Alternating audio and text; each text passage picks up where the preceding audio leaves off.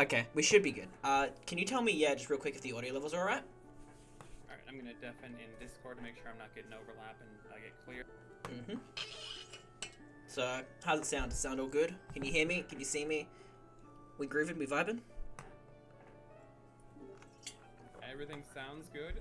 Your camera's a little blurry, but that might be on my end because my internet's not that great. Ooh, but gotcha, everything sounds great. Alright, awesome. Thank you very much. Yeah, I should be ready to go. Right, let me get that up. And I need to do one last quick thing.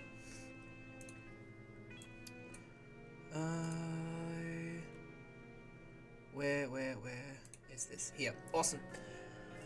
Oh, what time is it for you? Is it like late or do you still? 4 in the morning. Pardon? 4 in the morning. Oh, okay, yeah. That was me yesterday, so I feel ya. Or I guess this morning. Oh yeah. Well, I won't keep you if you're off to collapse. Yeah, I'm gonna be collapsing here shortly. Alrighty. Well, good work on the rando. Thank you very much. Yeah. Are you doing? What else are you doing in this event, by the way? That's all unfortunate. I don't have any other time slots free between work. Right. Yeah, that makes sense. Oh well. I hope it was good. I hope you enjoyed it. Yeah, I did. So you enjoy yours, and I will tune in when I'm able to. Easy. Thank you very much. All right. Take care. You too. Bye. See ya. All right. I'm just gonna quickly do one last thing, and then we can just get started.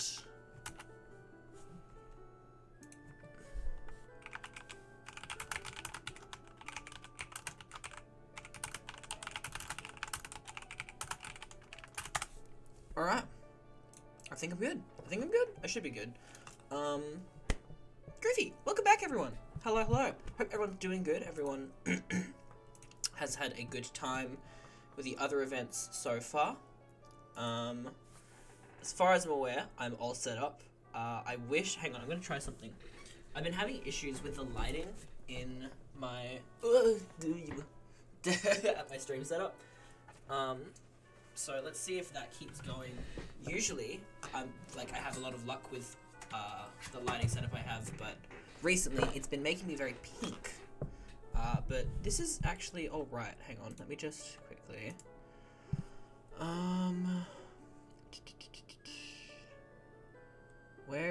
Why can't I find the button I'm looking for?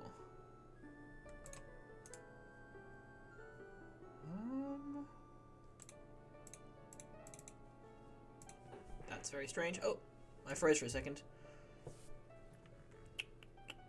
Sorry, pardon the, unpreparedness. That is unusual.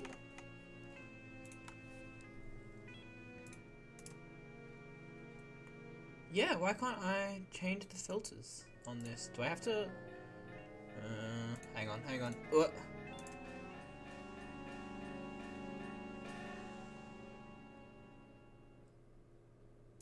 don't know. Yeah, this... Oh, I wonder if I tilt that back. No, that makes it worse. Okay, the green screen's acting up a lot, which is unfortunate. Usually I can just fix that. But right now it's not playing nice.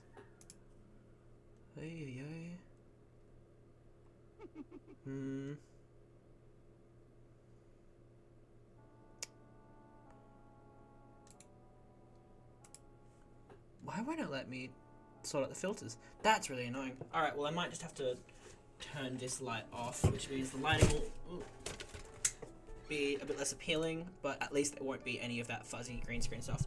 Which is, I mean, it's whatever. It's the best I can manage, so I'll have to live with it.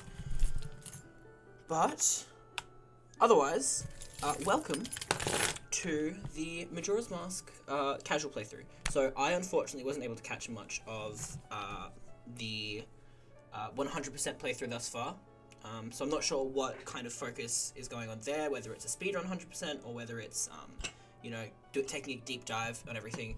But I figure it'll probably be more like, a fast pace, let's blitz through everything this game has to offer. So I decided I want to use this opportunity to explore what is bar none my favorite Zelda game. It's the game that I got into first as a kid. The first Zelda game I got into. It's a game that I have at length explored and analyzed and enjoyed and adored since growing up. So I'm really excited to be able to share my love for this game with people who either share that love or people who are otherwise uninitiated to the inner workings of this game. I think we can pretty much just jump straight into it. So for the sake of it being also one thing you'll notice is that the visuals are probably much different to what you are used to if you're watching the 100% run. I'm sure everyone's seen it. There's the Neril video about why Majora's Mask 3D is a bad remake, and in that they go into depth about the HD texture pack that they're doing for the 64 version. That's this. It has widescreen, and so I figure, you know what, I'm going in for like a nice, cruisy, almost cinematic experience. May as well keep it looking as good as I can. So for that purpose, for the narrative emphasis I'm going for, I think I'm just gonna rock with the name Link. As I've said, this is my favorite game of all time, and so I'm very excited to share how I feel about it. Let's just jump into it. No, I won't. I was going to say I'll stay relatively quiet for cutscenes, but I'm notorious for talking too much. In the land of Hyrule, there echoes a legend. Oh, didn't get to finish reading that. A boy who, after battling evil and saving Hyrule, crept away from the land that made him a legend. Let's get it. Yeah, let's get it. Thanks for popping intro. Thanks for the support. Let's go. Done with the battles he once waged across time, he embarked on a secret journey. A secret and personal journey. A journey in search of a beloved and invaluable friend. And for those who just watch the Ocarina of Time randomizer, you'll have that perfect continuity. Wow. A friend with whom he parted ways with when he finally fulfilled his heroic destiny and something. I can't read fast enough. Oh. I'm just going to let this opening pass play through. Is that the Sam? Welcome in. Hello. Welcome to a very casual experience of Majora's Mask. Hope you're doing alright, hope you're chilling, and hope you can enjoy this. I suppose I've got heaps of time to get into the nitty gritty, but I suppose I should start talking a little bit about some of the things that I love about this game so much. From the get-go, especially compared to Ocarina of Time, visually alone, it has a lot darker of a tone. Zelda games don't usually have this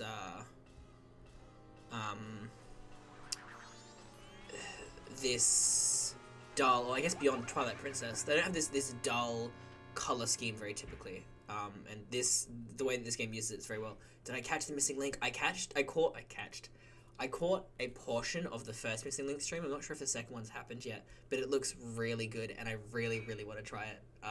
It looks phenomenal for a fan-made game. You two fairies are great. I wonder if there's anything good on him. This guy? Well, that shouldn't be a problem. But yeah, this game makes it very apparent from the get-go that you're in for a little more of an unsettling, or at the very least, a bit less optimistic a journey than the journey to save Hyrule. What a pretty ocarina. Hey, Skulker, let me touch it. I want to see. Damn. Tattle just blah. What would you do if you dropped it broken? No way, you can't touch it. Damn. Why are you gonna try it out too? I haven't actually explored the characters of Tattle and Tail that much, but I suppose it's because there's not a whole lot to them. But I love that scene. I love watching Link just like hang on, let me go Sorry, I'm also gonna do this quickly.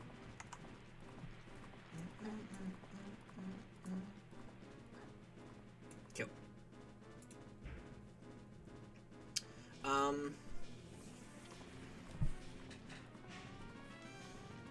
I've actually been very tempted to learn the speedrun for this game since I've been watching someone who's been doing the speedrun, and I'm like, ooh, I kind of wanna learn this as a speed game. I reckon it'll be hype.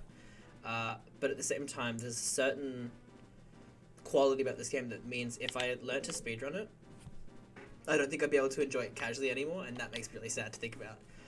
Anyway, wow, Majora's Mask. This opening sequence is honestly one of the strangest opening sequences to any Zelda game.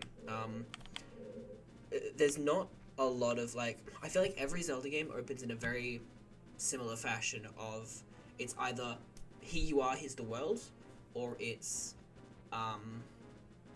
you're in this lovely town, you're in this lovely village, this is your home, and you learn to explore the world beyond that.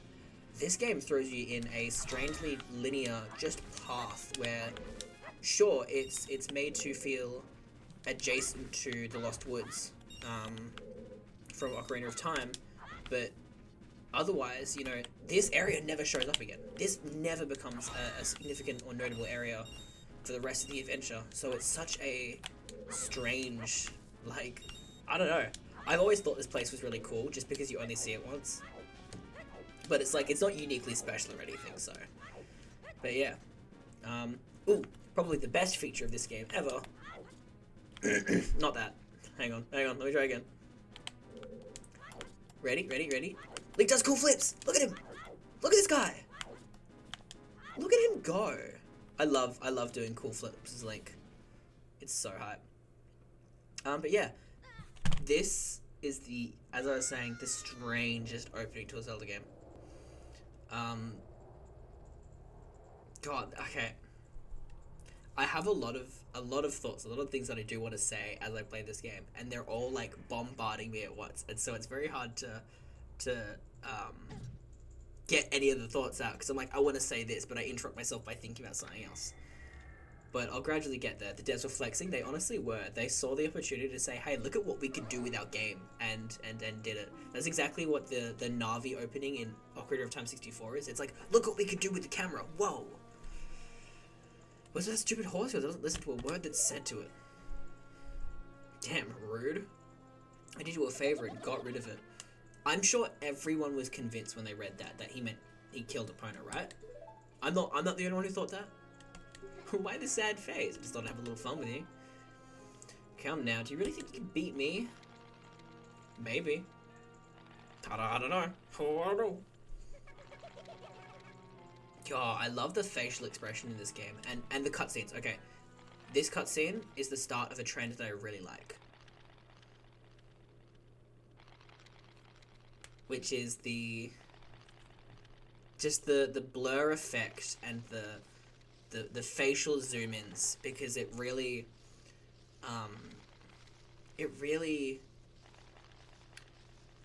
hones in on the desperation that a lot of these scenes try to make you feel. Sent her to the glue factory. Damn. Rip Epona.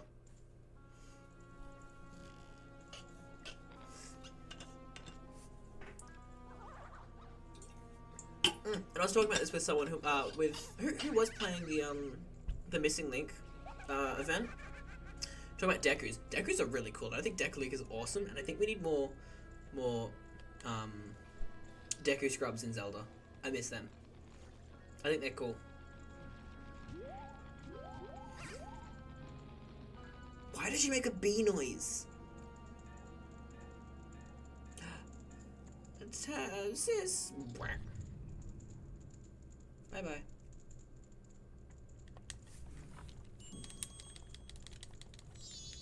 Whoa, hey. Now there's some things that I do want to get to talk about pretty soon. But as I said, I have 6 hours for this, so I'm gonna try and space out my thoughts across a long gap. So there might be sections where I'm not engaging as much, just because I want to save some of my thoughts for specific moments, or just pad them out throughout the run. But yeah, can't believe we had no Deku in Breath of the Wild Tears of the Kingdom. I know. What a cool, like, I'm trying to think of where else Deku's are. Are they only in Ocarina of Time and Majora's Mask? Yo, is that the Tora? Welcome in, Tora. Hope you're doing alright. Welcome to the Piece of Heart charity marathon. I know, I'm so dreamy. Sorry. But yeah, as far as I'm aware, Deku's are only in Ocarina and Majora's Mask, right? I haven't played every Zelda, so I'm not 100% on that.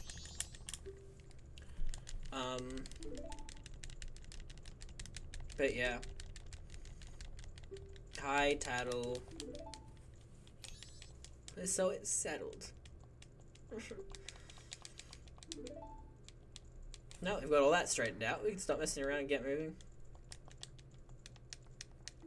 So, a lot of people... dumbest scene of the game. Dumbest scene.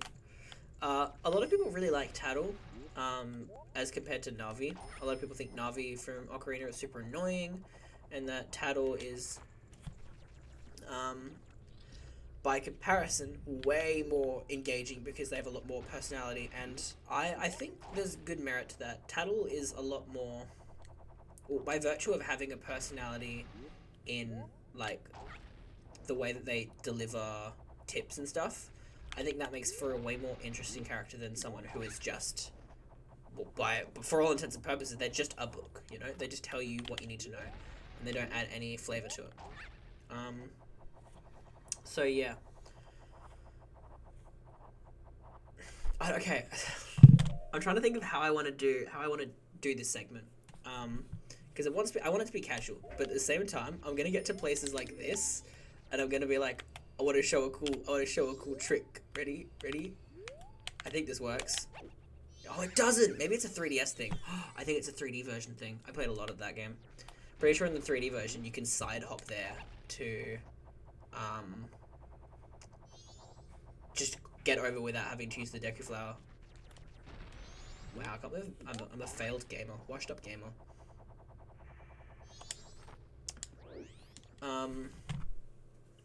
Yeah, and that is the last you will ever see of that area in the whole game.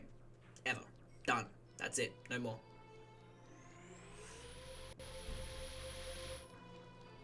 Instead, we come into what has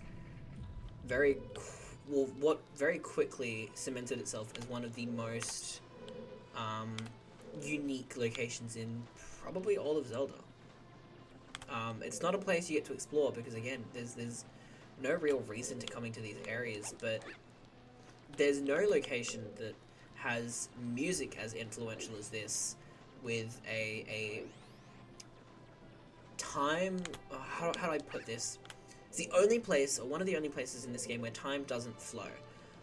And it does so existing in the same place as one of the most infamous Zelda characters of all time, who you'll see in a second. And on those merits alone, this is probably one of the most, like, hypnotic, I think is the right word for it, areas in all of Termina and all of Zelda as a greater experience.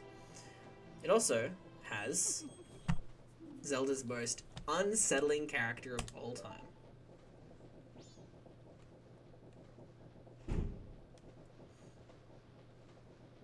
A happy mask salesman. I own the Happy Mask Shop. I travel far and wide in search of masks.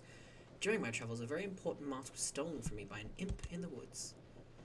So, here I am at a loss, and now I've found you. That's not Tingle. True, my bad. Tingle's the most unsettling character in all of Zelda. You're right. Well, no. Tingle at least doesn't do this. Change pose every split second. For I know of a way to return you to your former self. If you can get back the precious item that was stolen from you, I will return you to normal. In exchange, all I ask is that you also get the precious mask that the imp stole from me. Is it not a simple task? Why, to someone like you, it should by no means be a difficult task. A lot of the ways that the Happy Mask Salesman interacts with Link are so unsettling. And what's even more interesting... okay, I suppose there's no place better than this to start talking about it. I want anyone who's watching to pay attention to the way that the name Link is used in this game. More specifically, pay attention to when it's used. Pay attention to when you see it, really. You'll notice that Happy Mask Salesman, for example, never really says your name at all. Instead, he's just like, get my mask back, please. I see you are young and have tremendous courage. I'm sure you'll find it right away. He's also, like, has a creepy amount of insight on Link. Especially given that, I mean, if it's the same Happy Mask Salesman from Hyrule, sure, he's met Link once, but still, you know? Alright. Dawn of the First Day. A classic. Probably the most well-known scene in any Zelda game. And it is juxtaposed with the most unique location in the whole franchise. One of the few games that doesn't take place in Hyrule. 3 days, even if we never sleep, that leaves us with a measly 72 hours. Talk about demanding. Well, don't just stand there, we're gonna go see the Great Fairy. Look, you want to find the Skull Kid, don't you? The Great Fairy will know what he's up to. She watches over everything. And just between you and me, the Skull Kid is no match for the Great Fairy. Go to the shrine near the North Gate. You'll find the Great Fairy in there. Let's go! And just like that, with no... Oh, okay, I'm getting away. With very little warning, and I think that's probably... Bro, stop chasing me! Go away! Stop chasing me! Oh my god, this dog. This dog is relentless. Ow! I think one of the most, like, respectable things about this game is that it, with no warning, it introduces that, you know, very harsh time limit very quickly. Was telling to say. And you got a Great Fairy Shrine near the North Gate? Whoa, we don't even have 3 days left. Yeah, welcome to Clocktown. This is, as I said, one of the most infamous locations in Zelda, because of how unique it is, how chaotic it is, and how, what's the word I'm looking for? Archaic it is. I feel like Nintendo plays it too safe these days to do something like this again. I think so. Well, not necessarily too safe, but I find Majora's Mask to be a especially unique Zelda game. And I don't think they could ever capture the essence of this again, and I think that's why they don't try to. And I mean, I wish they would, you know, maybe give something like this a go again, but at the same time, I'm okay with this being this unique Zelda experience, you know? I'm very okay with that. Yeah, for now, I'm just gonna, you know what I find that I like to do pretty much every time I start a playthrough of this game is I know this game like the back of my hand, but I can't help but just go around and talk to like a bunch of people just because it's so, I don't know, there's such charm to exploring Clocktown. See, there's just so much I want to talk about. Getting away from this dog. Talk to this guy. This price is an eyesore. What a sorry collection of cowards. Bloody yuck. Foo. Damn.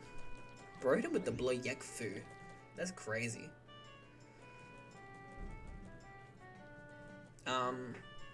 Yeah, I think it's just, there's something special about talking to everyone in this game. Particularly because it's a game so deeply rooted with, like,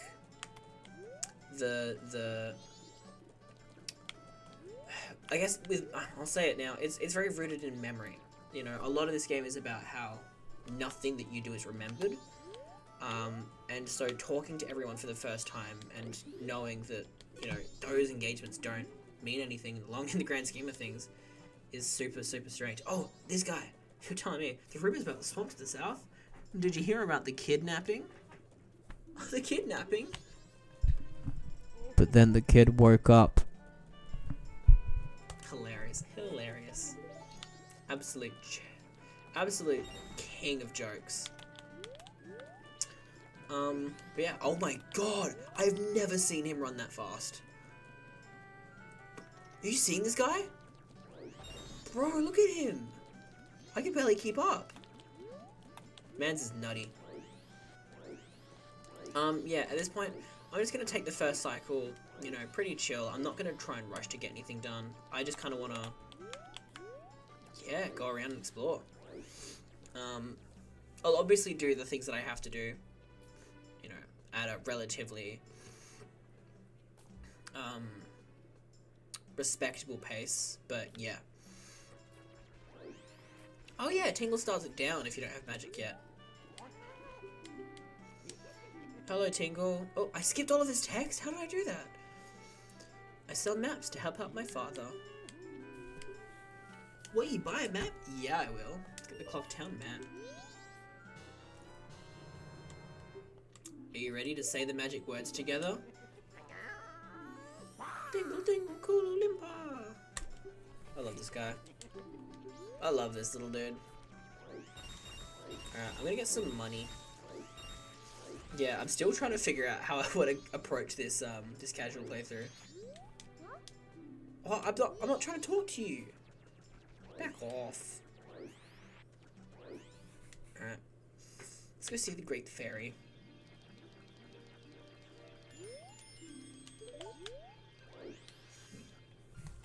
Let's go.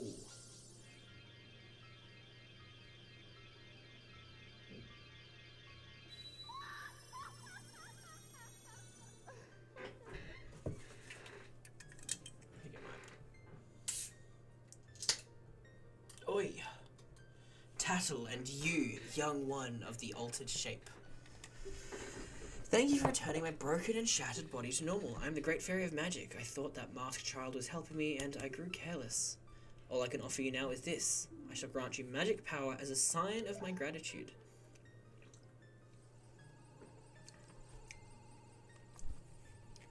Again, I want to call back to... I suppose I should rephrase it. As I'm playing this, think about how Link is referred to. For example, the fact that Happy Mask Salesman didn't really say his name. And the Great Fairy just kind of said, young one of the altered shape. Keep thinking about those. I think it's really interesting, and I'll have a discussion about it in a bit. I think it's really interesting to think about the way that Link is referred to.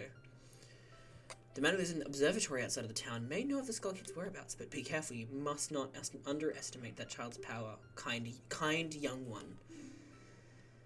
If ever you will return to your former shape, come see me. I shall give you more help. Surely it's just because they're strangers. You would think so. But it's interesting. As I said, I think I have plans on where I want to get to in this playthrough, roughly. And as I get closer and closer to that, I'll go more and more into my thoughts on it. But yeah, either one just popped out a balloon. Whoa, excited. Let's go. They were supposed to be... Oh, sorry. Surely it's because they're strangers, right? Yeah. No, you're good, you're good. I get it. I get you. Yeah. Bro doesn't know the Great Fairy. Actually, okay, no, but even then, it's... There's so much more to talk about, but I want to, as I said, I want to leave it for throughout the, playthrough. But interestingly enough, in the, script for the game, she does have dialogue that I think it's unused. I'm not certain, and we'll find out as I play, I'm sure. But she does have dialogue where she calls Link by name, once. Which is more interesting, the fact that if that's unused, well, what does that mean? What did they mean by this? Nonetheless, in the meantime, I'm gonna shoot a child. No, I missed!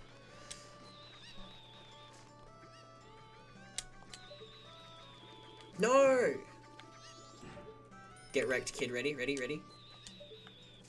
Haha, got him.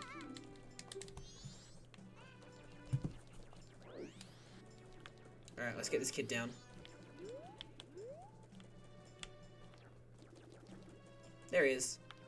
Are you gonna hide in the box? Yeah, idiot. You fool.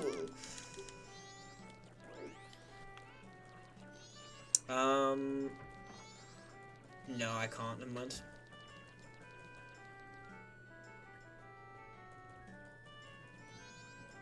No, I won't do that. Alright, where's the last kid? Let's go get him.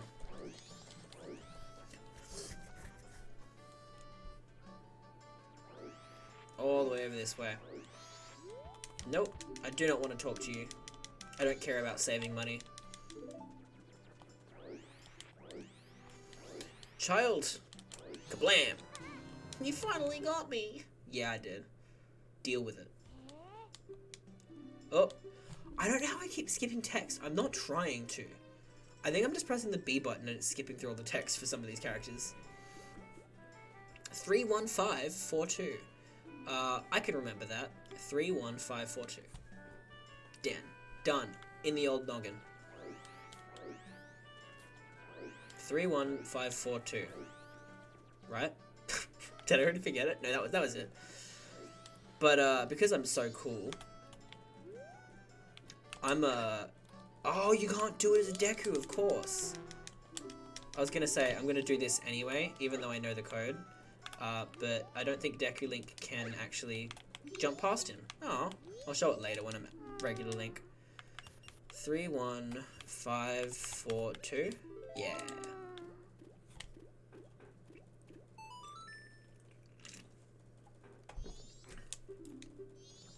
Bob's Secret Society of Justice.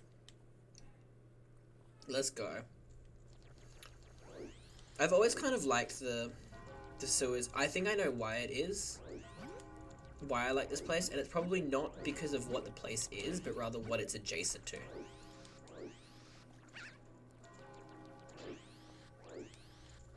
I think it's because it's adjacent to the Astral Observatory, which is another one of the most undeniably well-known locations in all of Zelda. And it's such a surreal place. The Astral Observatory. This is, okay, this place, I think, is a perfect emblem of the just archaic nature of Clocktown. One of the things I love most about this game is, as I keep referring to it, Clocktown is a place with just so much anxious energy, I think. We have people in denial of the moon crashing, people who believe that the world is ending. We have bright colors and we have dark corners. We have, joyous, jubilant people, and we have fearful, afraid people. We have people who are accepting reality and people who are putting up a front. There is a constant, clash of values, of feels, of emotions, of themes in Clocktown, and this place is emblematic of that. In such a dark, sewer system, basically, is the most colourful and hopeful sounding area really in the game. And what do you do here? Well, you use the old man's telescope to gaze at the very harbinger of the ill fate of this world. It's things like this that make me I don't know, that keep me thinking about how much I appreciate what this game does. Yo, hey, look at this guy. Hey guy. How's it going? Money in the tree? Don't mind if I do. And you. Now, I'm gonna view this cutscene again later in the playthrough, because I want to show something else that I think is very, very... It's kind of subtle, and I think it's really special. But when you view Skull Kid here, he's all cocky, he's like, look at this. Shakes that groove thing. He's still got that playful energy of Skull Kid. That playful, that troublemaker energy, Alright, let's go grab a Moon's Tear. Now, for anyone who doesn't really know what's going on, I probably should have elaborated on what my goal in the first 3 days is before anything else. But, as you will quickly come to realize, Majora's Mask is a game that cannot be completed in the allotted time that you are given. You're given 3 days, and you are told to fix it all, save the world. You can't do that. But what you can do is your goal is to get as close to Skull Kid as you can. And you know that the Skull Kid is stood at the top of the Carnival Tower. And you know that the passage to the top of the Carnival Tower opens at midnight on the eve of the carnival. So put two and two together. You need to get to the entrance to the. You need to get to the entrance to the Carnival Tower at midnight on the final night, which leads you on basically a mini trade quest to find a way to get up here. Which you can't jump up here as a Deku. The game teaches you pretty early that you can use Deku flowers to get places, so you can go to this one, but somebody owns it.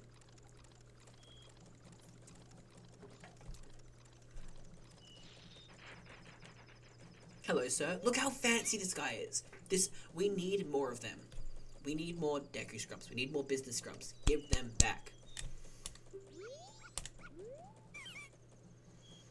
Deku flower land ownership is so random. I love it. I love it because it gave us these suave gentlemen with their funny hats, and they're like, "This is mine. But would you like to do a trade deal?" I'm thinking of closing up shop so I can buy a gift for my wife and return to her in my village. What village do you think he's talking about? Because it's not Woodfall. We should go there. The game should let us go there. I've heard that a stone called the Moonsphere shines brighter than any other in the land. If you've got one, I'd really like to get it from you. My wife would love it. If you give it to me, I'll give you my spot here. Deku flower included. Guess what we just got? That's right, we got a bloody Moonsphere, didn't we? That stone, you must hand it over to me. In exchange, I'll give you my spot here. And now we have the land title deed, which basically says, you own this flower now. Nice job. And with that, I've finished pretty much I've completed to the fullest extent all that I can for this first section. There's not really anything else you can do. In the first cycle. Oh, there is one more thing that I might be able to make it to.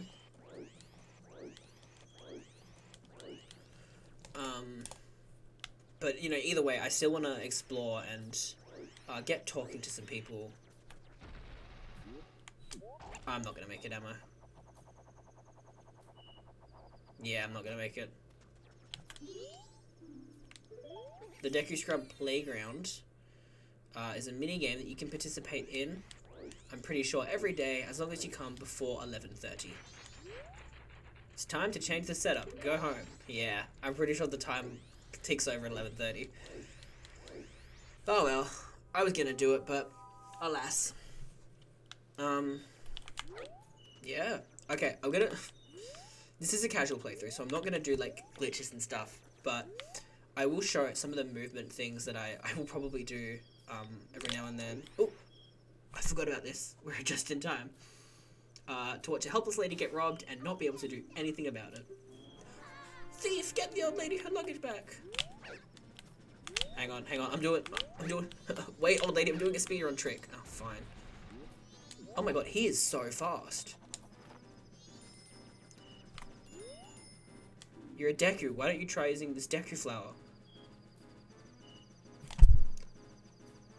What did you mean by this? Bro, I don't care about the code. This guy's stealing. God, stop him! Bro. The security in Termin is crazy. And I thought we'd be able to finally stock bomb bags in our store. What a shame. Mission failed. We'll get him next time. Oh well. Alright, let's keep exploring. Let's keep looking around Termina. What else is there to see? Oh, I'll show you. I'm limiting myself to the confines of Clocktown. Not because I would like to, but as you can see... Wait a moment, Deku Scrub! Have you some errands to run in the ocean? It is dangerous at night, so I cannot allow a child like you to go out alone. Until you are old enough to carry a weapon, you cannot pass through here without being accompanied by an adult. Bro, I saved Hyrule. I killed a giant pig. Alright? I think I'm strong enough. Hello. Don't bother us. What are they trying to do? Look at them. Hey. Oh, yeah. You know what? I'll break into the bomb shop anyway. I know I can't buy anything from here, but you can't use it either, but feel free to look around. 50 rupees for a bomb bag. You know what? I could get rupees for that.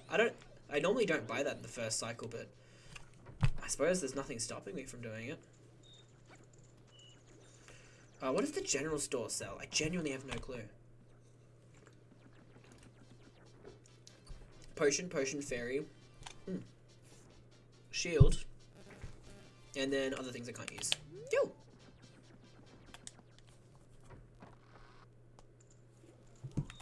Alright. And then Curiosity Shop, which is not selling anything. That's fine.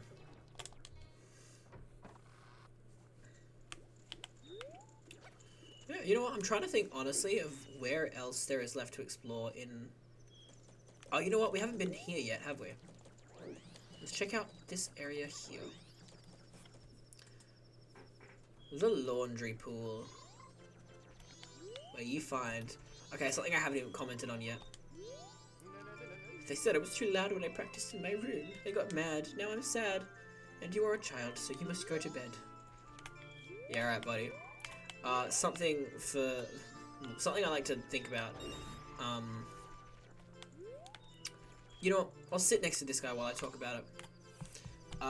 As is probably more than well known, the story behind Majora's Mask's inception is... It's interesting in that it is a game that was made in like a year. And so a lot of the development of this game came about by reusing assets from Ocarina of Time. That includes a lot of the character designs, are straight up the same models taken from, the prior game. Characters like this guy, the Windmill Hut guy. Characters like the Postman that we saw is the running guy. All of these guys are the construction workers from the Gerudo town. You know, there's a lot of reused assets, and by many accounts, that can seem lazy. Which is fair enough. You know, having a game that reuses assets completely it doesn't show a lot of change or development or advancement. But I think there's a lot of importance to consider how those, reused assets are used. The way that Termina, as such a dystopian, archaic world, manages to reuse the way it chooses to reuse these assets in a, world that is completely parallel and distorted from Link's home world of Hyrule. And, it offers all of these familiar characters in a world where none of them recognize Link, where he's not known to the people. It's such an interesting and, all things considered, brilliant choice. At every turn on this adventure, you find characters that you know. Like, these guys. You remember them from Kakariko Village, but if you talk to them now, or even when you, get your form back, they don't see Link, they see a kid. In fact, they barely see that kid, they're just talking. As I enter the Stockpot Inn, oh, is she not here? She's not. When you talk to characters like Anju, you recognize her as the Kaku lady, but she sees nothing in you, because she's not the same person that you knew from Hyrule. She just looks like it, and I think because it's such an archaic dystopian world in many regards, that the way that it plays with your perception, I guess, of the characters is just brilliant to me. I love it. I think it's a fantastic way of toying with the way that everyone who played Ocarina of Time sees this world. I think it's fantastic. Anyway, I've about exhausted all of my options for, you know, hanging out in Clocktown, so I'm actually going to speed up the clock a little bit. But actually, no, before I do, I want to witness, pardon me, I want to showcase one more scene that I don't think gets recognized very often. My goal for this playthrough is I want to do, ideally, at least a couple of the main temples, and I want to do a few of the side quests that I think are, you know, important enough. One of those will obviously end up being the Anju and Cafe side quest. For anyone who does know, you'll know why, and for those who don't, you'll hopefully be in for a treat. But, speaking of Anju, a fun interaction is that on the second day, if you don't, you know, ever speak to Anju before this, you find her taking herself to,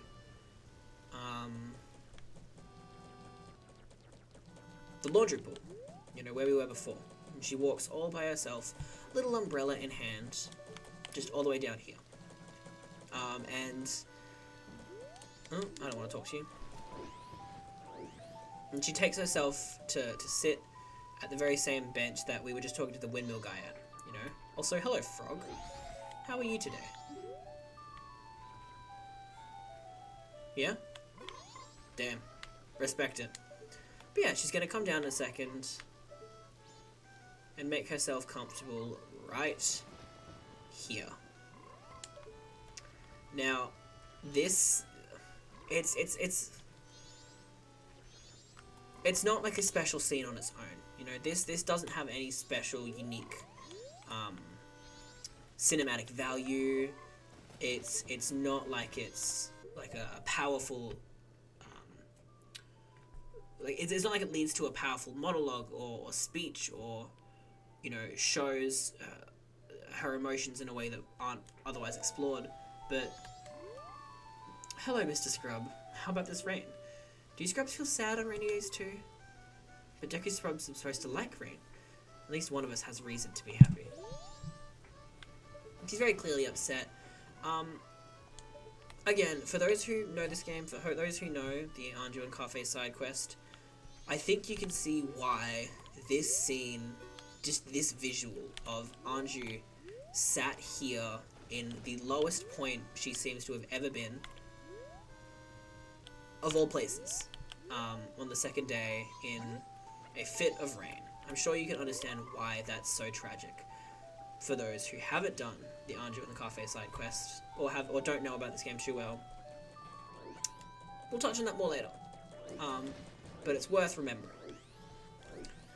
In the meantime, I'm going to go ahead and speed forward all the way until the end of the first cycle, so that we can get moving. Yo, it is me. Is that Lightstone? Also on the piece of heart? That's crazy. How's it going, Light? Hope you're doing alright. Yes, welcome to a very casual playthrough of Majora's Mask. Speaking of which, I realized I don't think I ever changed the category, did I? Let me check. I did not. Let me fix that very, very quickly. If I can remember how to do this. Oh god.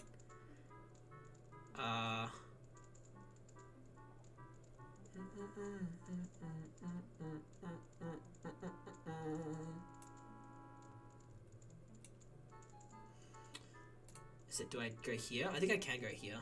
Yeah, because then I can go... Hang on. I'm going to talk to her very quickly just so I don't run out of time to do that.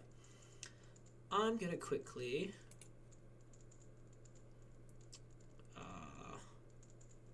Oh gosh, how do I do this? Nope, I didn't want to do that. How do I change the... Okay. Sorry, give me 2 seconds. Woo! I'm fine, we're getting slowly addicted to Mario Kart again, and my Wi-Fi still sucks. Oof, yeah, I get ya. Slowly addicted to Mario Kart is a good time, though, so... I respect it. Why can't I change this?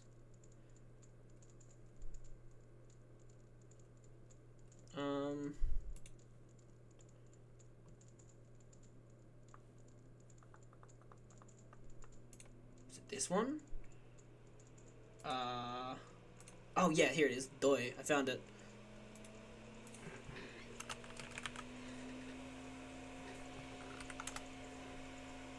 There we go. Cool. The category should be changed now. Should be good. Alright, back to it. Now, Tortoise, did you finish helping father? Then let mother read you a story. I'm not Tortoise. I don't know if you guys know this, but that's not me.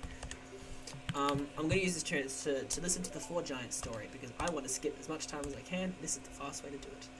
This is quite long, but it's a good story for you to hear, so I'll read it with some extra gusto. There's one story... we're awake.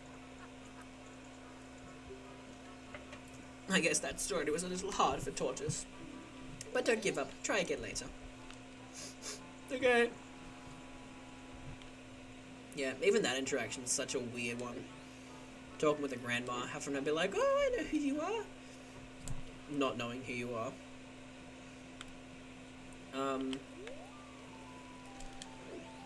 Oh, another thing I didn't even get to comment on yet. The music in this game. Clocktown's dynamic music is... It's simple, but it is very charming. The way that, the song very rapidly goes from a stage of, a peaceful introduction, a, you know, weathered day, and then into a frantic rush to the end. It's this awesome transition of how you know, see the time on the clock. And I think it's brilliant. Now we're gonna dance. We're gonna jam.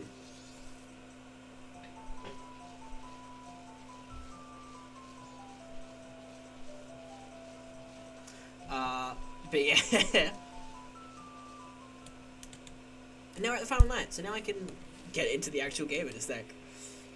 One thing I will say is that every time I replay this game,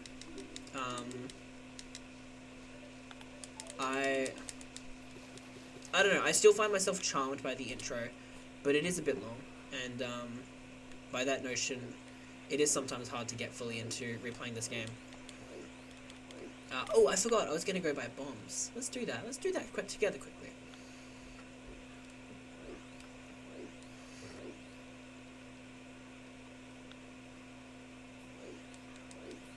Alright. There we go.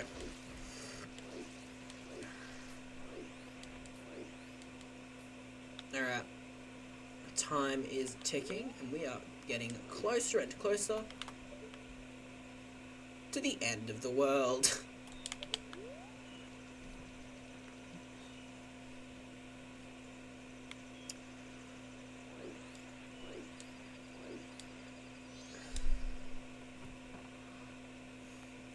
Alright, we're gonna grab bombs just because I remembered. I think it'll let me buy them still. Look at the poor lady. She's so frightened now. Now we have bombs. Can't use them, but we have them. That's always hype. Whoa, hang on, what did he say? No, wait, say it again. You're still here. You really should go see the fireworks. This may be the last time. Okay, I'm gonna do a lap around Clocktown later in the playthrough, just to go through all of the, for lack of better words, all of the tragic, exchanges that go on throughout Clocktown, particularly in the last night. Because there are some things that I want to showcase that really send home the drastically hopeless and tragic atmosphere that this game goes for, completely, you know, separate from every other Zelda game.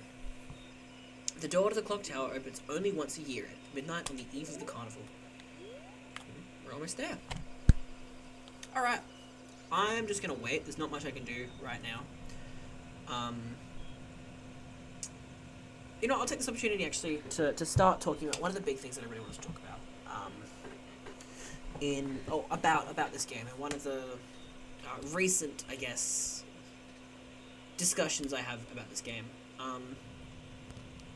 It's that this is a game that is so far away from every Zelda game, basically. And I just got first in Hyrule Circuit. Let's go. Perfect. Winning in Hyrule Circuit just in time for the Piece of Heart charity. Light, an absolute gamer. But yeah, I talk about it a lot. And Light, as someone who is from my chat, probably can attest to this. I will never shut up about how much I love this game. And so with that in mind, I'm going to take the chance to start saying, as I said, this is one of my favourite games, by virtue of the fact that it is so distant, so distinguished from every other Zelda game. In fact, by many accounts, it is uniquely situated as the only Zelda game that didn't really do what Ocarina of Time did. Like, Zelda's a series that, as, you know, how many days into the event, 3 days into this event, you will have come to realise is all about this repetitive cycle, this repetitive legacy, right?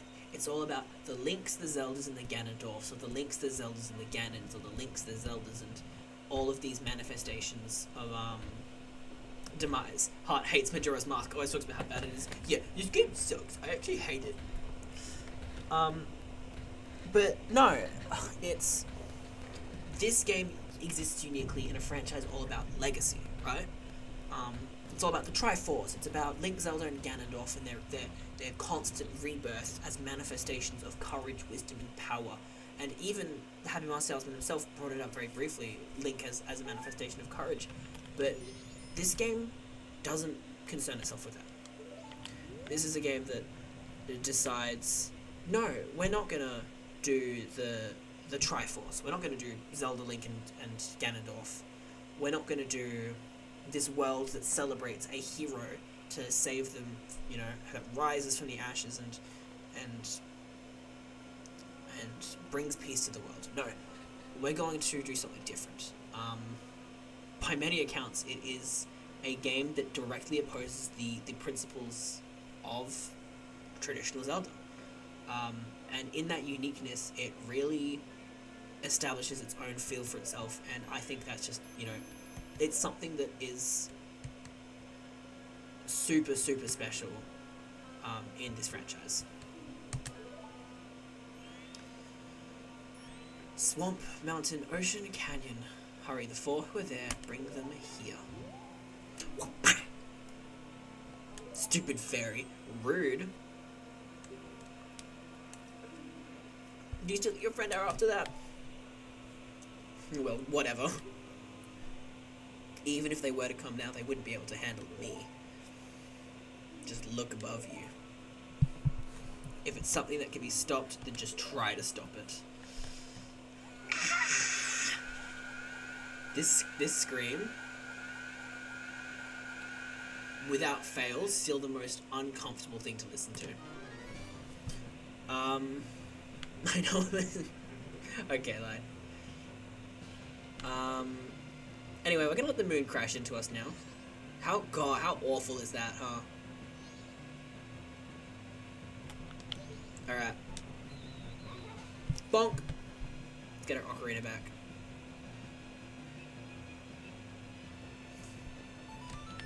And... woo! You got back the Ocarina of Time. Princess Zelda gave you this precious instrument to set at sea and use A and the 4 C buttons to play it. Press B to stop. Suddenly, memories of Princess Zelda come rushing back to you. As I was saying, this game being the only one to ignore that principle of legacy, this is the extent to which you will see Zelda in a game titled The Legend of Zelda. Even games like Breath of the Wild, regardless of how physically there Zelda was, she was the main propagator of that game's story. There are so few other games that ignore that principle. I suppose Link's Awakening is one example. I haven't actually played that, so I can't speak to it truly. But I think a lot of the rest of the time, Zelda games don't concern themselves with anything but Zelda.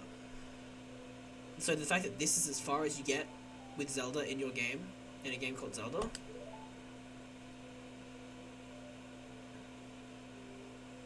I don't know. I think it's just special. Even though it was only a short time, I feel like I've known you forever. I'll never forget the days we spent together in Hyrule. And I believe in my heart that a day will come when I shall meet you again. Until that day comes, please, take this. Let's go! Blue flute! Blue flute! I am praying that your journey be a safe one. If something should happen to you, remember this song. And I think it is very strange that the song that reminds her of us is the Song of Time. Just a weird thing. No, like, deep insight into that. It's just weird. I'm sure there is a deep insight you can make, but...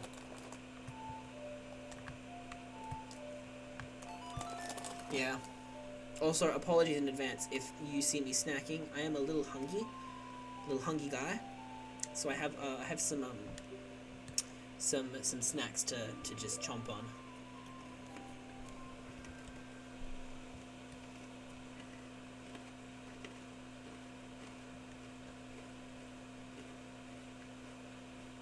But yeah.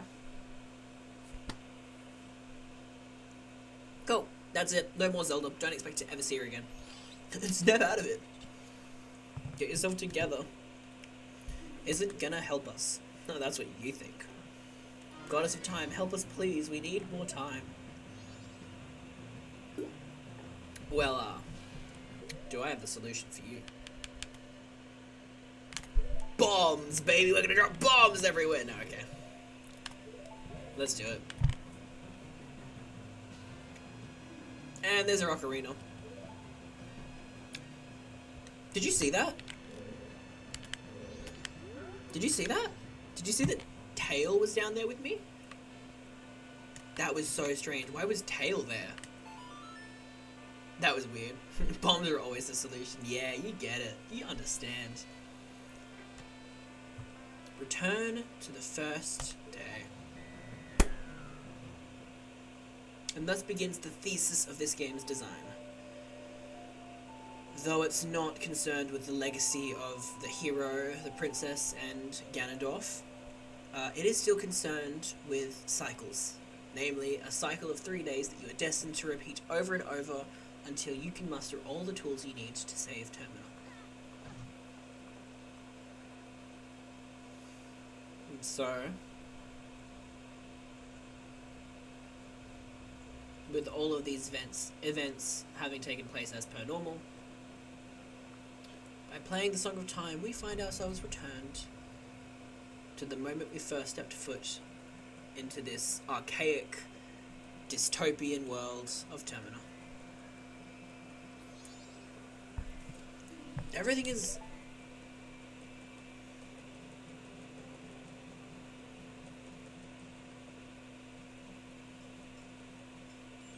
started over.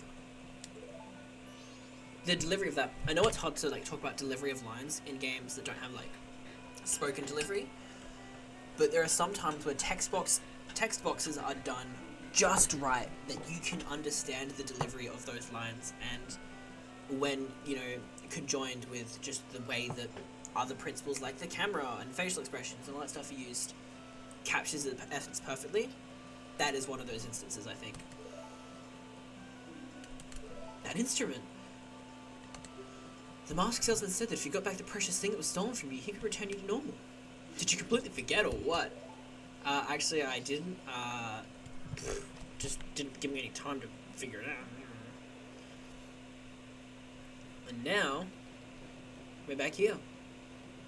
So, consider this, right? And this is the mystery of the Happy Mask Salesman, one that is never explained. We have just gone through 3 days, gotten the Ocarina of Time, learned the Song of Time, and returned back to the beginning of those 3 days. In doing so, as far as this world is concerned, we have literally just stepped foot outside, and now just immediately stepped back foot inside. So, as far as the Happy Mask Salesman should be concerned, we walked out of here after meeting him and immediately back in. Right? That's as far as he should understand it, because time's gone back to normal. So, he shouldn't expect anything of us, should he? Were you able to recover that precious item from that imp? You got it, you got it! Then listen to me, please play this song and that I am about to perform, and remember it well. I'm sure it's not unfamiliar to most people, but I do think that it is quite special. The Song of Healing is just Saria's song reversed. I think that's a very special tie. Okay. See, this is what I mean. When I start talking, I'm never going to stop talking. But I think parallels between things are really special. Generally, I find myself just particularly enamored when parallels of similar weight, like of tools that carry a similar weight, are done, just because it feels more like balanced, I guess. Still one of the best songs in Zelda, undeniably. Song of Healing is one of the most emotionally charged tunes in the whole franchise. But yeah, I think I love when parallels are done, and I love when parallels of similar weight are done. Having said that, the parallel between Saria's song, which is a song that kind of is fueled with the essence of Link's childhood, you know, of growing up a Kokiri child, of living with his forest friends, and of his time with Saria, juxtaposed with the Song of Healing, which is a song of lost days, of time, of meaningless time, and this absence of growth.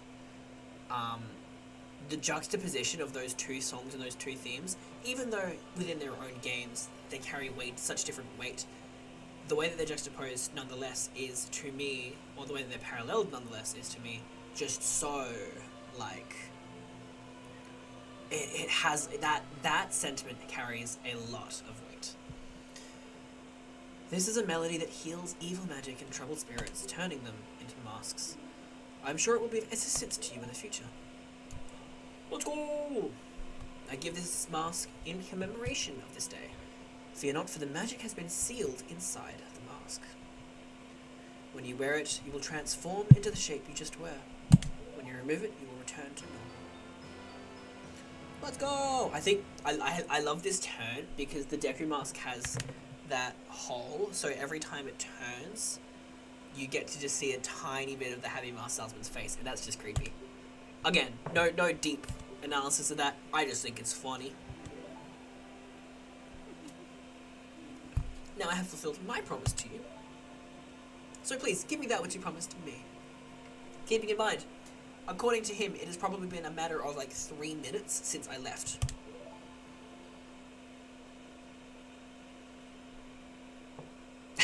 Link's just look down to me is so funny. Don't tell me. My mask. You did get it back, didn't you? Bro's pissed. What have you done to me? If you leave my mask up there, something terrible will happen.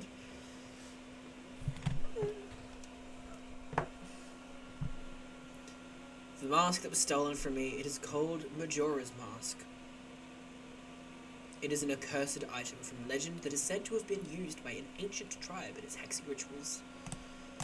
Still a weird story that isn't explored in any depth beyond this.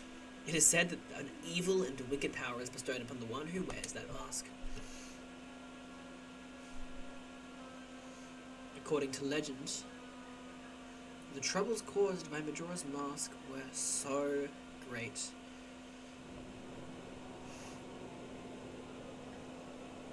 The Ancient Ones, fearing such a catastrophe, sealed the mask in shadow forever, preventing its misuse. But now that tribe from the legend has vanished, so no one really knows the true nature of the mask's power.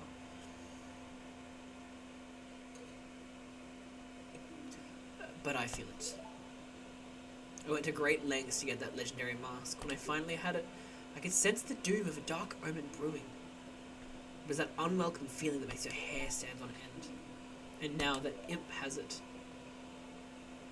I am begging you, you must get that mask back quickly or something horrible will happen. You must do it.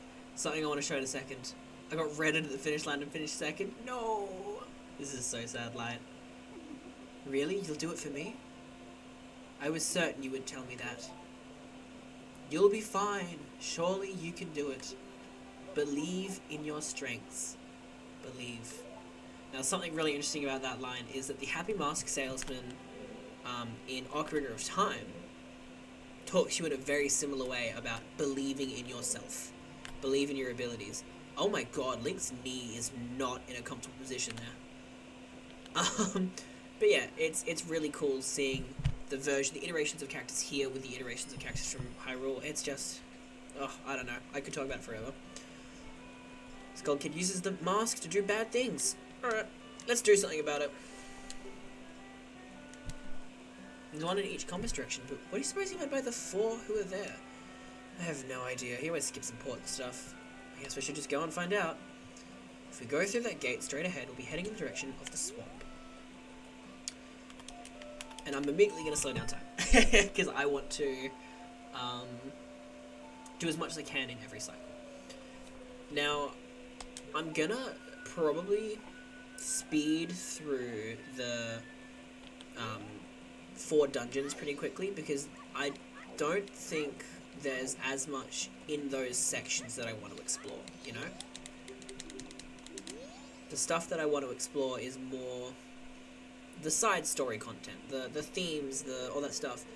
And while there's a bit of, you know, unique stuff in each of the main areas and their dungeons, it's not the crux of what I want to talk about. They are just going to be means to an end. It is through them that I'm going to be able to start talking about other things. So,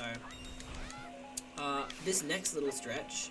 Ooh, actually, before I forget, I'm going to go back. Ignore me. But yeah, this next little stretch, what I'm going to try and do is I'm going to just try and smash out Woodfall and probably shortly after Snowhead. Oh, hi, Coffee. Bye, Coffee. So I'm hoping that these sections will probably be done in like an hour and a half, 2 hours, so I can start getting more into the other, you know, more analytical side of things that I want to explore. What did I come back for? That's right, I remember. I came back to go see the Great Fairy again. I am also very tempted to try and get all of the masks so I can talk about one final thing at the very end of the game, but I don't think that's happening.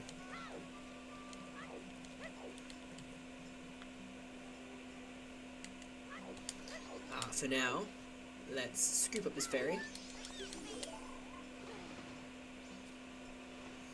God, playing through this casually is just making me really excited to play through it. Play through the randomizer later this week as well, actually. For any who don't know, I have been streaming Majora's Mask randomizers for a while, and I would like to say that it has made me very good at them. It has not. I'm still not great, but I have a lot of fun, and there are a lot of cool tricks that I do in that I'm really excited to showcase. So playing through this just reminds me of all the places that I could be like, oh, I could do this trick when I do the randomizer. So yeah, this is making me very excited for it. I'm good, don't be so humble. Thanks. I think there's a lot of improvement I can definitely still do. But it's because I don't practice beyond stream, and that's not great. If I want to get better, that's not a great way to do it.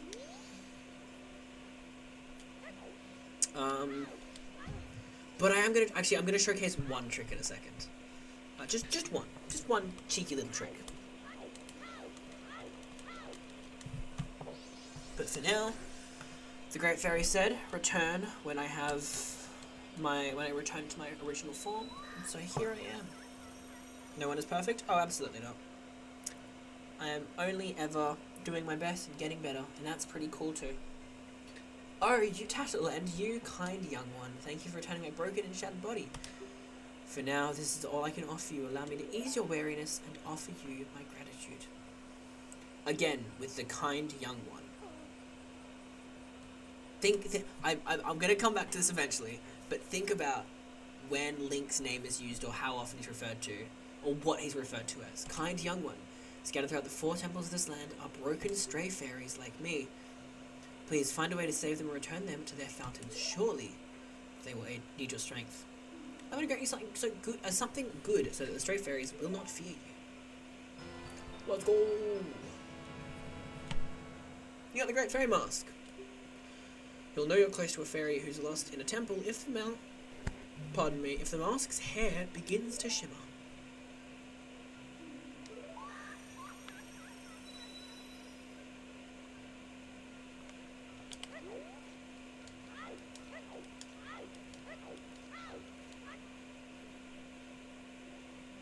Alright, now that we got that, I am satisfied and I'm happy to go straight to Woodfall. As I said, this next section I'm probably just going to be, like, not rushing it, but I'm not going to be moving at as slow a pace as I have been. I mainly just want to get through this area, so yeah, let's move it. Let's get schmoovin'.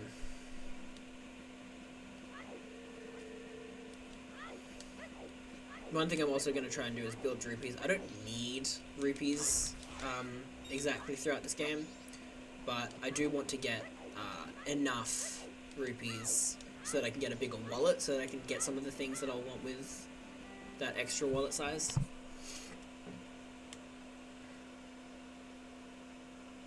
I think this scene is probably the most they explore Tattletale and Skull Kid in the whole game, so I'll let this play out. I remember this. Taylor and I drew this with the Skull Kid when we first met him. He told us that he'd been fighting with his friends and that they'd left him all alone.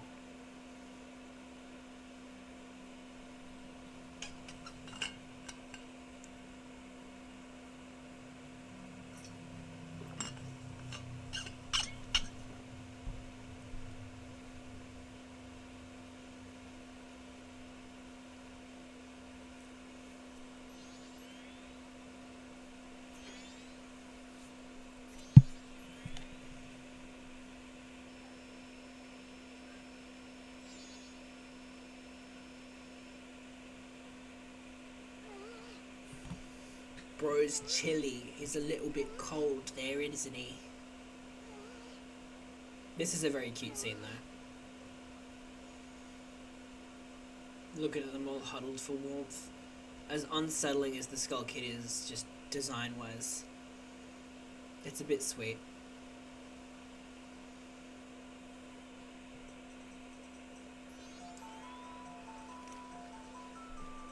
And look at his sick tricks.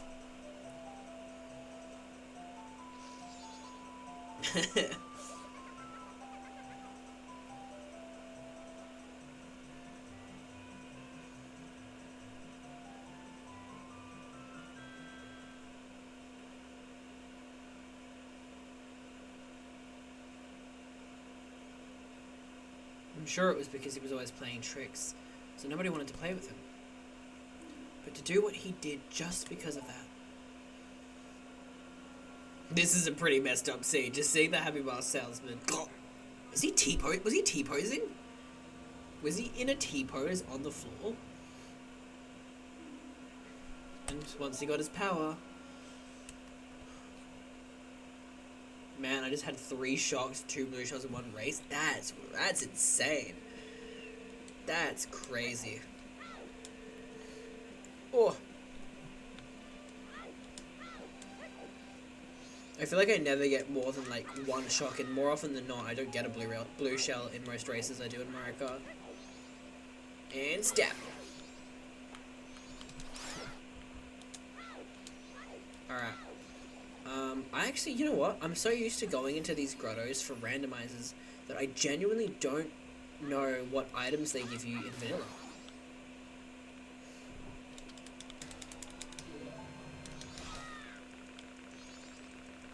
I usually don't get a blue shell either, but I get hit by them all the time. Yeah, I mean, I don't see them fired in races, I feel like. Like, I see it very rarely. Alright. What do these chests actually give? Okay, it is just some money. Alright. Onwards we go. I'm gonna pretty much immediately, actually, also go grab... Oh, this... The mask transformation scenes are so unsettling.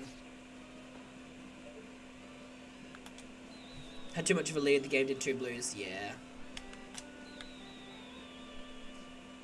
Can I just get you, please? There we go. That's what I wanted. Tingle! Oh my.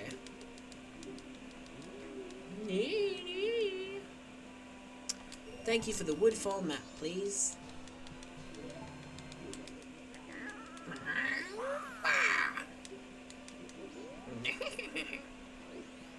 What a funny guy. What a messed up guy. Alrighty.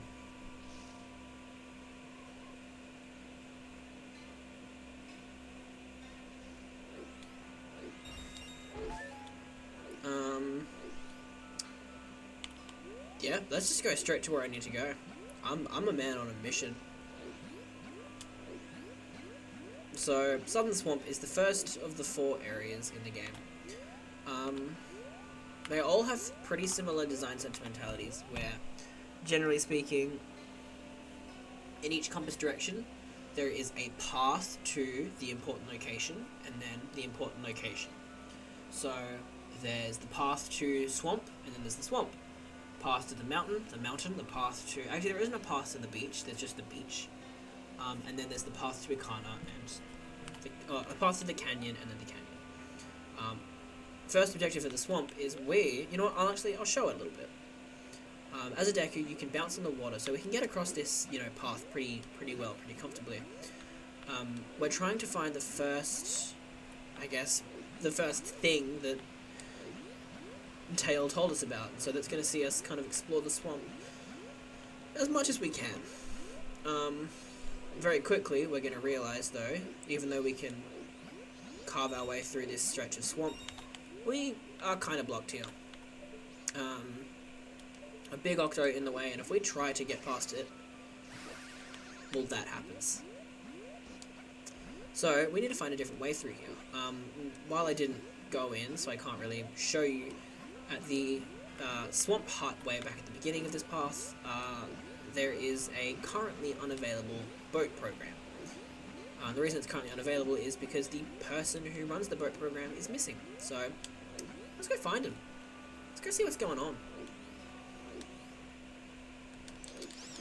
Bonk. And your turn. While I'm running through here, I'm going to use this opportunity to remind everyone that we're being brought together today for the sake of charity. So if you're enjoying what you're seeing, or you want to support the charity and you're able to, if you have the means to do so, please consider donating to the charity. The link is there, and if at any point you want to, it's just exclamation donate in the chat to get the link. Yeah, any amount makes a big difference to our goals. Yeah, we'd love to support it as much as we can. So, yeah, let's go. Anyway, look who it is. This is the weirdest reuse of character assets, I think, in the whole game. A lot of it makes sense. You've got your typical NPCs. You've got, the construction workers, the running man, the like the salespeople, the fisherman guy, all that stuff. You have Kome and Kotake, as in Twin Rover, as in right hands to basically, the evil King Ganondorf. That's strange. I think that's a bit funny. Anyway, I'm gonna talk to her. She's selling potions. My potions work very well, they do. We don't actually have a bottle, so we can't really do anything with these potions. So, I'm just gonna leave. But before we leave all the way, back here is a cheeky little place. The Woods of Mystery. Now, I very rarely say anything like remotely negative about this game. The Woods of Mystery has to be undeniably my least favorite part of this game. And there's one main reason for it. I think that the use of Saria's song in this game, or the Lost Woods theme, is very special in this game, and it's a very nice tool to recontextualize Link's time here and the Skull Kid's time here. For Link, it's a rehash on the memories of Kokiri Forest, and for Skull Kid, it's his experience. It is the song that Link taught him in Hyrule. The fact that the Woods of Mystery exist and are hey, it's kind of like the Lost Woods, let's just use Saria's song, it really hampers the special power of Saria's song being so rare in this game. And by that notion, I think I would like this place a lot more if it had even just a slightly different track. But it's not like the biggest deal. It's just a personal gripe with this one creative decision. That ultimately doesn't affect the experience that much. But, you know, while I'm talking very critically and analytically about this game and how much I love it, I figure I may as well bring that up too. And look, it's the other half! Help me! I was just busy minding my own business, picking mushrooms, when BAM! Got hit from behind. The pesky Skull Kid, did you think an old hag wouldn't recognize him if he hit his face? To think that he's powerful and now I can't even move. Alright. So that's kind of crazy. She's dying. So we're going to leave her alone.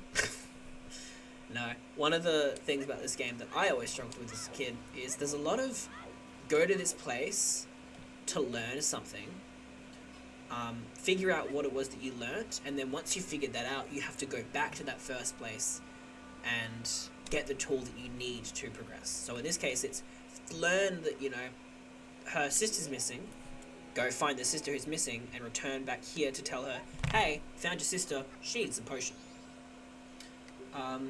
What flavor soda should I get? Cherry, raspberry, or woodruff? I think you know what I'm going to say. I love raspberry. But I'm going to say cherry, I think, this time. Cherry. Cherry is my answer. The Skull Kid got to Kome? That's ridiculous. Oh, got me with the butt? Yeah. Yeah, you thought you knew exactly what I was going for. You thought wrong.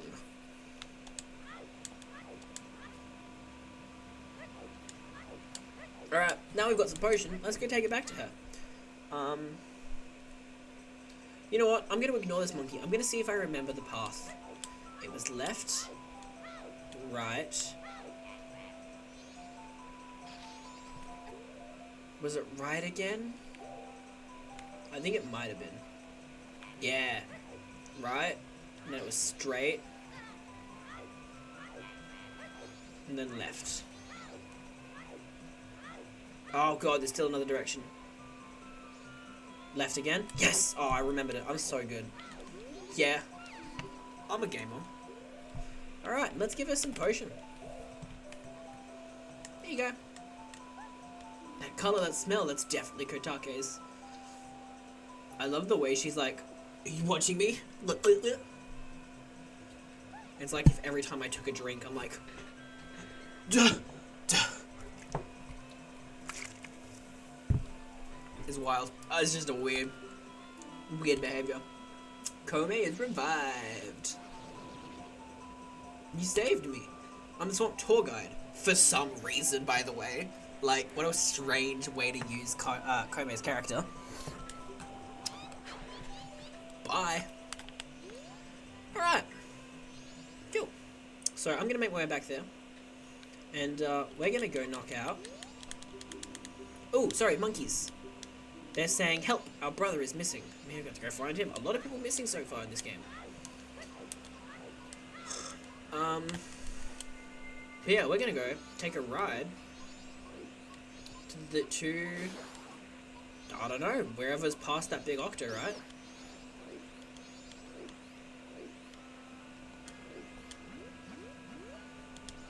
Let's get back here.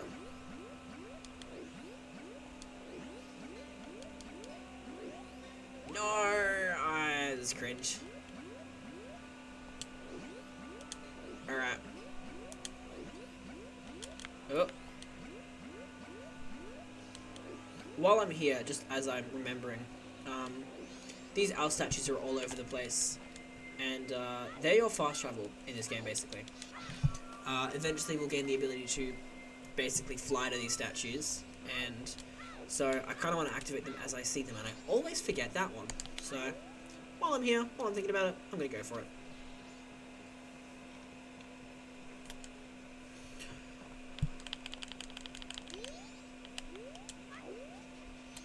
Hello. Thanks for what you did back there. And a special deal just for you, I'll let you take this cruise for free. We've got a special going on right now, so we're giving this out for free. Let's go! You've got a pictograph box. Press C to look through it, and A to snap a picture. You can only shoot one pictograph at a time, but you can retake it as many times as you like. If you take a nice picture from the boat, take it to that fella over there. Alright, the boat's leaving. Let's go! Welcome to the boat cruise. Please set your pictograph box to see the new sea to look through and take photo. Take photo. Alright. I will take photo. I remember as a kid, I always did try to take as like good photos as I could. So I'd be like, oh god, I can't, I'm doing terrible. Oh look, beautiful photo of the waterfall. What do you think? Is that a winning shot or not? You know what, let's get a real good one.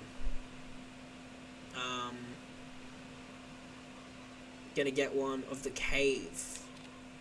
You can see the beehive. God, that's a winning photo. I don't know about you, but like it's got that natural framing with the edges of the cave. It's got that waterfall in the background, and the lily pads. It's got that beehive in the oh. As someone who knows nothing about photography, that's peak photography right there. Oh, and we killed this octopus. It's not like it means anything. And here we are, in this next section of the swamp. Now arriving at Deku Palace. And as you can see, there is a monkey. We need to help the monkeys, so we're going to disembark. Hello, monkey. Yes, I will follow you, monkey. Boom, boom, boom, boom, boom, boom, boom, boom, boom. Deku Palace. Alright. As we approach here, the Deku Palace is the coolest place in this game, with the coolest music. Let's talk to these guys. This is the Royal Palace of the Deku Kingdom. This is no place for outsiders. I'm about to do what's called a pro gamer move. So I'm just gonna, you know, get out of the way, and I'm gonna wait till they can't see me. Bam! I'm not an outsider. Different guy, walking up, strolling up. Hey, can I get in? Only those on official business may enter? Excuse me? What happened to before? But you may enter to see the public humiliation of the foolish monkey who angered our king. Follow this hole straight to the royal chamber. Do not enter any other areas whatsoever.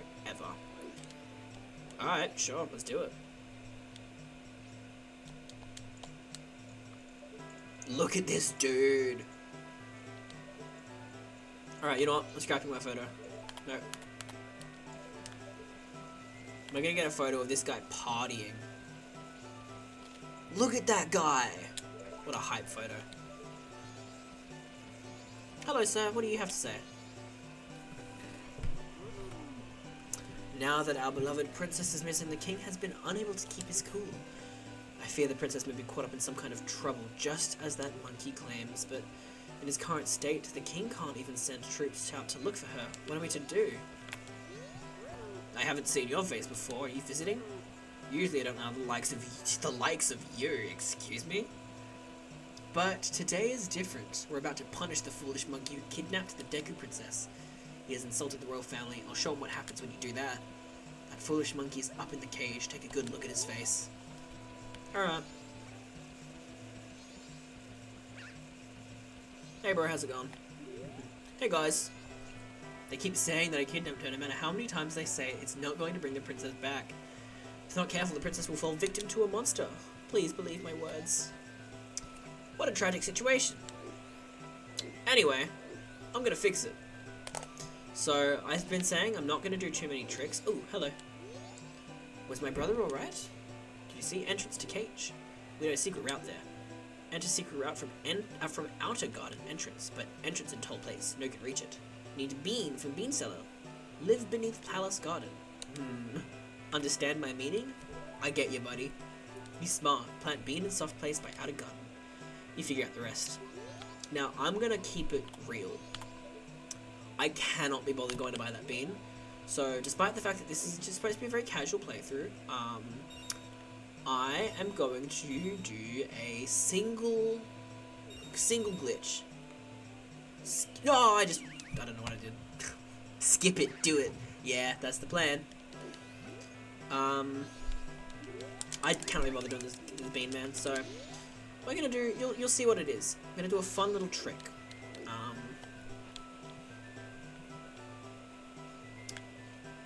In the Deku Palace, you'll see in a second what I'm trying to talk about, but there's all of these doorways, right, to get from area to area. For example, you see one in the bottom right corner there. There's a doorway to get to the next section of the garden, and on their own, they're too tall to interact with, and they're not, like, there's no way to try and climb them, right? So I can climb up this. But, interestingly enough, if you backflip, Link will just land on it. Normally what I'm supposed to do is I'm supposed to go to the other side. So on the map you'll see I'm supposed to be on the other side of the map, grab a bean, and then plant that bean on the very outside and use that to get all the way along the top of this area, which will eventually lead me to this Deku flower, which leads me there, which leads me to the monkey. I'm just gonna do this. There are some sections of this game which I find just a little bit uninteresting, and so I can't be bothered doing. This is one of them. I do not want to do the stealth sections. The Deku Palace stealth sections are very cringe, so I'm just gonna skip it.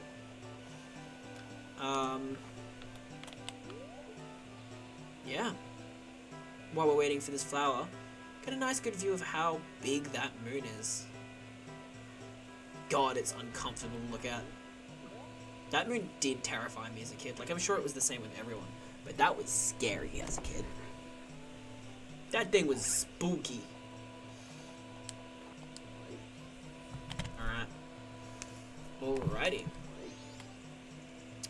Hello, monkey. They keep saying I kidnapped her.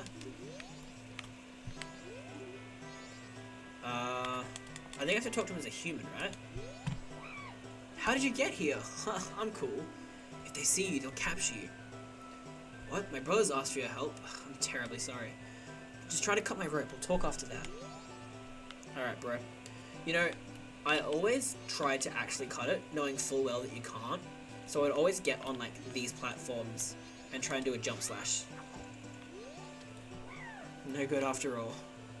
Wait, you don't have to have something that can make a lot of noise, like a loud instrument that sounds... Like a loud instrument with sound that carries a long way. If you have one, show it to me. Boy, do I have the trick for you. You have them, you do, just like the princess, Deku pipes. Those will work great. By the way, who are you? Well, that's not important now, just listen to me. I was trying to find out about the poison in the swamp. So I went to Windfall Temple above the waterfall, but the temple had become a monster's lair and the princess was captured by the monster. Since the Deku King thinks I kidnapped the princess, he won't listen to a word I say. Now the princess is in trouble, so I must somehow hurry to the temple and save her. Do you understand my plight? Yeah, I get you, brother. I get you. So then that means you will go in my place and save the princess. I feel like Link in this situation hears that. He's like, oh god, if I say no, I'm a bad person. So he just goes along with it. Like, he's like, oh, yeah, sure. Open your ears and listen hard.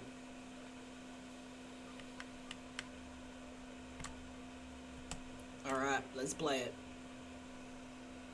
Very nice and softly.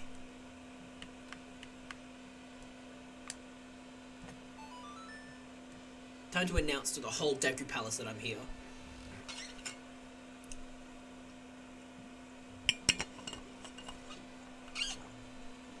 I didn't actually notice that they're all looking at you now. Like the little guys too. Well, I guess they do it here too.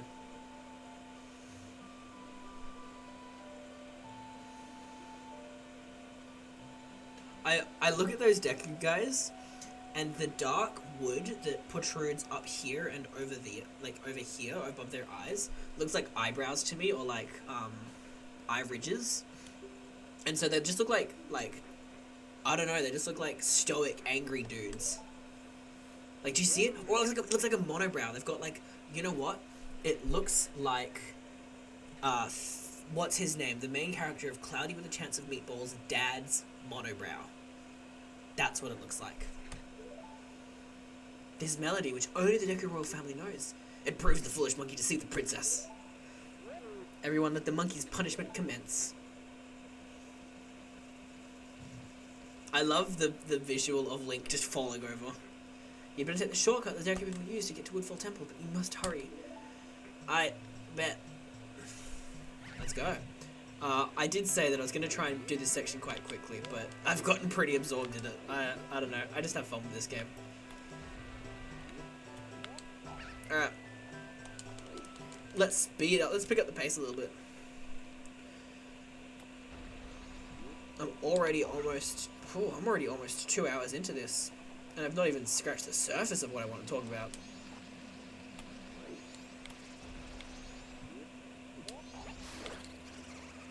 Alright, let's keep going.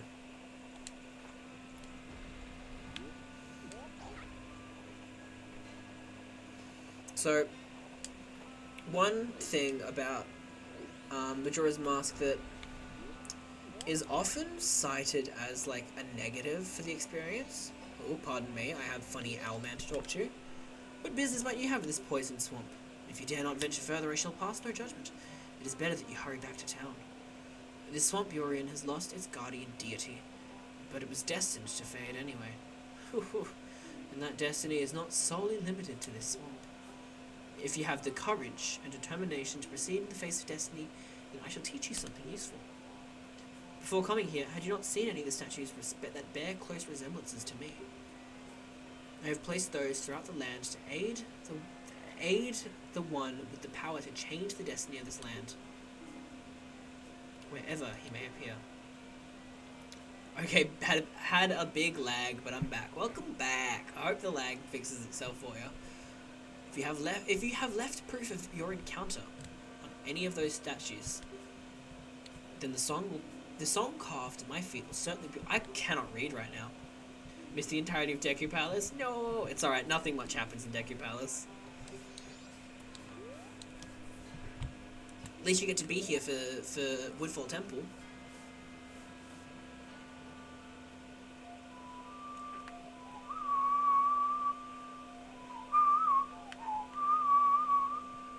Cool.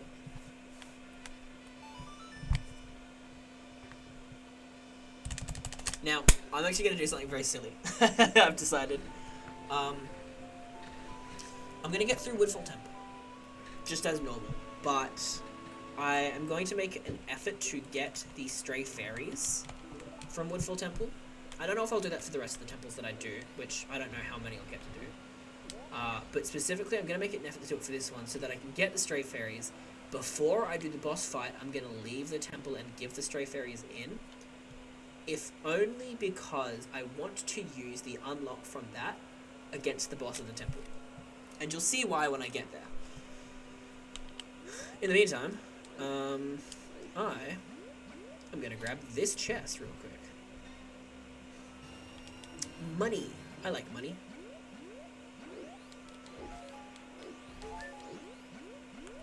Alright. Keep on keeping on.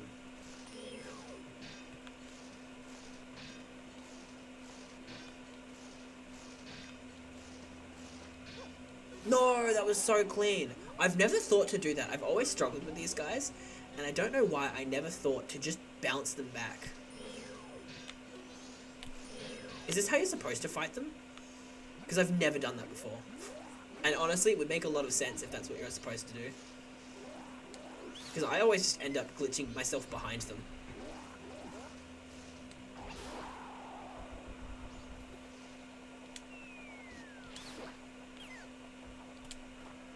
Alright. That's you dealt with.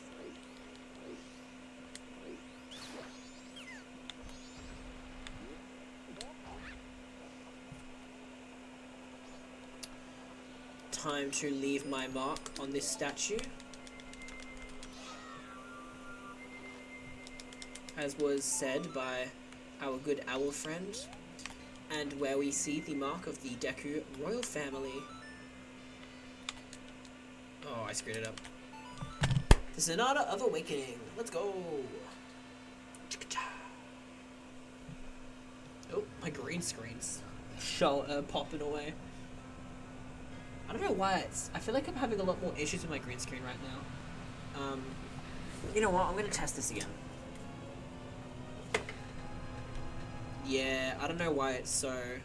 Because I look slightly better with this lighting, but my green screen kind of acts up with it. I'll have it fixed for my next segment at the very least, so that I have some better lighting. But yeah, here's the first temple. Now, this is a source of, I would say, mixed appreciation in Majora's Mask. There are only 4 temples, as you would expect, given that there are the 4 main areas. And their quality is... It varies, not only throughout, but also between people. I, for one, love all of the temples, and I think they're all really well designed. I understand that the 3rd temple is a bit of a struggle, and I also acknowledge that the 4th temple is very, very long and complex. But yeah, 4 temples is even less than Wind Waker. A lot of people are upset by that. A lot of people think that there should be more temples in this game. To which I kind of offer the rebuttal that while this game has less temples, it does its own thing very well, which is it kind of has these, like, basically pre-temple dungeons, right? Before Woodfall is the Deku Palace, and that's not much of a dungeon, so for that one, sure, I understand it. By the same notion, for the Gorons, you've got the whole Goron village part, but that's, again, not really a dungeon. But by the time you get to Great Bay, you have the entire Pirate's Fortress. That's pretty much a dungeon. That's a long stretch of puzzles and tasks that sees you exploring a confined area with a main goal. Similarly, for the 4th section, there is the Ikana Castle and Beneath the Well. Those are both dungeons, and so I think by having these pre-palace or pre-temple dungeon segments, it kind of makes up for the fact that the 4 main temples are all that there is to offer on that front. So, I don't know, I've never found the number of temples in this game an issue. I would like if there were more, because, I mean, that's just more Majora's Mask. You know, I won't complain about that. But yeah, that's my take on it at the very least. Alright. I'm pretty much just going to rush through, so I'm not going to say much about this temple. It's, all things considered, it's very streamlined, it's very basic, and it's not uniquely exciting. The main theme of this temple is the poisoned water, and your objective is find your way through the temple. Hang on, I'm going to use bombs to fight these guys, because I don't like fighting them with the Deku Flowers. There we go. Yeah, advance your way through the temple so that you can clear the swampy poison water. It's not a very strong theme for this dungeon. Granted, only 2 of the dungeons really have a very strong theme. It's the last 2. The first 2 dungeons, I guess, dungeon motifs aren't the most... they're not the most inventive or I guess, intuitive. But this one's harmless at the very least. So yeah, we're gonna progress through and basically get from the bottom to the top, clear the water, and with the water cleared, we can progress to the next section.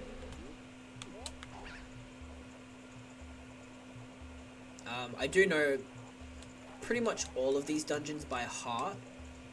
Get it, Heart, because it's my name. But I know them all well enough. The Stray Fairies, on the other hand, I do not know perfectly. So it's likely that I might miss some of those, actually, as I think about it. But we'll see. I might be fine.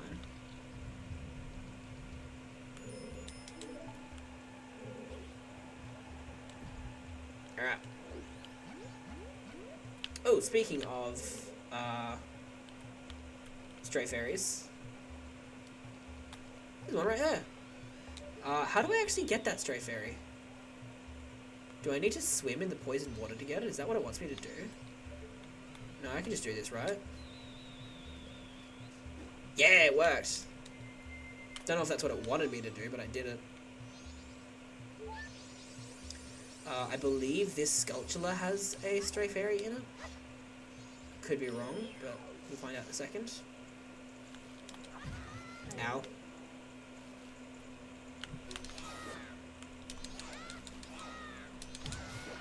Got him. I was correct. Cool. Oh, I probably should have explained it, by the way. The Stray Fairies, as we saw with the Great Fairy at the beginning, every dungeon has a bunch of Stray Fairies, pieces of the Great Fairy that are scattered throughout the dungeon. By collecting them and returning them to the respective Great Fairy Fountain, you get given a prize to, use throughout your adventure.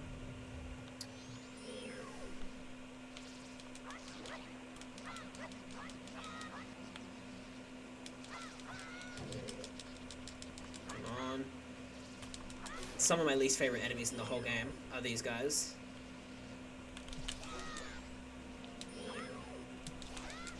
And I know I'm ignoring the tool that they give you to fight them, which is the deck of flowers, but I cannot be bothered using deck of flowers. Thank you very much. And let's see what you have to give me.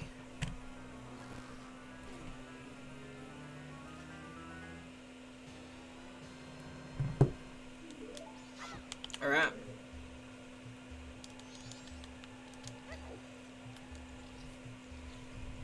Now there's a Stray Fairy in here that I haven't gotten, that I'm going to guess is one of these beehives here. If I had to guess, it's the further one and not the closer one, so I'm actually going to aim for that first.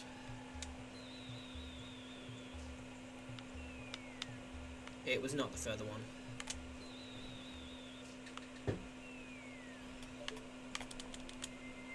Alright, there we go. And there's a bee chasing me now. Oh, I killed it. Let's go! Is there another Stray Fairy in here? No, that's all the Stray Fairies. You'll notice that the Great Fairy Mask glows at times. When it's glowing, it means that there's still Stray Fairies in the area that you haven't found. So when I pop it on and it's glowing, it means that I know that I have to keep exploring the area for more fairies. And once that glow stops, it means I know that I can progress without feeling like I might miss. What was that? I'm about to die now. Oh, hang on. Can I live? Can I live? Yeah, I'm fine. That was crazy. Let's try that again. 30 VR removed from 6K. Yo! 2 races with some, that's crazy. I never, played online Mario Kart enough to get any amount of impressive VR, so that's kind of hype. That's kind of sick.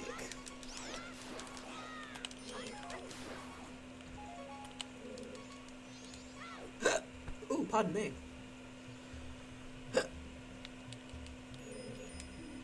I sense a lot of evil here. Am I about to die? Oh. I'm just gonna spam spin attacks. I do not want to deal with these guys. Alright. Let me just do all this real quick before I die. Cool. That opens the door. And it says explore Rainbow Red. Ooh, that's a hard one to hold your position in, I feel like.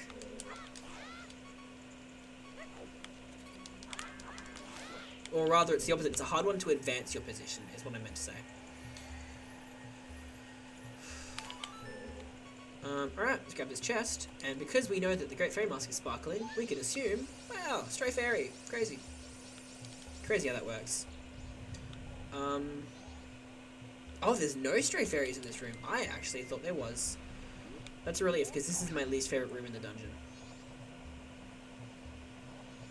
I will say something that's very cool is that, thinking about the adjacency between this dungeon and Deku's Playground, and it's a simple, you know, comparison to make. But it is cool that the Deku's Playground, which is, I hate that. But I was going to say, it is cool that the Deku's Playground, which is accessible since the beginning of the game, does introduce a lot of the principles that this dungeon uses, which makes sense. They're both Deku adjacent locations. I don't know. Just think that's a really clever way of. Okay, that was really stupid. Yeah, I think it's a really clever way of tying that's the species together through the instructions that they teach you. These guys are so annoying. I'm gonna fall down. Oy, oy, oy, oy, oy. You know what? Can I reach you from here? 7th? No! Oh, Light. You tried so hard. I hate N64 Ember Red. I love it. Purely on its unique merit alone. Actually playing it, I like less and less every time I do. 1 blue shell in your last. Yeah, I was gonna say, it's hard to advance in that race, like, at all, it feels like. So I get that. I feel it. Alright, and now, we're on the top floor up here. Not much we can do right now. I can press this button, which does the handy favor of introducing some ladders for us. So if we fall down, we're good. We can climb back up in an instant. Otherwise, for now, I'm going to make my way in here. I believe there is a stray fairy in here that I have yet to get. And I believe it is...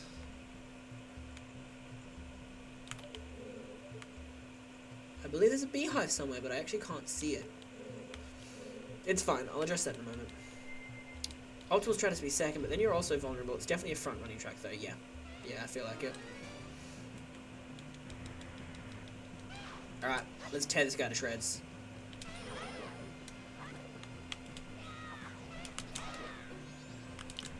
Oi! Were Dino Falls in Ocarina of Time, actually? I don't remember them being in Ocarina. I've realized.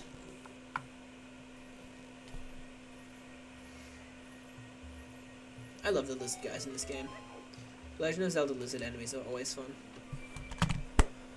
Alright, what do we got? What do we got?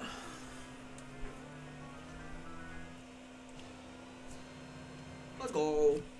I like how I said, what do we got, as if it's a randomizer. I know exactly what it is. Like, don't know why I'm treating it like I don't. Alright. Hero's Bow, though. So, as you can probably expect, every area in this game comes with one key item. In this area, it's the bow. Coming up, you'll see, in the next area, it's going to be a different item, and then yet another item, and so on and so forth. It's just the structure that this game operates on. Which is a very simple structure, but an effective and easy to rely upon one nonetheless.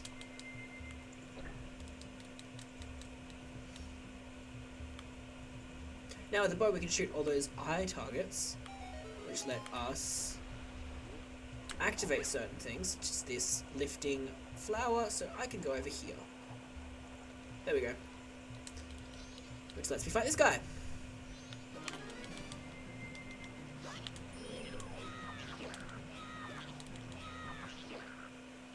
Who is stanced up, by the way. When he approached me, and he had his hands out. He was about to throw fists.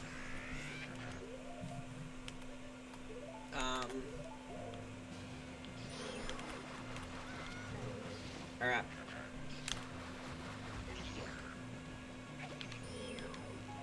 Let's get him.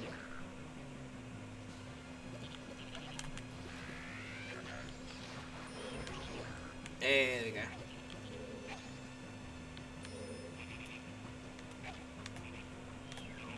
There we go.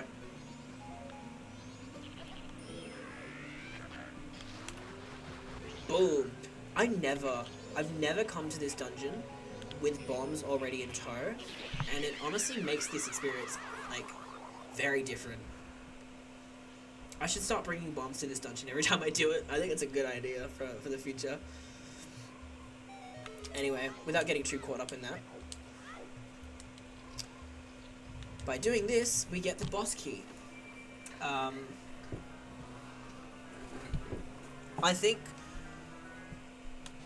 Oh my gosh, sorry, I'm hiccuping a lot. I think, as I said, that this is pretty much the end of this dungeon. With the boss key, well, while it's not the thing I need to progress, but, you know, once you get the bow, you can progress into the final room of the dungeon, and with the boss key, you basically breeze through that room, get to the boss door, and finish it. All things considered, this dungeon, it's a very nice, simple first dungeon, but I don't love it, you know? It's fine. It's good at what it is supposed to be. Oh god, what do you want me to do? There we go. But it's very, very straightforward and simple. Granted, I'm coming into this with a very skewed perspective. I've played this game heaps, you know, hundreds of times at this point. So of course it's going to be very straightforward to me. If there's one game I wish I could go back and, like, you know, how everyone says they wish they could, you know, play a game blind again. If there's one game that I wish I could play blind again, it's this one.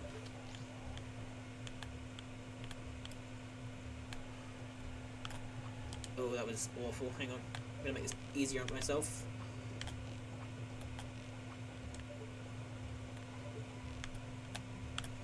Me calls this dungeon straightforward. Also, me can't hit this single torch.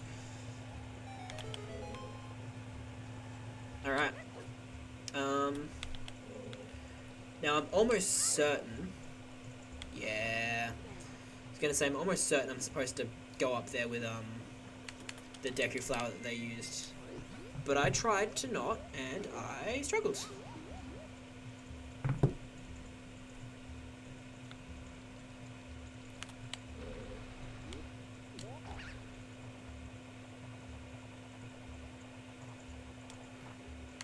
Alright, let's press this button. I think this is the last Stray Fairy. Yep, that's the last one in this room, I should add.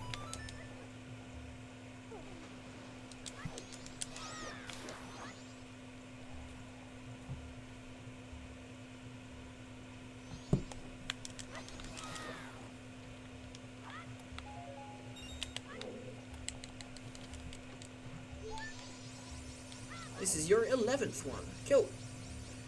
And now, make our way into here, grab the last of the stray fairies, and that's one.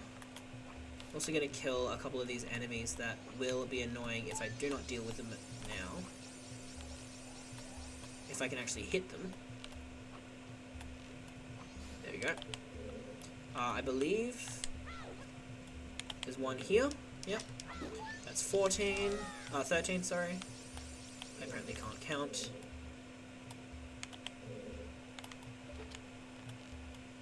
That one's 14, which means there's one more, and my guess is that it is below me. Oh, that was an accident.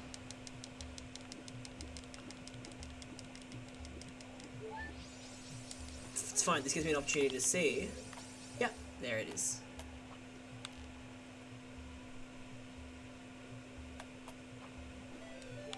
There we go. And after losing some VR, I now have 20 left till 6k. Let's go. You got this, Light. I reckon you got this. No time at all. Likewise, in no time at all, I will be done with this dungeon. Oh, that's right, I said I was going to do this, so I'm going to very quickly. I could just go and fight the boss right now, and for all intents and purposes, I probably should. This is going to waste a bit of time, but I very specifically want to go claim this Great Fairy Reward. Now you may be wondering, well, why do you want to do that? Adolwa is a very interesting fight. Oh, sorry, I should start by, the boss of this temple is Adolwa. He is a very interesting fight because for the, unprepared, it's very,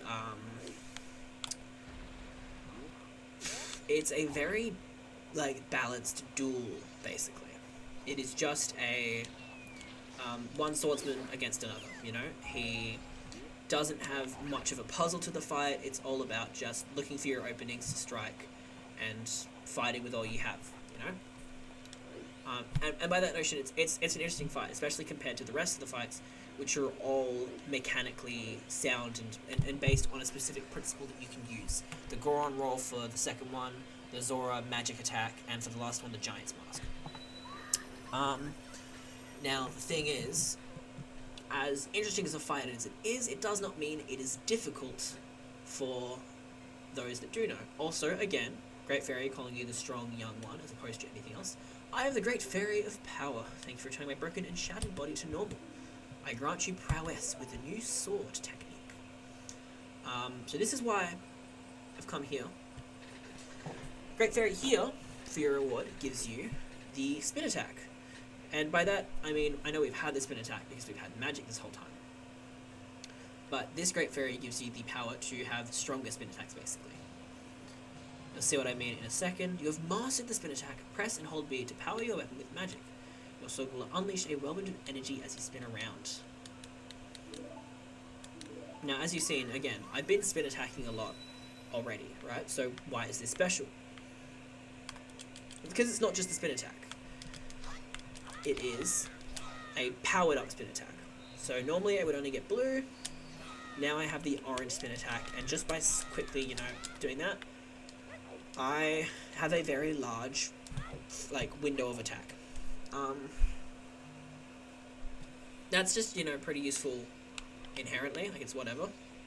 First, let's go! How many points do you get for that? Does that put you with your 20 points? Does that get what you need?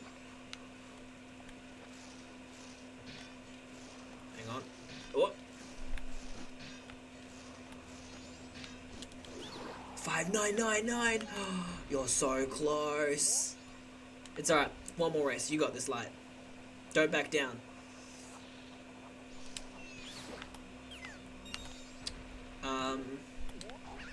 But yeah, as I was saying, a spin attack is, inherently, it's cool, the powered up spin attack. And it does get you out of some binds, and it just lets you hit things from further away, which sometimes is just, nice. It's kind of just what you need in some circumstances. But you'll see why I made such an effort to get it before Adolwa in a moment. As I was saying before, Adolwa is, if you don't know what you're doing, it's a pretty fair and kind of engaging duel, right? And by that notion, it's pretty cool. If you do know what you are doing, Adolwa is the bar none easiest boss fight in the game. I'm going to quickly make my way right back to the boss door. Pass through here. I realise now that killing the enemies before kind of was meaningless because I have to come back and kill them again because I left the room.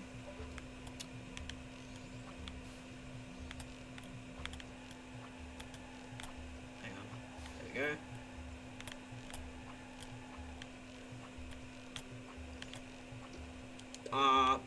Okay, you know what? I'm not going to kill those wasp guys. I kind of need to hold on to my arrows for the boss fight.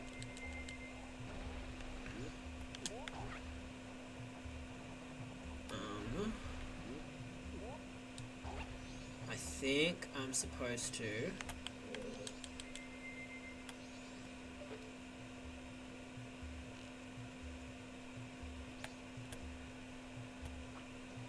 I That really should have hit. There we go.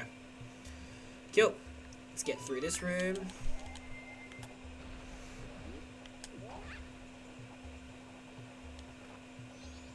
Oh, I'm so mad that that didn't work. Hang on. Can't I just jump down there? Save me a bit of time. Yeah. I hope that didn't waste too much time. Ooh, we're gonna find out. I'll be cutting it tight. Because that switch is not a permanent switch. Cool, I'm good. Oh my god, these guys just chase you from, like, literally as far as they can. Cool. We're done in here. Take off the Deku mask. Please give me arrows. Nope, no arrows for me. Alright, well this fight might take a second longer than I hoped, because I have no arrows. But you know what, let's find out. Maybe this will give me arrows very quickly. Okay, cool. Never mind, I'm good. So, introducing the boss of Woodfall Temple. What is he called? I think he's called the Masked Jungle Warrior. Or it might just be the Masked Warrior Adolwa. Masked Jungle Warrior Adolwa. As I said, it's a bit of a duel. You can't really just shoot because he has the ability to shield. He's a typical fighter too. He's got some openings where you can shoot at him. Cool. Spin attack carves through his health. For no reason, for no particular reason at all. If you use the spin attack, this guy gets hit and hit and hit. And that is a Adolwa. That's the whole fight. That is it. I love this game.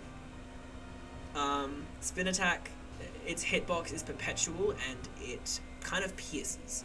So you can hit and hit and hit with the same spin attack over and over again, and it's hype. But it only works if you have the magic spin attack from that Great Fairy. So that's why I did that right there. And at 6005, let's go. Crushing it, light. But yeah, with that, we've finished the first boss. That's the first temple.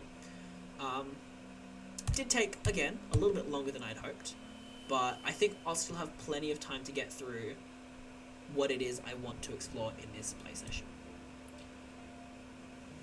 In the meantime, we have what I think is the second best track, or no, the third best track in this whole game. The Oath to Order, which we're about to learn. What's that? I do love how they obscure the visage of this thing in the original. The HD texture version kind of makes it way more visible, and I like that less, because, not because it's like, you know, mysterious particularly, well it is, but it's just very funny not knowing what this thing is until the end of the game, and you just see a giant nose with legs rock up to Clock Town and be like, yeah, I'm gonna save the world. It seems to be saying something. Could that crying be its way of teaching us some sort of melody? Don't just stand there, get your instrument.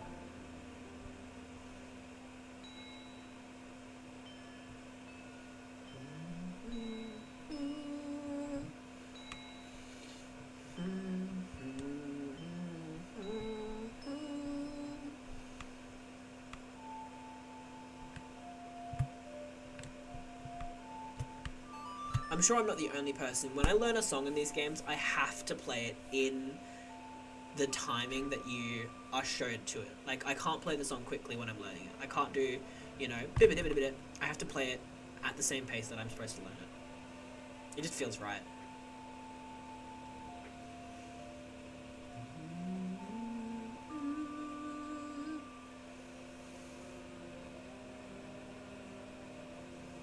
The Oath to Order is a very heavy track. It's a very heavy song in this game, and I love it. A lot of the songs in this game are very heavy.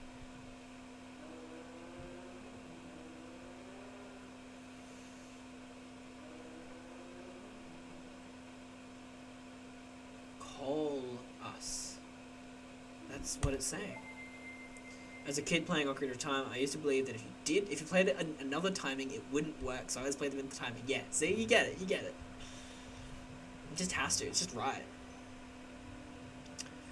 But with that, with the plague on the Woodfall Temple vanquished, we have cleared the swamp of its poisonous waters and can happily progress. This is one of the weirder parts of the game, I will say, in a second. I love this scene. This is the other scene that really ties into Tattle's characterization really well. The 4 people Tail talked about, do you think he was talking about the spirit that was sealed inside that mask? Oh, hey, you were pretty good out there. Have you done this before or what? Yes, I have.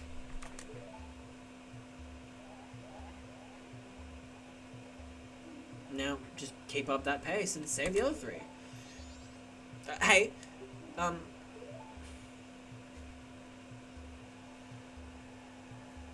all that stuff I did to you, your horse, I apologize. Sorry. There, I apologize. Don't hold it against me. Got it? Now then, we've helped the princess just like the monkey asked, so now our next stop is the mountains. Let's hurry and do something about that skull kid. What?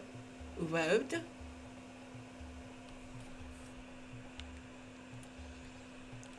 I'm gonna grab this bottle real quick. Time to put a princess in a bottle. Exactly. One of the strangest parts of this game.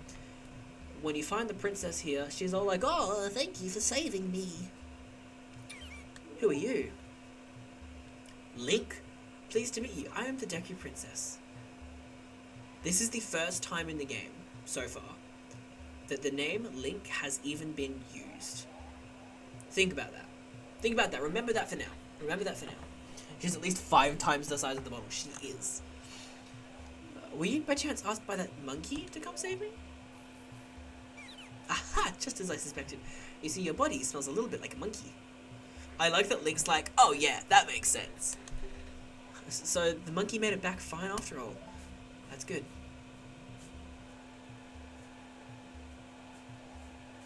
I was worried that when I didn't come home, my father would think the monkey had kidnapped me. I was worried that my father would even go so far as to punish the poor monkey. Don't tell me. Are you serious? Is father actually doing that? Yet another hasty decision, father. She's like, I'm pissed. I'm angry. We haven't any time to lose. Could you please find something to carry me in? I don't mind. Okay, yeah, there it is. I don't mind tight places, so surely you have something you can put me in to carry me. Bottle. Ding, ding, ding. I never knew this as a kid. I could never figure it out. I had to look it up. There's no time to lose. Hurry. Your body smells like monkey? Yeah, how strange a thing to say is that, right? I noticed you have the aroma of a monkey. I don't mind tight spaces, ayo. Hold up. Yeah, it's an interesting encounter, but nonetheless. Wasn't this a kid's game? Ay, ay, ay, caramba. Damn it. Oh well.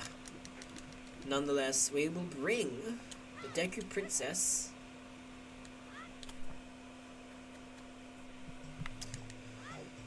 back to her home. Something I'm gonna do right now, just for fun, and you'll see it again for sure when I do my randomizer. Is obviously you can normally only enter the Deku Palace as a Deku Scrub, and right now it's not useful for me to do this. This is more just for the fun of showing it off. But if you jump up here and just backflip behind these guys, because you are behind them for even a frame at all, they assume that you've passed by them and they've ducked into their little place. So that means if you backflip both of them as, human Link, you're set. Also, this is messed up, watching this. Alright, here you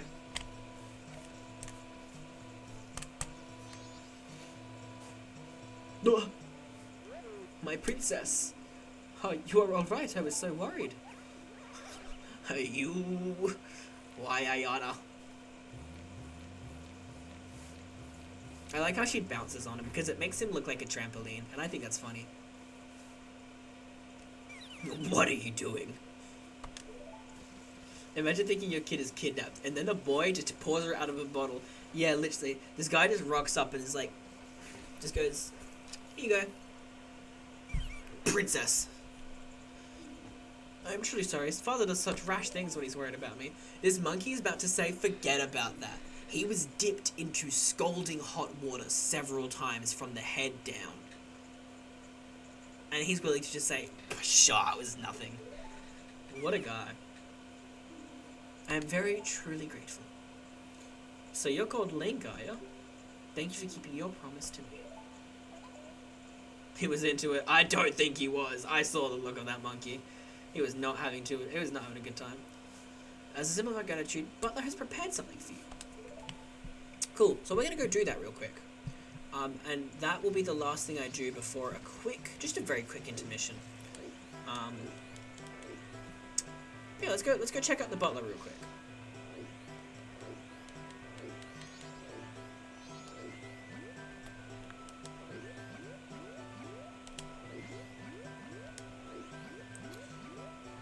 Deku Butler is right over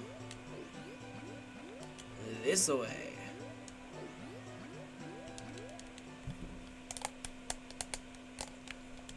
Here he is. Hello, hello.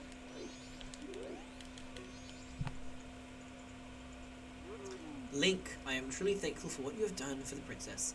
Again, one of the other few times that the name Link is used, but this one's a bit different as well. I'll go on to that in a second. As a sign of our gratitude, we at Deku have prepared something that we think may assist you. I will lead you to it. Please follow me. I love this section. Especially compared to the Dampé race in Ocarina of Time. This section is so fun. It's just such a fun sprint through a chaotic maze, and I love it. Because it's so much more fun. There's so much more fun platforming to do here.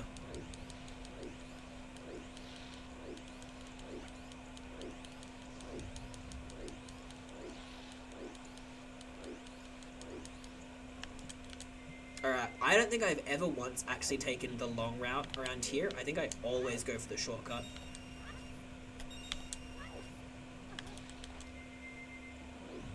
I love watching him zoom by when you get there too quickly.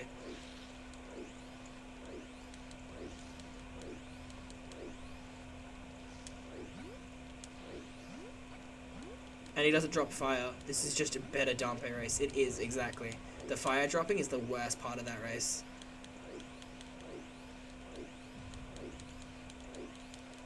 Granted, this race does have one thing that kind of sucks, especially if it's your first time doing it, where if you run into this fire as a Deku, you burn up completely and you have to start the whole race over again. That's a bit cringe, but if you know what you're doing, it's fine.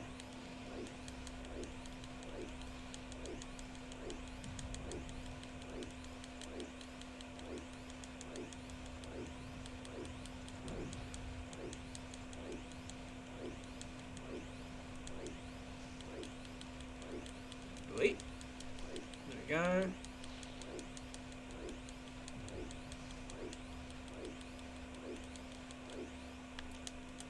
Alright, and this is basically the last room in the race.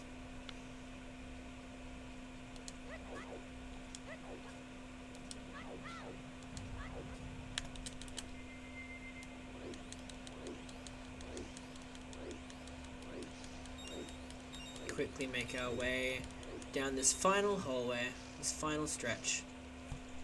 And voila! Can I talk to you?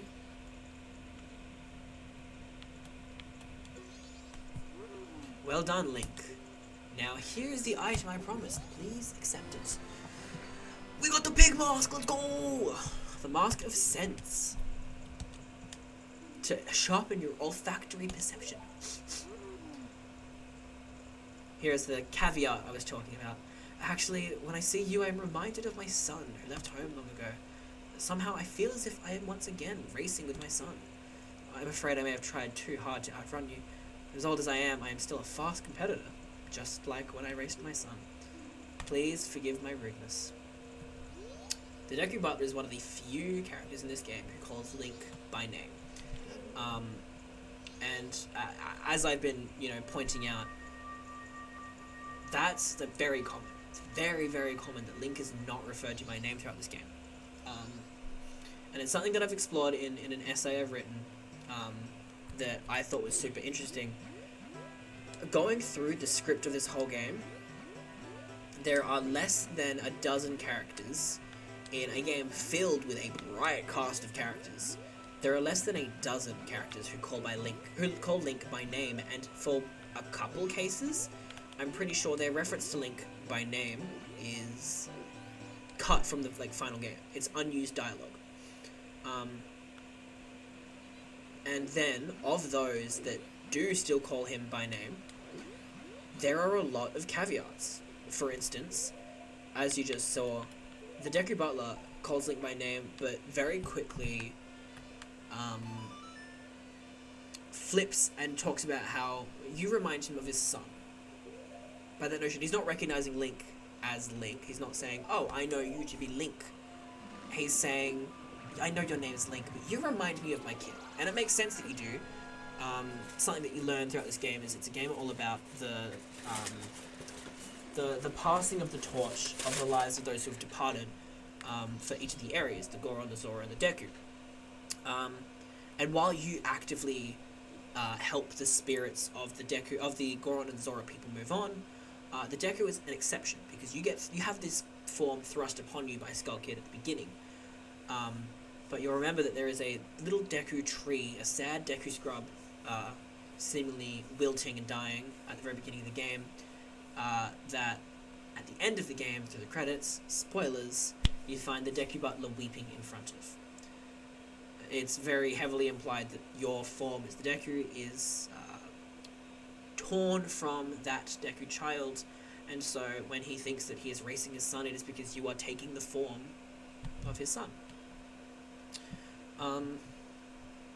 So he isn't able to recognize Link as Link. He sees him as an echo of the child that he once had.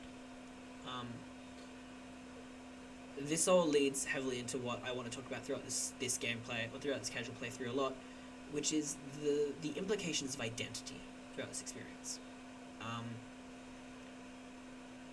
The way that Link is referred to in this game, the lack of reference to his name, is very, very, very obvious. Or not even obvious, it's just very prominent.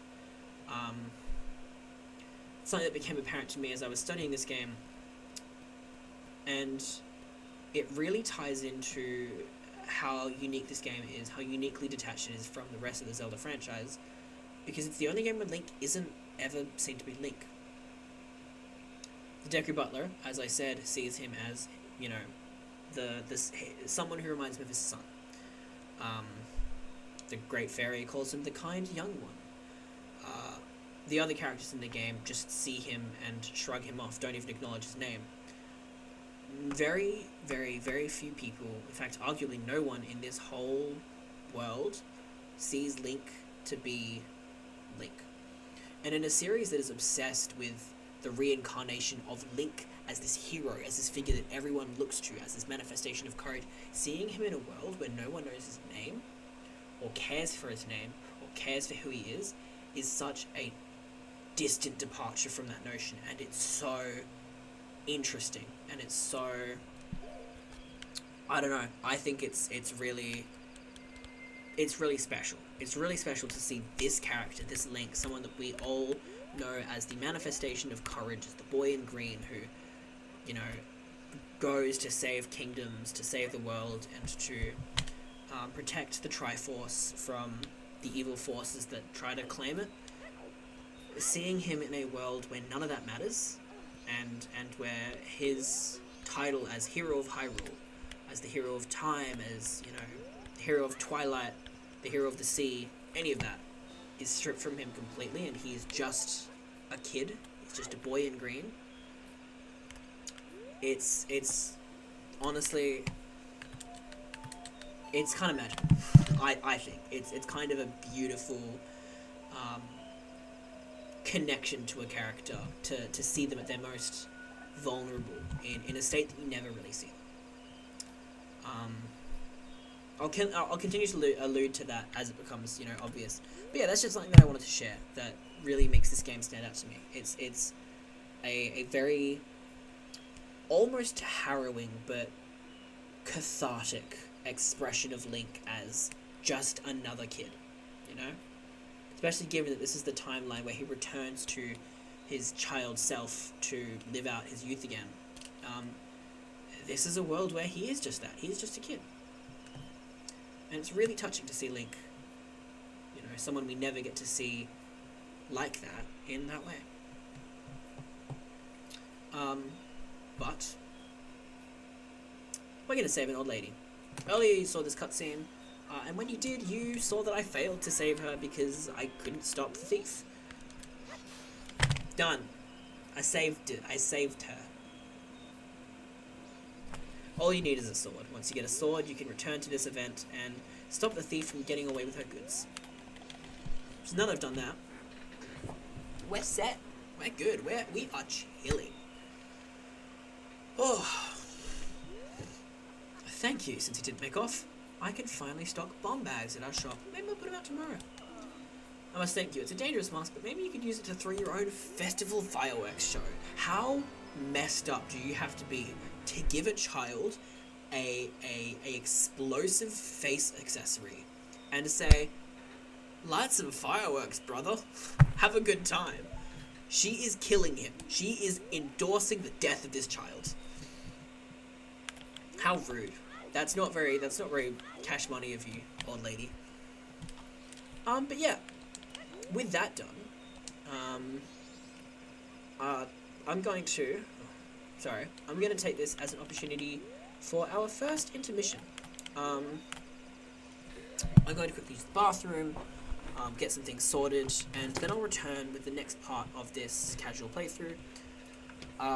We're honestly getting very we're closely creeping up on halfway, which is a bit upsetting. I was hoping I could do more,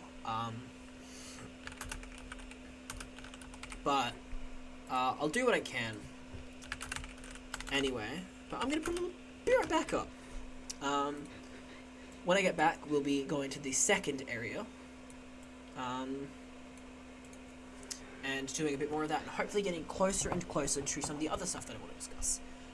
But in the meantime, as I am heading away, for those watching who, again, are in a position where they can afford to do something like this, this event is obviously for charity. We are marathoning these games, trying to help raise awareness and funds for the Child's Play charity, which benefits, children in hospital who are, conditioned to such sterile environments, offering them a chance to experience the same magic that I'm talking about here with games like Majora's Mask, with video games in general.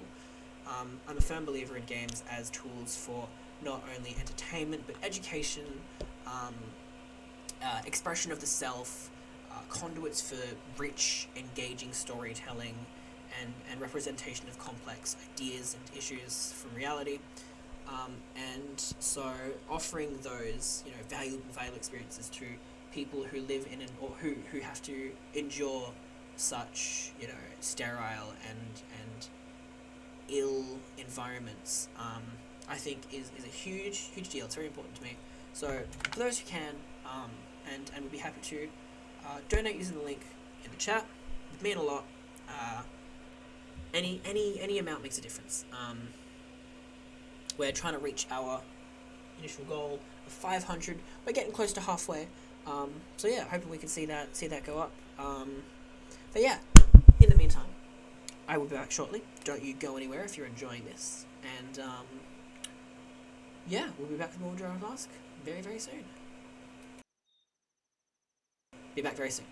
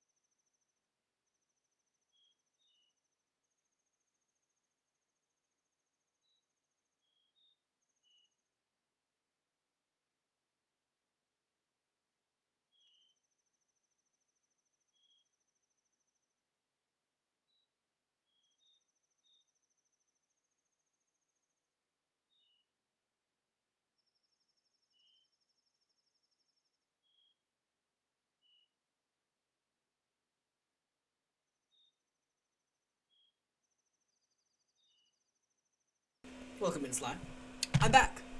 Yes, I know I was on a Be Right Back screen. But I returned, ready to get back into it. How you going, Sly? Hope you're doing alright. Welcome to the Peace of Heart Charity Marathon. I'm gonna jump straight back to Majora's Mask.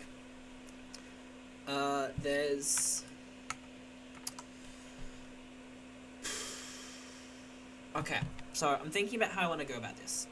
I have about 3.5 hours left of this slot, and I do really want to be able to explore like one specific thing. There's one particular how do I put this? One particular side quest that I really want to explore that stands out as universally considered one of the most beautiful parts of this game. But that requires me to make a lot of progress in a very short amount of time. So, what I think I'm going to do is I'm going to try and knock out the next dungeon anyway. Be funny right now. That's... No. I can't be funny. I don't know how to make people laugh, bro. I don't know what I'm doing. Did I make you laugh? Did I scare you? It scared me. Oh. Okay, I'm sorry. I shouldn't say that. Yeah. Have some respect for me as a independent, autonomous human who's just trying to share my love of my video game. But yeah, I think my current plan is just try and knock out this next section of the game pretty quickly. I'm not going to dwell on it for too long, and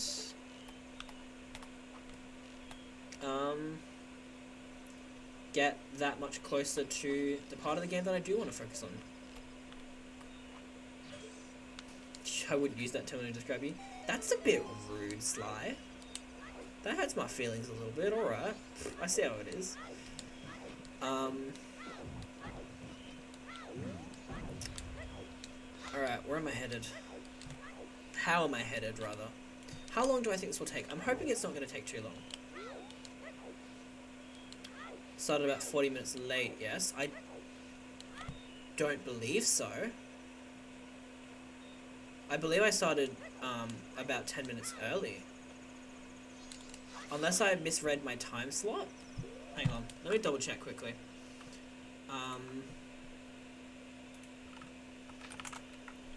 As far as I understand, my thing started at 4 a.m. Oh, never mind, I might have misread Discord. Oh, no, that's alright, yeah. I think Hollow finished early and needed someone to... I was hoping I could start early, but I only ended up starting about 10 minutes early. But yeah, no, I did start, if not just before, then on time for my run. Yeah, I believe I'm scheduled to finish in about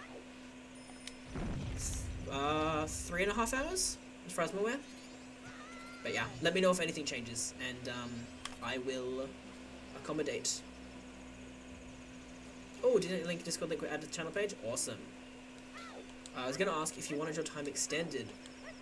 That is honestly very, very, what's the word I'm looking for? Enticing? Oh, in the case that you started late? Oh, okay, yeah. No, that's all good, yeah. No, I did start on time, so I'm all good. I'll make it. Even if I did start late, I probably wouldn't be able to extend my time, just because this is going to take me till pretty late as is, and I do still need to get, up, ready, and in time for work. So, but yeah, no, thanks for clarifying that. In the meantime, Goron Village. There's not much I can do here right now, or rather Mountain Village, not much I can do here right now, so I am going to make my way straight to the Goron Village. This section is, it's alright. There's not a lot of complexity to this section in terms of, like, narrative. It's probably become very apparent the core story of this game, or the core narrative, isn't where it shines, you know? It's not where this game is at its best. It's instead in the interactions in the, you know, accompanying, you know, stories. Nice no-head map. Let's do it. Yeah, the accompanying tales, the side quests and all the masks they offer, and the implications of all the masks, and just the recurring notion and theme of legacy is where this game truly excels. I did not mean to do half of whatever I just did. Stop prophesizing about Zelda SMH. Okay, one. Prophesizing? Is that the right word there? I think you mean, actually, I don't know what the right word is. But two, you can't tell me what to do. In fact, no, that's literally, like, I think half the reason I'm here for this run. Because this is just a very casual playthrough. I'm taking this as just an opportunity to talk about why I love this game, really. While I play through, you know. If I wanted to, I could probably speedrun the rest of this the rest of this playthrough, and finish it in my time slot. I don't think I will, but I could, is what I'm trying to say. How did your previous charity stream go? The 1am one. That was good. It was a lot of fun. I really enjoyed it. It kind of feels like a fever dream because it was, you know, 1am. But I had a lot of fun, and I had a lot of fun chats with some people while I was playing. That was really, really good. I really thoroughly enjoyed that. Yeah, and I'm very much looking forward to my next one, because it's my bread and butter, an MM rando. And I'm very much looking to the next one, the Ocarina of Time speedrun, because I've been practicing that very hard, and I am very, very excited for the product. As more than just a speedrun, just as a product for me to, like, engage with people through. A speedrun, a commentary piece, and a opportunity to talk about my love for the franchise, for this event, and all that kind of stuff. In the meantime, whoa! I have a lens that lets me see invisible things. That's crazy.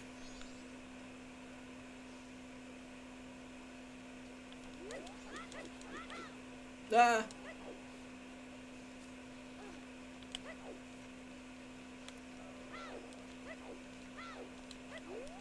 Dude, they did the Dark Souls Pebbles thing to walk on an invisible bridge. Majora's Mask, the Dark Souls of Zelda games confirmed. Nope. You don't deserve to speak after that.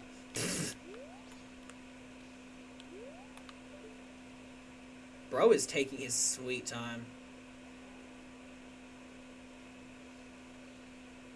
Look at this guy go. I also like that there's the interesting quirk from this texture pack that Lens of Truth, invisible things show up in the foreground as opposed to the layer that they should be on. That's a fun quirk. Please don't tell me that the time of day changing is going to send him all the way back or something. That would suck.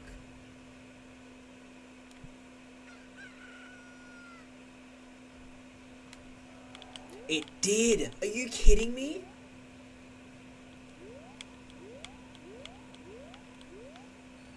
Did it actually? Is he there? No, wait, maybe it didn't, because I can't see him. He's not there, though. Did it let it finish and just send it to the next area, maybe? You know what's epic? I can make whatever words I want come out of my mouth, and there's nothing you can do about it. I can't control the words that are coming out of your mouth. Where is he? Oh, what? That's so cringe. There's nothing I can do about the words coming out of your mouth, but I can do something about the words coming out of your keyboard. Because I do have the power to ban you. And if anyone's worried about me abusing my power, let me preface all of this by saying Sly is actually an IRL friend of mine. This is all banter. Don't worry, I'm not abusing my power as a moderator and participator of the Peace of Heart charity marathon. Please don't misunderstand. I apologize. Yeah, the band hammer. You get it. It's your Boyardee, like Boyardee. I love that. But yes, don't worry, he is my friend, and I can ban him if I want still. Precisely, that's incredible. I love it. Yeah. I was literally about to come in and tell people tell people to you guys to be civil. Oh yeah. He's got me locked in. Oh my god. Love you, Sly. Thanks for coming through, by the way. Thanks for coming through and trying to make me look like a horrible person. Alright. Let's go.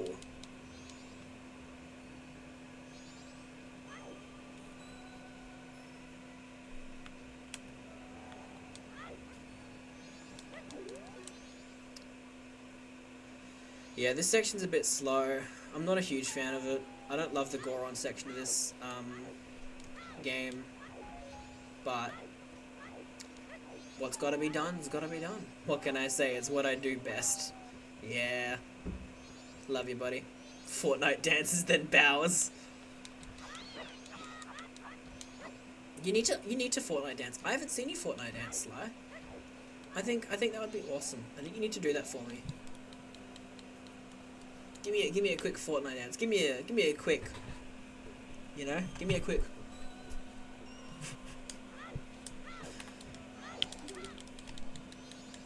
Alright, we're almost out of here. I can do the default dance. You need to show me next time I see you. I can't do Orange Justice. Oof. Skill issue? Question mark? Alright. We're about to see what is the first instance of one of the recurring themes of this game. And I was talking about it a bit before. But you could say Orange Justice is the Dark Souls of dance moves. That's the most cursed thing I've read. But you know what? I respect it. I respect it. I respect the vision. Hey, they get it. They see the vision. Oy. But yeah, we're about to be privy to one of the recurring themes of this game, which is it's going to be the first time that we get to personally make use of the song taught to us by the Happy Mask Salesman.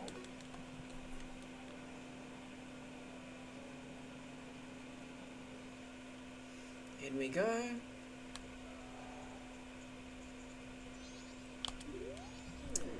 The soaring one said the one who could see me would be arriving soon. It seems that it turned out to be true. I am Darmani the Third. The blood of proud Goron heroes runs in me. This feels strange for me to say, but when I was alive, I was a renowned warrior and veteran. Yes, when I was alive. But alas, I am now dead. I was fine until I marched off to Snowhead by myself, hoping that I could drive off a demon. It had been wreaking havoc on the Goron village. Then the blizzard on Snowhead blew me into the valley, and now here I am. How infuriating. As I am, I can only watch as Goron village is slowly buried in ice. I may have died, but I cannot rest. So, you can use magic. The Soaring One also told me that you'd be able to use it. I beg you, bring me back to life with your magic. If it is beyond your power, then I beg of you to do this for me instead. Heal my sorrows. Any way that you can do it, it will suffice. Please heal my sorrows.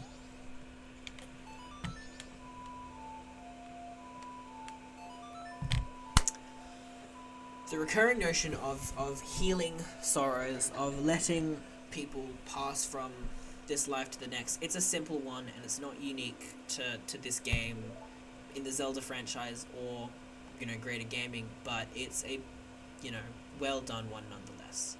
And this is where the Song of Healing really earns its place as one of the best pieces in Zelda, really, as a franchise.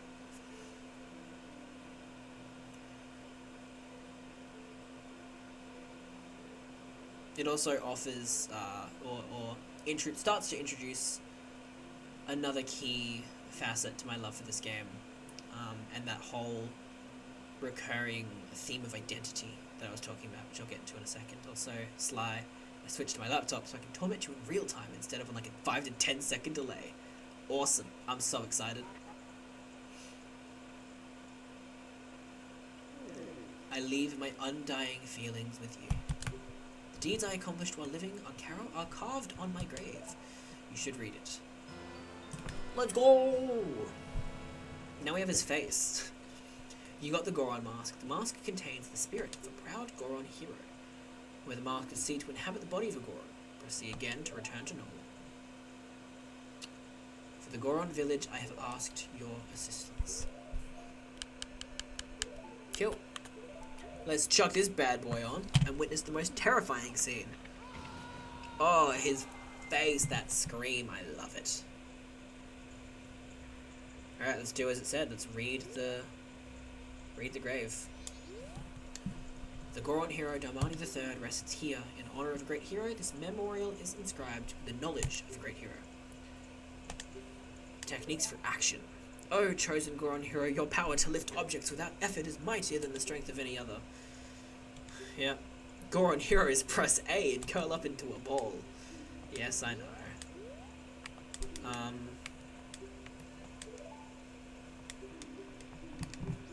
Cool. It's not really said, but the goal here, pull this bad boy back. Hot spring water. Wait, if Darmani just died, who made and wrote out this tombstone? Actually, you're going to find that out in literally, like, 2 seconds. Don't you worry. Bada bing, bada boom. No, you're not. The great Darmani, are you? Then, just whose grave was I making? It was this guy right here. Did you come back to life because it was so warm beneath your grave? Yeah, he's the one. Damn, Gorons are basically Murray from Sly Cooper. How? In what way? Isn't Murray just the what, hippo or whatever? Where does the link between those start? He can turn into a ball? So you're saying Sonic the Hedgehog is like a Murray from Sly Cooper? Please don't say yes.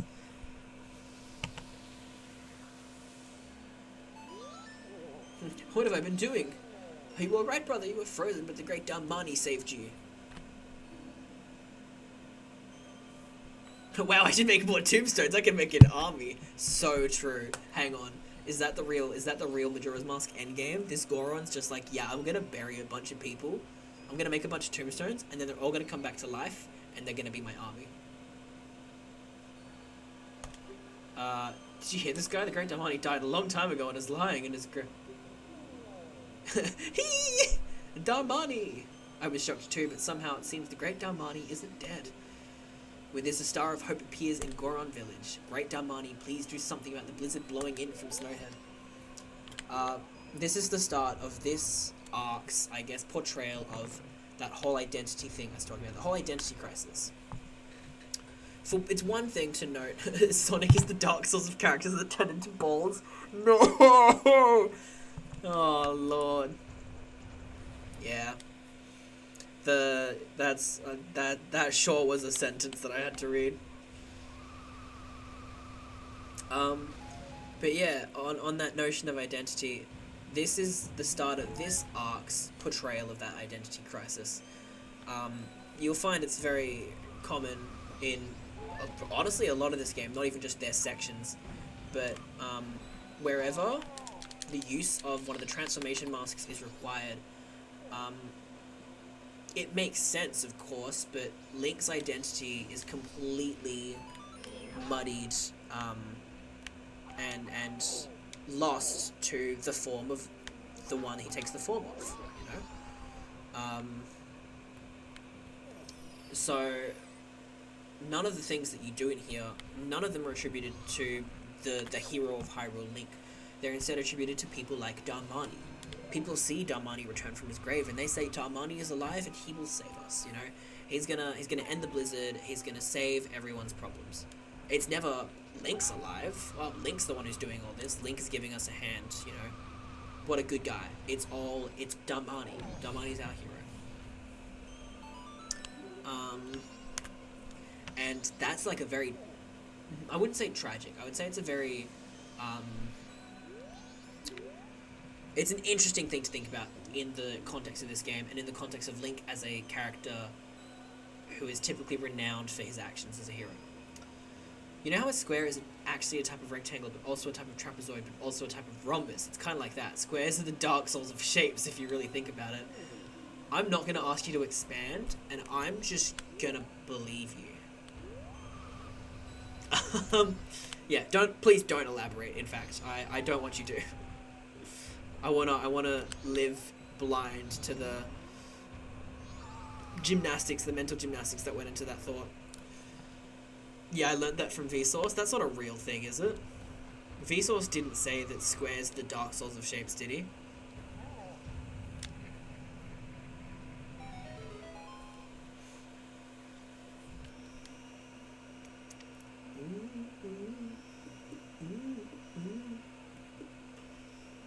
No, he said the first thing. What? Squares are a type of rectangle, but a type of trapezoid, but a type of rhombus? Yeah. Yeah, no, that checks out.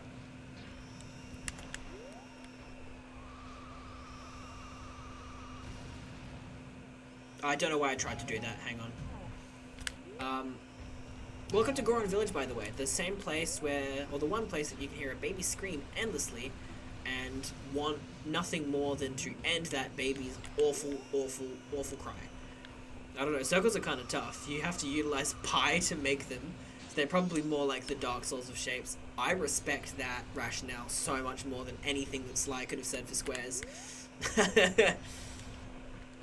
Yeah, no, you're right. Circles are the Dark Souls of shapes.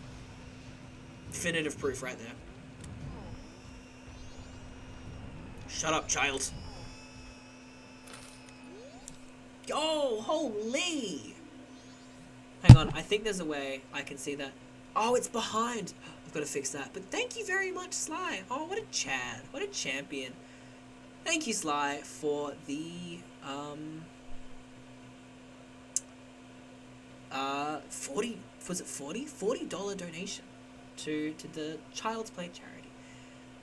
That officially puts us at halfway, actually, for the charity, so that's awesome. Thank you for helping make a difference, buddy. I appreciate you. We all appreciate you. Unfortunately, I realized that the game's in front of the donation overlay, and I can't actually check it. Can I read the description? I don't remember how to. Hang on. Let me try and find the thing. In the pin messages. It's this one, right? Do I have to log into it, or is it going to log in automatically? Oh, I have to log into it. Can I just do that? Maybe?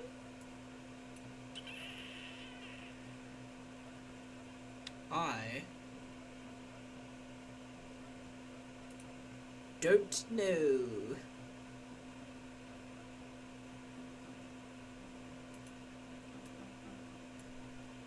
You know, this donation was kind of hard to read and see, so yeah, I know we've got a link to read the donations, but I don't actually know how to log into the site that it takes me to.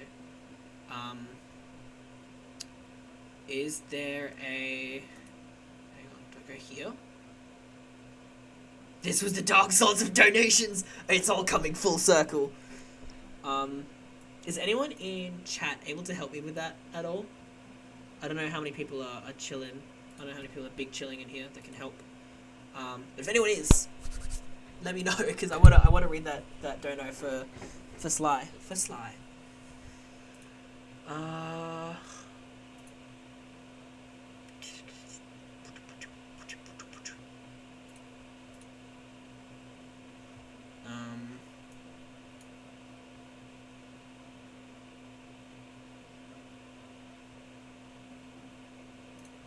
Baba Booey. It does, so that link works, and I found that link in the Discord, but it makes me log in, and I don't know what details I have to put in for that. Oh, it's fine. I just said I did this so I could have the top donation. Damn. Alright, you know what? I respect it. Oh, I see the problem? Yeah. That's alright. If you have a solution to it, let me know. But thank you, Sly, for in the meantime just sharing what you said. I respect it, because it's still for charity. Okay, does this one work? Yeah, there we go. Sly, I just did this so I'd have the top donation, TBH. Let's go! Sick. Alright, let's keep going, and that does work, yeah. I just realised that there was no point to breaking that one. That's fine. I missed completely. I was gonna try and hit it. Actually, you know what? No, I'm gonna try one more time to hit it.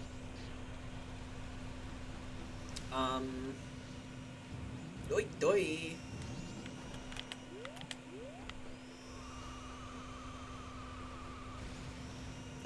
No, it's not possible. Every time I get to this place, I think it is. I pretend it's possible to hit that, you know, that pot without starting the spinning, but it's not.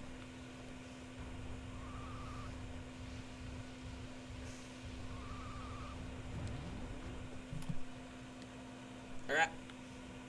In the meantime, I have to go tell a Goron man that his child is crying and that it's very annoying.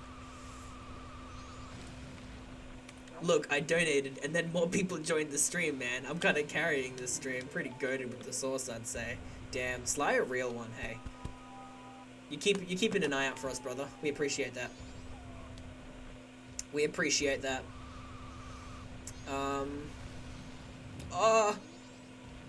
Oh god, I'm so bad with the Goron controls. There we go. Okay. I don't know if I just look at this guy too much, but I've always hated the design of this guy and his lip, because it's so, like, you know, it's just so gross. You're Damani, but aren't you dead? And then you tell him that his child's crying, and he's like, what? My baby is sad?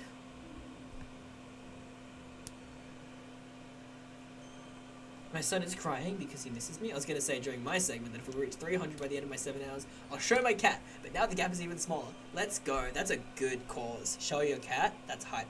I should bring my cat in and do the same thing. Cat reveal imminent. Now, if only I was able to finish Persona 4 Golden. You should do that. You should totally do that. I've been trying to think of things that I can say. I'm going to put a bet down on my Majora's Mask randomizer, I think. And see how that goes. Because I think it would be fun to place an embargo on that. Why do you know that?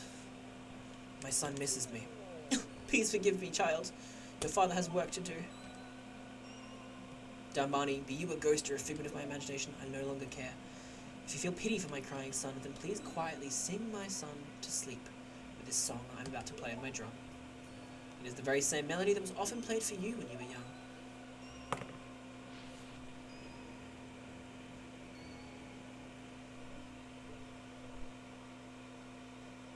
Bro, that song went hard. Did you hear that? That song went crazy. Once more, ready? Ready?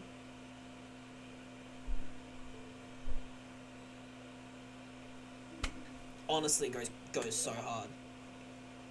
Ah, this is it.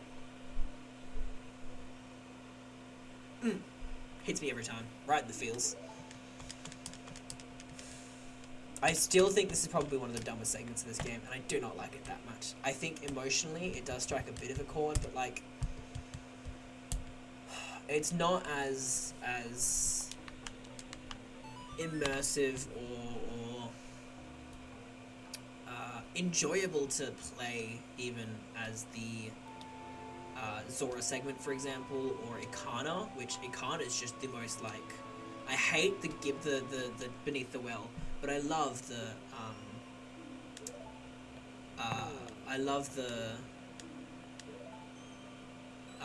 Ikana Castle and the implications in the story throughout that. I don't know if it's a PC, but I hear this humming in the background. Oh my gosh, it is. I can't believe I forgot to do anything about that. let me see if I can fix that a little bit.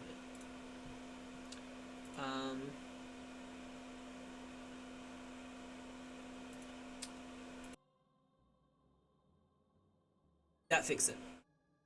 Does that make a difference? Can you hear my PC still, or is it good? That's just you and me. No. Cease. Stop. Halt. Yeah, did that make a difference? This is much better. Awesome. Thank you so much for letting. I genuinely completely. So, glad you woke up so that I could do something about it.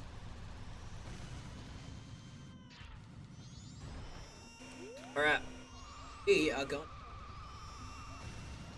Jump on up.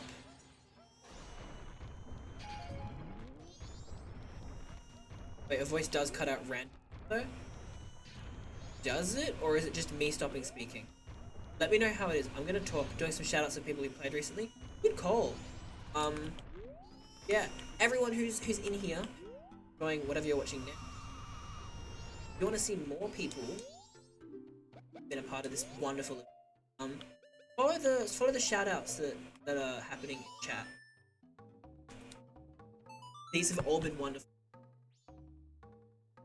A lot of that's in part thanks to the people who are putting them up. They're good shows, they're good time.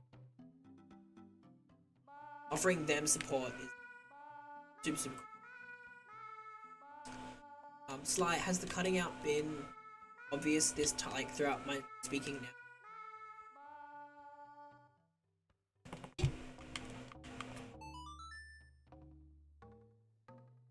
So pardon me, I'm gonna mute myself quick. I want to eat some snacks, and I don't want you guys to hear me go.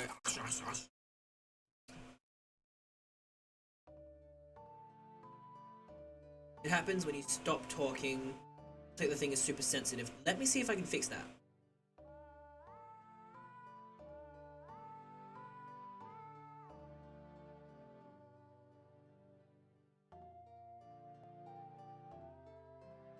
Maybe.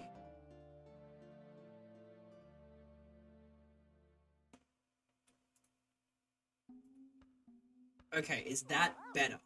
Is the, background hum gone? And is my voice not cutting out anymore? Let me know. So I just changed something real quick. In the meantime, I'm gonna quickly mute myself while I eat a couple bickies.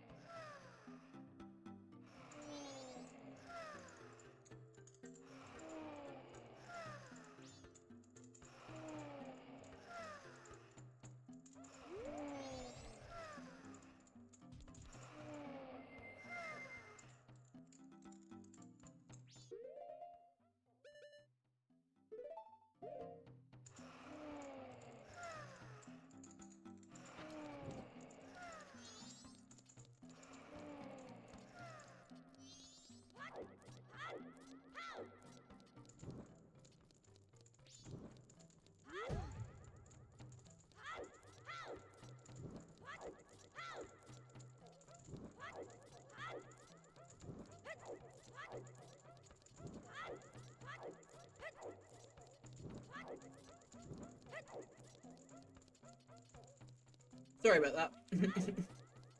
I was chomping down on food, and I did not want to talk while eating. Because that is nasty.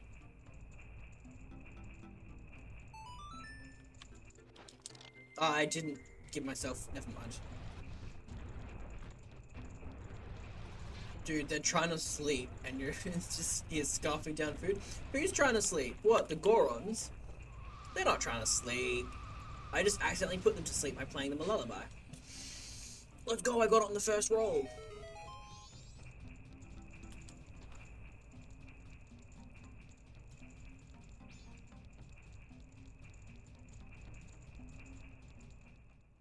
Alright.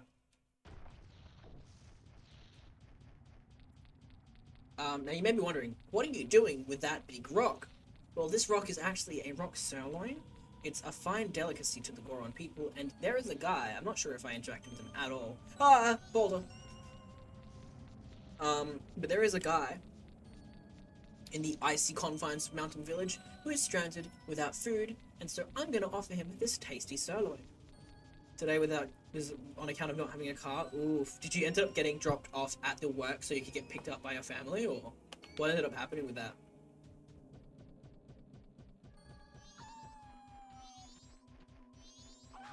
Yeah? Yeesh. That's rough. Yo, that's a shout out to me? Also, the shout out to Hollow. I can't believe I missed that. Yeah. Hey, there's no glowing red parts on that rock meat, right? Not that I can tell. Maybe it's on the inside, though. You're not thinking what I'm thinking you're thinking, Boyardi, are you? Are you thinking what I'm thinking?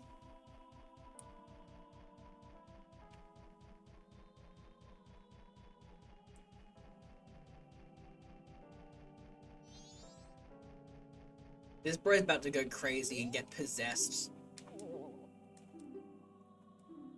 Someone's about to put a mask on this guy.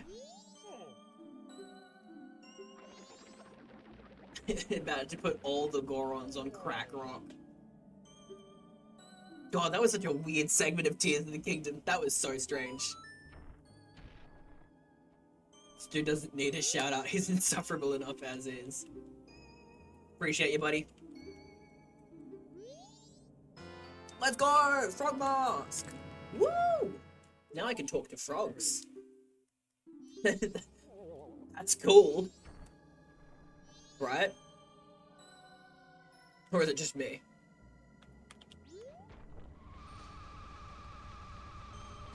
Booyah! Alright. On our way to the second dungeon. Let's go! Is that Milk? Milk, welcome in! How you going? Hope you're doing alright. Hope you're taking care. Boy! Yeah, got it. Let's go. Wait, since I donated a large amount, that means I'm allowed to verbally abuse the streamer, right? Well, no, because you can't verbally abuse me, because verbal abuse would mean spoken, and you can't speak to me. And also no, because that is not very pong. Negatory sets a bad precedent. Exactly. Listen to the admins. Alright, ready? Yeah, don't overstep your boundaries, Sly. Having said that, I greatly appreciate your support being here. We greatly appreciate your support donating. Love you, buddy. Don't be mean to me, please. I am just a little streamer, man.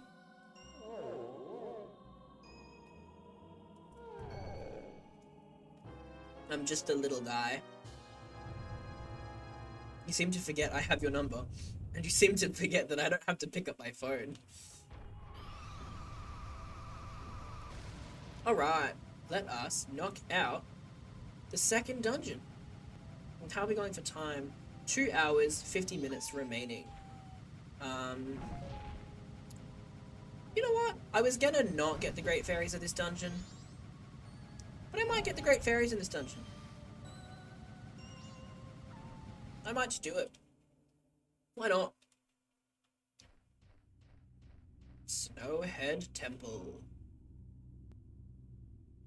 Do I need the double magic? Do I care enough for the double magic? Not really.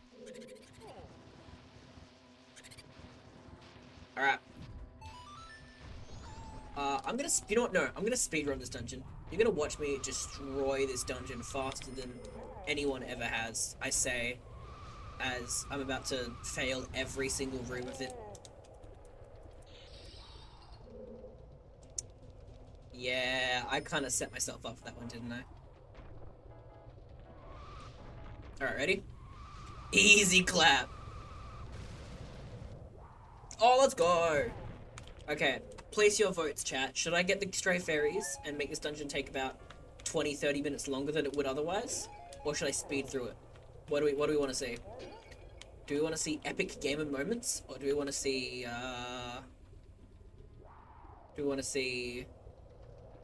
slow? Super Mario Bros. Wonder Direct during my rando? No way, really? That's crazy. I might pause the rando and say, alright guys, Zelda event paused. Watching Mario. No, I wouldn't do that. I wouldn't do that. Make it as painful as possible? Nah, I'm not doing that. I do want to go this way, right? God. React charity stream. Let's go! Yeah. This stream's about to get crazy. Okay, so I was talking about it with the other temple. The first temple is fine. It's very simple. I think it's theming, or it's uniting puzzle of the poison swamp. It's not like that interesting, right? And it's not explored very much. It doesn't feel like a key part of the dungeon. It just feels like something that at some point you clear the water. Cool. Similarly, this dungeon's whole theme is you're constantly trying to move up. And they highlight that with this pillar in the middle. And I don't say many negative things about this game, like, ever. But this is probably as negative as I get. They have this pillar, and it's like, oh, I'm going to have to keep advancing that, and that's how I'm going to feel progression in this. That sets it up for a well-designed puzzle, you know?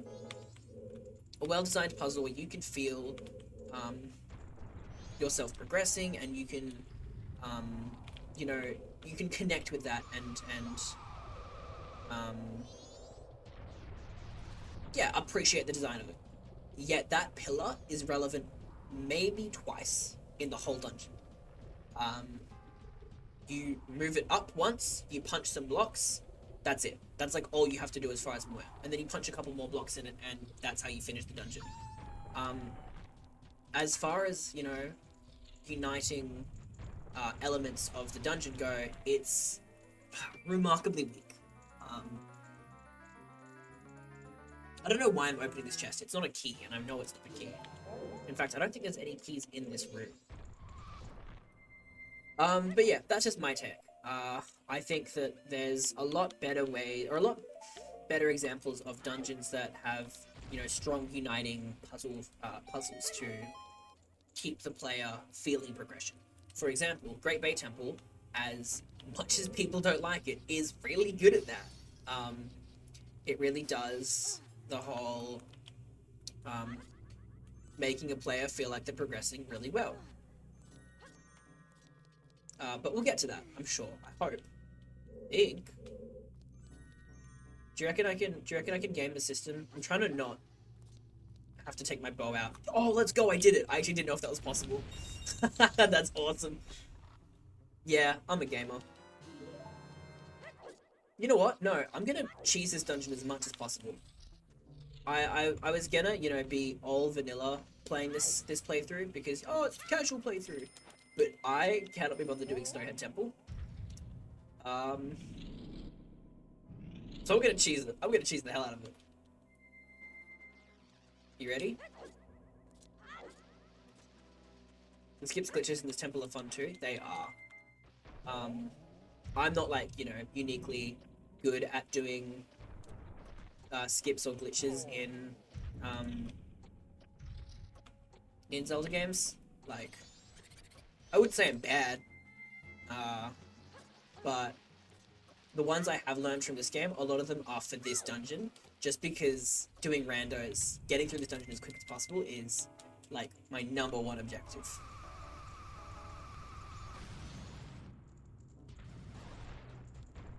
Alright, going around here. I know that there is a way to, you know, speed this up by not having to come around here, and you can just do a jump from that platform to this one here, which is nice. I saw someone do that. I thought it was very cool. But yeah, alright, time to fight Wizro. Thought your #1 objective was to keep you aggressive. Sly, buddy, please.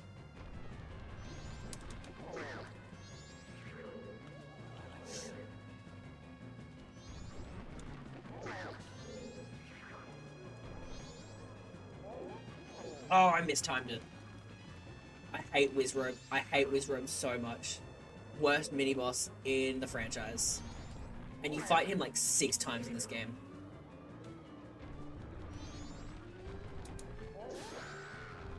Booyah!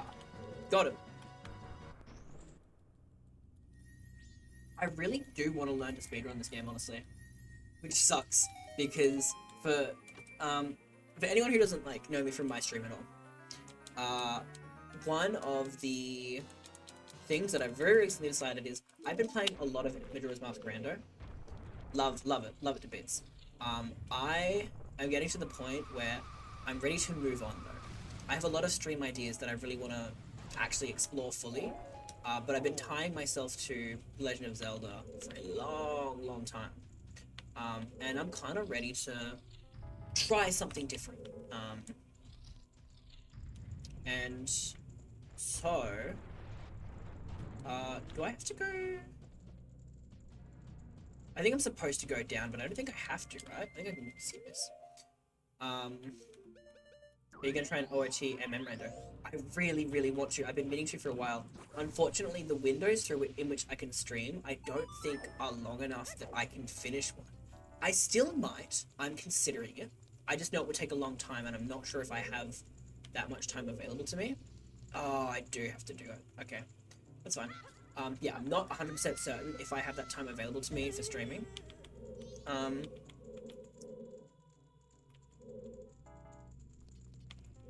Where am I going right now? Okay, well, I'm gonna open that because I remember. But I was deciding that the MM Rando that I'm doing for this charity event, I decided that that's probably going to be my last MM Rando for a long time.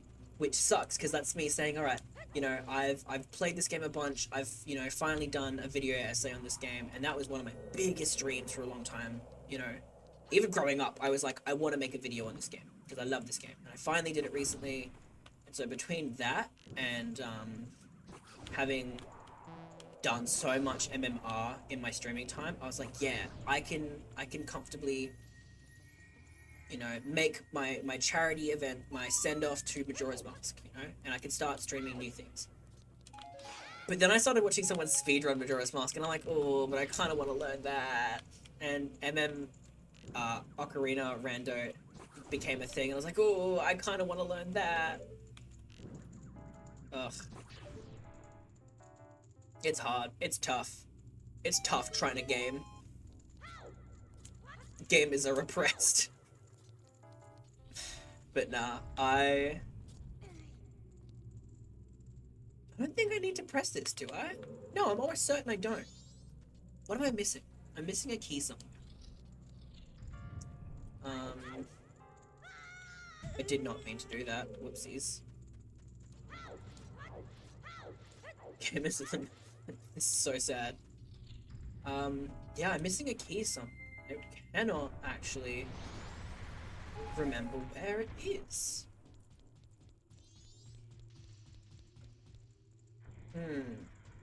Because I know for certain that I do not have to press that button, like, at all in an atypical playthrough of this dungeon.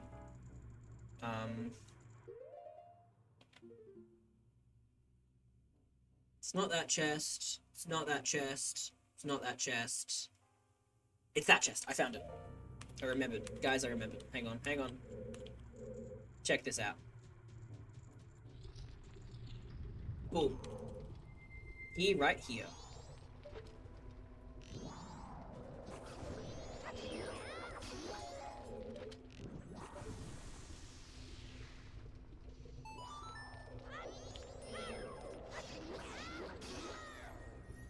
Let's go.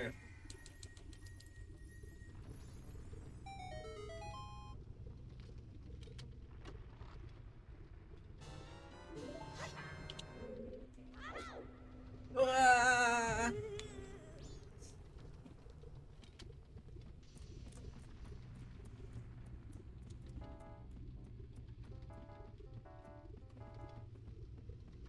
Alright, now that I have that key, I'm pretty sure I can just, I think that's all I have to do for this temple. I think I can just get to the end of the temple now. which means I can finish this section of the game, move on to the next one, and then finally I have a chance to showcase the big like segment that I was hoping to get to in this game. I might even have time to finish the main story, to be honest. If I rush a little bit, might be able to make it to Majora, which I don't have to because there's a 100% playthrough of this game being done, and in that playthrough you'll get to see the Majora fight. But I mean, I can try.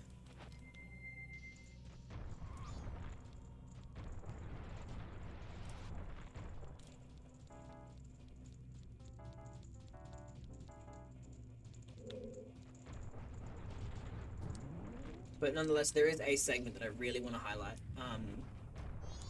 coming up, and it's basically just exploring all the side content in this game, and how they relate to, or what kind of readings you can make of those. What you can take away from those experiences, because there's a lot to it. All right, time to finish off this dungeon with my favorite thing. So, normally, remember that vertical pillar I was talking about?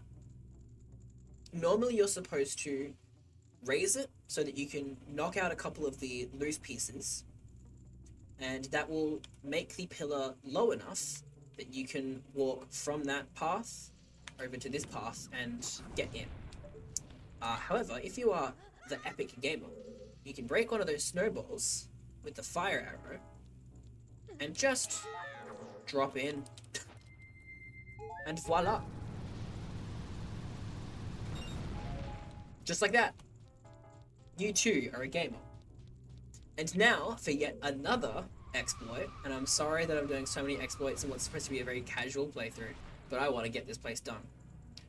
Normally, I would have to go down there, go into the mini-boss fight and fight another Wizrobe, which I do not want to do, grab that boss key, come back out, drop back down and do that glitch I did again so I could use the boss key to enter here. Alternatively, oh, if I can get it, hang on.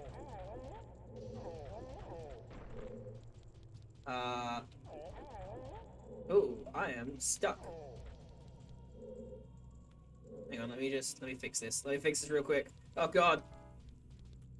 Link, please. Oh no, Link, please. Okay, there we go. If I can position it right. Damn, I'm struggling. I usually get this pretty quick. Alas, in a marathon setting, that would be too convenient.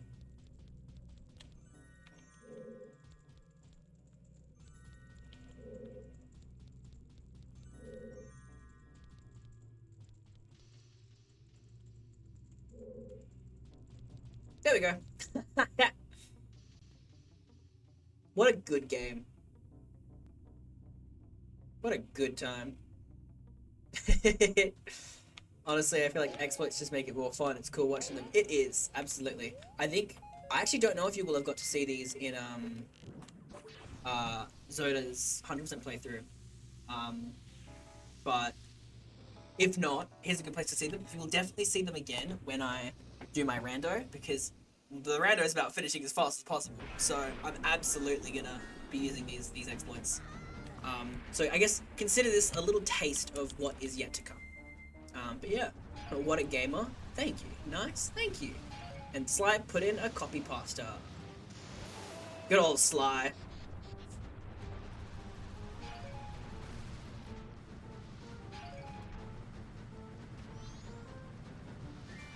Alright. Oh, hang on. Don't get me. So, I just watched Zoda do this fight, I'm pretty sure. And I'm gonna be real. He obliterated this fight. I'm notoriously bad at this battle. And so watching this after seeing that is probably the most, it's some whiplash. Alright. What was that? Thanks, Goat. Oh, yo, yo. Do you want me to reveal where that's from, by the way? Sure, please do.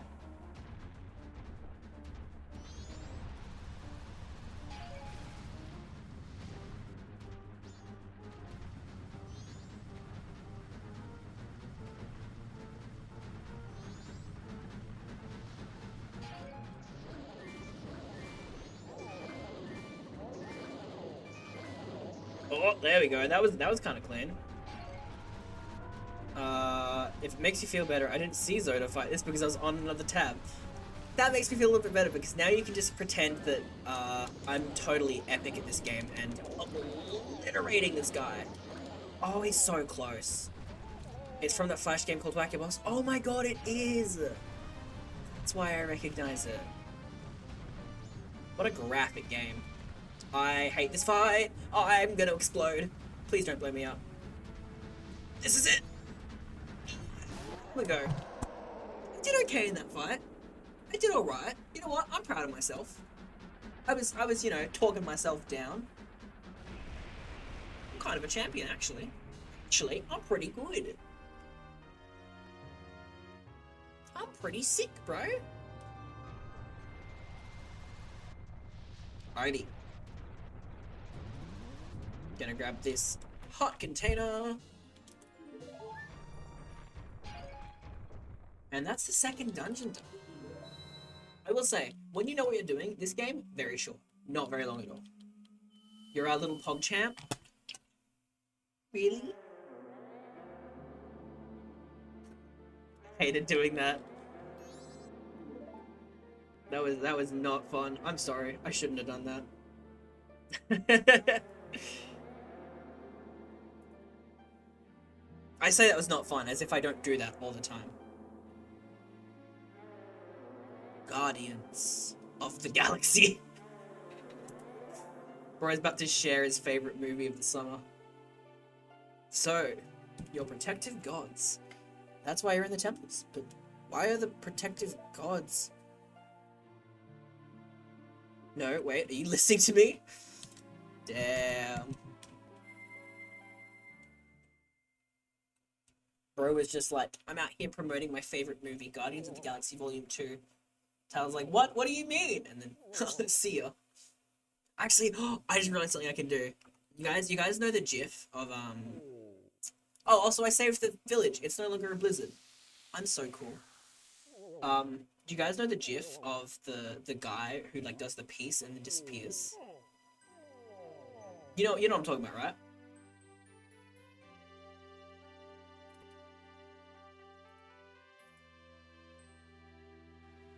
Sorry, you guys know the video of that GIF of the guy who does that and then disappears. Why can't I go to the filters for my video? Hang on. No? You've not seen it? Okay, I don't wanna derail stream at all because this isn't my place to do that. So you know what? I might save this little bit for when I stream next on my channel. But I was gonna do something very funny. Don't worry about it. Don't worry about it. Don't worry about it. All right. Well, with that done, there is only a couple things I want to do. The first is I'm gonna go get my powder keg license, so that I can actually progress in the game. And the second is I am going to, actually, I might, okay, apologies for what I might, you know, do quickly, but I might speed up the game for a bit, just so I can quickly do something, because I want to progress, but I have the weakest sword in the game, and I don't want to have the weakest sword in the game, but to get my sword to be stronger and stay stronger, I kind of need to waste some time. So I might speed up the game so I'm not wasting the time I want to set aside for like particular showcases. So apologies in advance for when I put the game on speed up mode, on turbo mode. If you ever see GIF around me, IRL, I will have a genuine... I'm sorry that I said... Okay. Chat. Let me know. GIF or GIF? I understand the rationale behind GIF, and realistically, that's probably the more accurate answer. But at the same time, is it about accuracy, or is it about the fact that shortening a word is to make it easier to say, and that saying GIF is less comfortable than saying GIF? What side are you on? Are you on team GIF or GIF?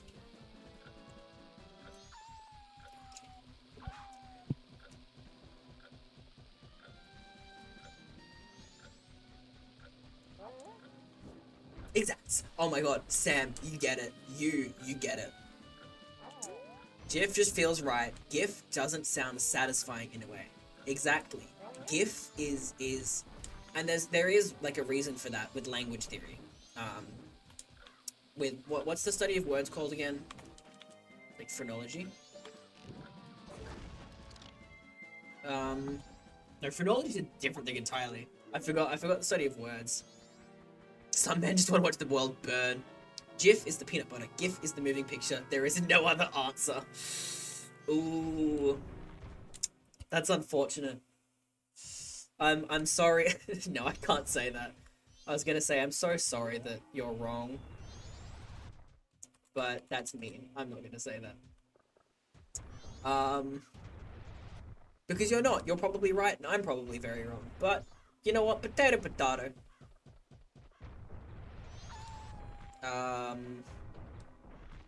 Alright. I am going to go get my powder keg license, and then I'm going to reset time. And then I'm going to enter turbo mode. So the game will probably be very unappealing to look at, and the audio will probably not be very fun either. Oh, I just remembered something. Actually, no, I'm not gonna do that. Semiotics, yeah, I think that's it. I realized that if I want to get a powerful sword, I kind of have to, refight Got, and I don't want to do that. I don't want to fight that guy.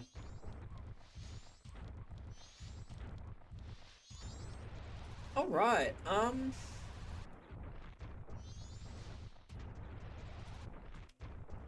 that's the study of symbolic communication. Huh, I didn't actually know there was a name for that. Oh, you know what's actually really tempting? Okay, no, you know what? I am gonna do this just because I'm a little gremlin. So, what I'm supposed to do right now is I have completed the Goron and Deku sections of the game. I'm supposed to do the Zora section. But to access the Zora section, you need a Epona, and to do that, you need to go back in time to the first day and do some stuff there. However, you don't need a Epona for a lot of this Zora section. You just need a Epona to get there. You can probably see where I'm going with this. There is a very easy way to get there without a Epona. I will still go get a Epona later, but because it will just waste time for me to reset to the first cycle, go get a Epona, and do all that stuff when I want to do that later anyway, I'm just going to do a fun little thing. I'm gonna have a fun little experiment where I put a bomb down.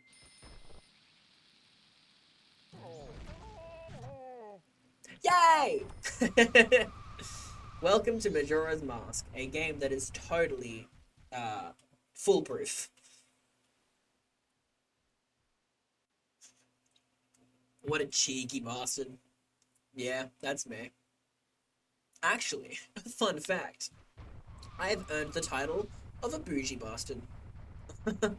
My favorite band is called Johnny Manchild and the Poor Bastards. And I was subscribed to their Patreon, and the tier of Patreon that I subscribed to was called the Bougie Bastards. And therefore, that is my official title. Any concerns on that? And you can bring that up to my manager. I don't. I'm just talking. I don't have a message. All right, let's push this guy. Welcome to the Zora section of the game. Um, I will say, okay. I keep talking about how, oh, you know, there's nothing bad about this game. I say very few bad things.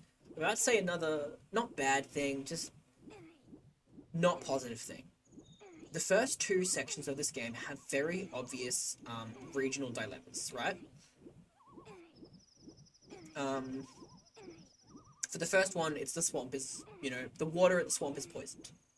For the second one, it's there is a blizzard tearing through the mountains. For the third one, it's much less clear.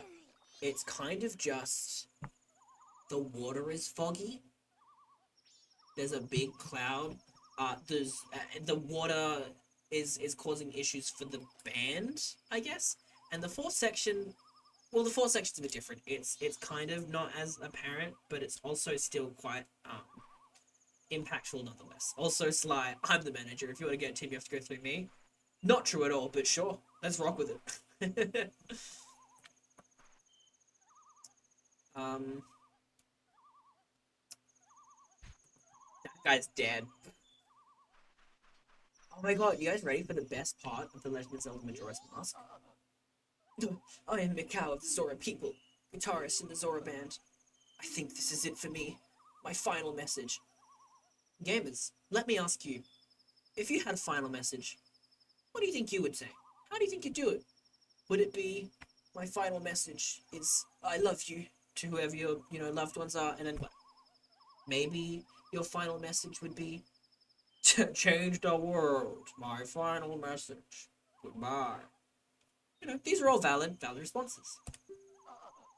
Let's listen to his final message. 1, 2, 3.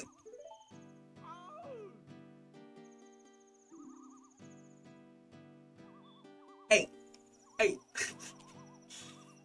The carnival's beginning to say we're the ones we're waiting to see. But that girl Alpha Hercules, she laid some strange eggs. And she's lost her voice. She can't hear what she says.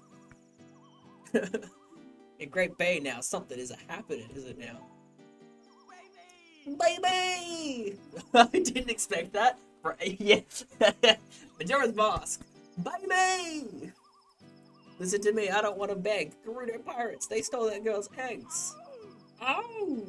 I went to stop the Gerudo pirates, then pow and bam! I got knocked down, and here I am. Baby! If I die like this, even if I die, it won't be in peace. That's for sure. Somebody please rescue her eggs before the pirates take their toll. Or somebody, please heal my soul. Man has bars though, alright? Even in death, man is spitting flames.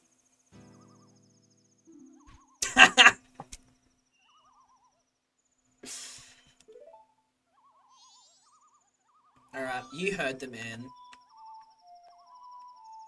Heal his soul. Come on. And now begins the second section of Link's Identity Crisis, the game. The Zora story is pretty sweet. And healing this guy's soul is pretty beautiful. I think this is probably my favorite scene for the Song of Healing. Dude used the last of his editing to give us a masterpiece. Honestly, when's that getting added to Spotify? When can I listen to that on the daily? Bro needs to release that.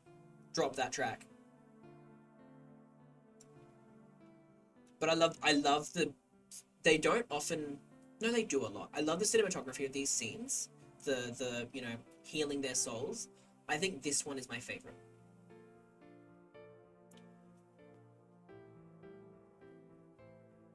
It's so good at communicating a simple story of a man and the world that he lived in and how going to the world beyond means walking in tow with the legacy of his band, those he loved most. And this is one of the reasons So the video essay that I made of this game, which I mean, if anyone's interested in, by the way, um, let me know. I guess I don't know, but someone brought this up. The link of this world is probably the most defeated, the most tragic Link of all of them, because this is the same Link who went through Hyrule, and fought through Hell and High Earth to save a world that he eventually walked away from, to enter a world in terminal peril and save it, as you'll see, with no one knowing his name. And during this adventure, he has to watch the final moments of well-known like well-known people of their races as they grasp for a final, strand of hope, a final lingering regret or lingering desire. And in the case of Darmani, it is at his grave that he does this. In the case of Mikau, he just watches this guy die. Carve my farewell song on my grave. I'm depending on you to help that singer girl. He has to go out of his way to create a resting place for the physical body of someone he never met, of someone he just had to watch die. And that is brutal. And yet, here he is, and he pays his respects as any well-adjusted and truly valorous young male would. Not young male. He's a young male, but as any valorous, dignified person might. My final message. This is what God feel like, laughing to the bank. Is that another Kendrick song?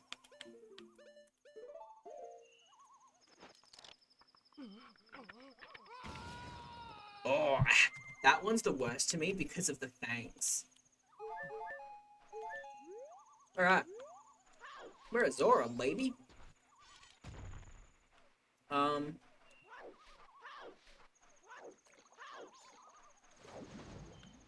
Bro, I don't know what you're doing. Sly, I do not know what you're trying to say.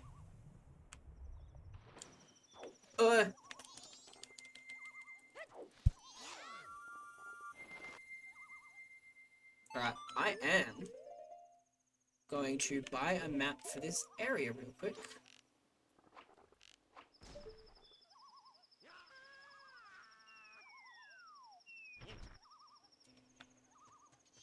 Hello, hello.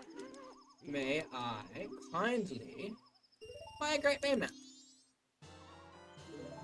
Thank you very much.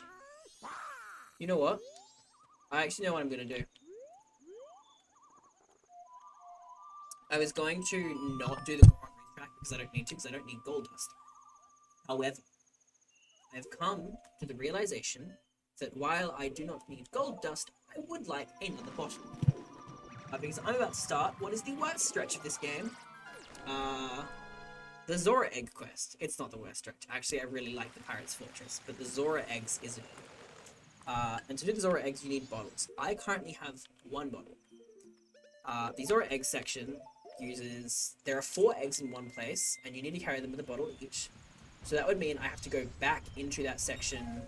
I'd have to grab a egg, leave, grab egg, leave, grab egg, leave, grab egg, leave. And I do not want to do that. So if I can get a second bottle, I can condense that to 2 visits, which is much nicer. So we're going to go get a bottle. 1 bottle egg hunt. Honestly, would be the worst. I want 3 bottles ideally. But I actually forget where the bottles are in this game. Yeah, let's just do the... Yeah, let's do it. Where are the other bottles? I know you get one from the beaver race. You get one here. There's still 3 more I'm missing. Oh, it's from Romani. That's why I'm supposed to do Romani. That's fine.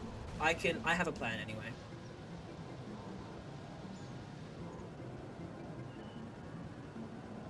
Oh, yeah. Alright, you know what? Place your bets, people. Who thinks I'm gonna win first try? Who thinks I'm not going to? I'm gonna go ahead and put a cheeky $10 dono on the line. If I don't win, I'm gonna donate $10 right here, right now. If you want to join in on this bet, feel free to. You don't have to. You're not obligated to. But if you feel enticed, go for it. I'm not liking the look of this.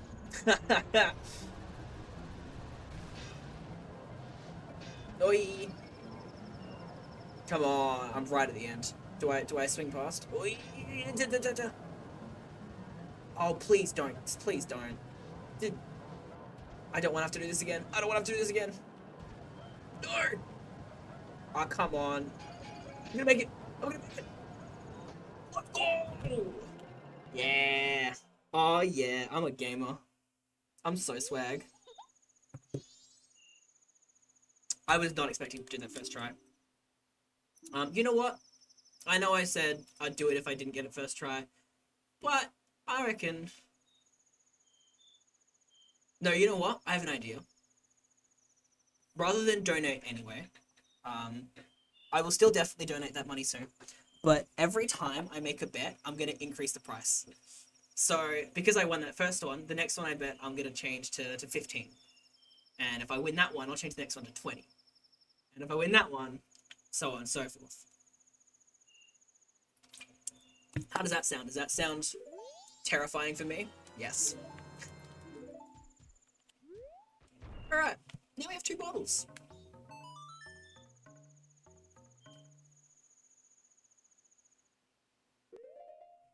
Alright, where to?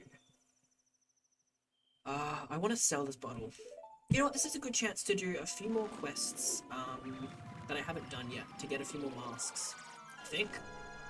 It's good, as good a time as any, I suppose. I doubt the mayor's office is still open, is it?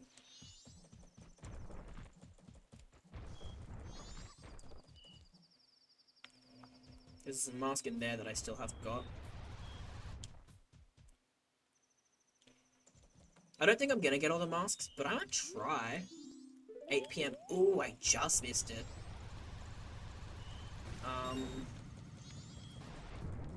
Alright, let's grab the mask over here then.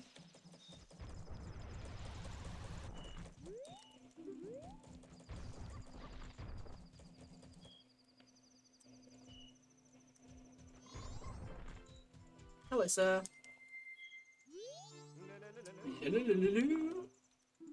I didn't mean to skip that, but I'm just gonna skip all the text. This story's funny, but it's not important for me. You got the Bremen mask! Let's go!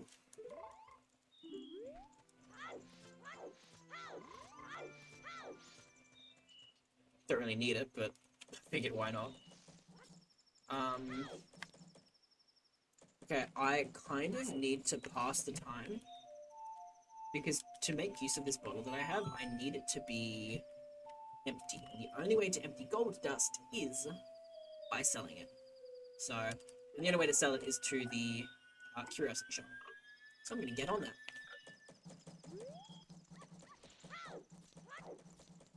In the meantime, hope everyone's doing alright. I probably would have been a good time to do this before, but apologies for people who have been here the whole time and hear me say this over and over again.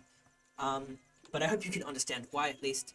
But for anyone new here, just a reminder, obviously, this lovely, lovely event that I'm having so much fun being a part of has been organized for the goal of raising money for charity.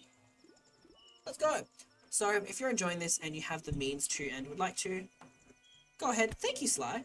Go ahead and donate to Child's Play. Help provide, you know, kids who have to find themselves confined to sterile environments in hospitals and such. Help them have a little bit of magic to, you know, in their life. Help bring them the kind of magic that I have the, you know, privilege and like luxury of being able to share with you. Any donation will make a difference, and your support is greatly, greatly appreciated. Again, obviously only if you have the financial means to. Yeah. In the meantime, I'm gonna push onwards. Did he just say 250 rupees? Bro. I should have emptied my wallet before I did that. Ah, well. It's not like I need more money, I don't think, do I? I don't actually know.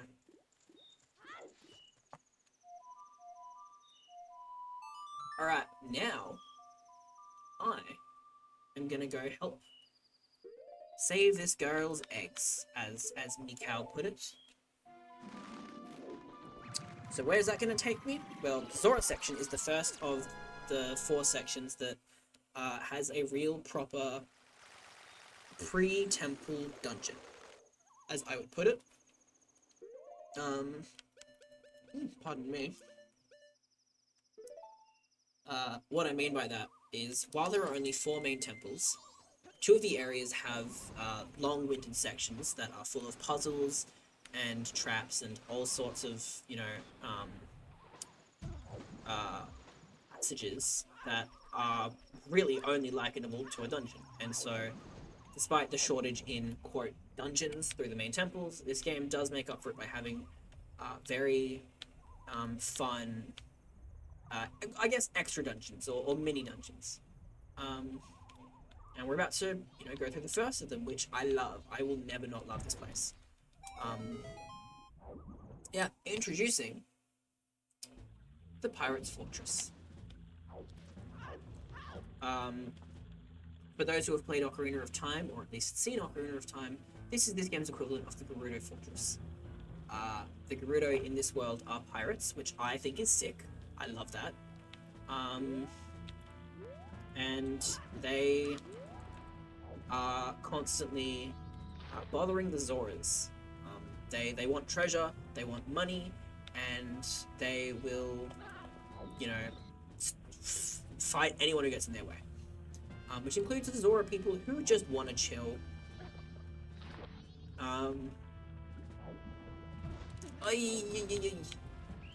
No, I got caught. Okay, it's fine. I'm good at this game.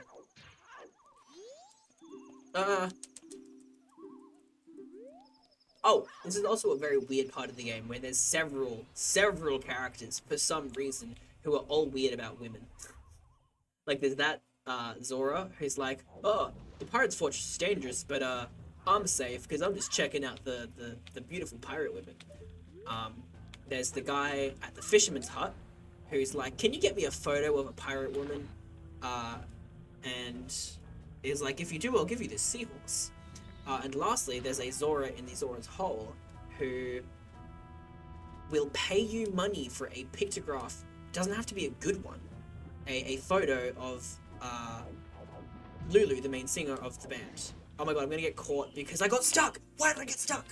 What was that? That was so stupid, I couldn't move. That was so strange. I swear I'm good at this game. I don't know what's happening.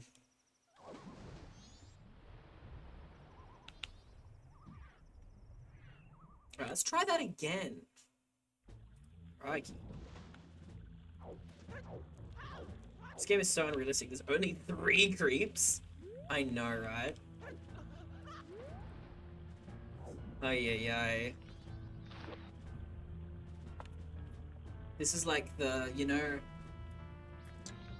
the images where it's like society if X. This is like, only 3 creeps is society if it was Majora's Mask and only had 3 creeps, and it's that futuristic, like, everything's good society. Am I gonna get caught? No, I'm not. Suck it. Suck it, game. I'm too fast. Too fast for the naked eye. Sonic the Hedgehog. Go! That's a thing? I didn't know there was a command for Link being an idiot. That's so hype. 1,223 times now. Can I ask Fish what that means? Does that mean that that has been done 1,223 times? Or does it generate a random number or something? That's a very fun command. I love that.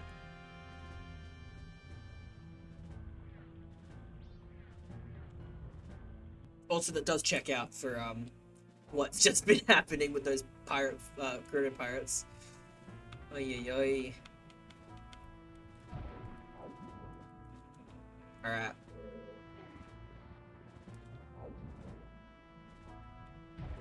Once you get caught, I'll check.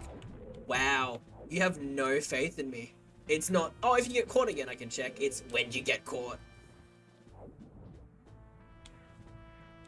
It's fine. I'm not gonna get caught. I'm too good.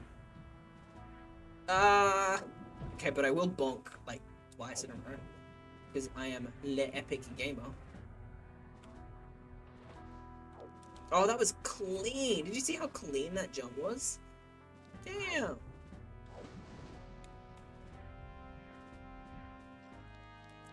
My pathing right now. Mwah. The command has been done 1,223 times. See, I can't tell if that's sarcasm, like, what are the odds that it's been done that many times, or if that's, yeah, it's been done that many times. I kinda hope it's the latter, because I think it would be really funny if there was somehow 1,223 opportune moments to use that command in this marathon so far. That would be hype.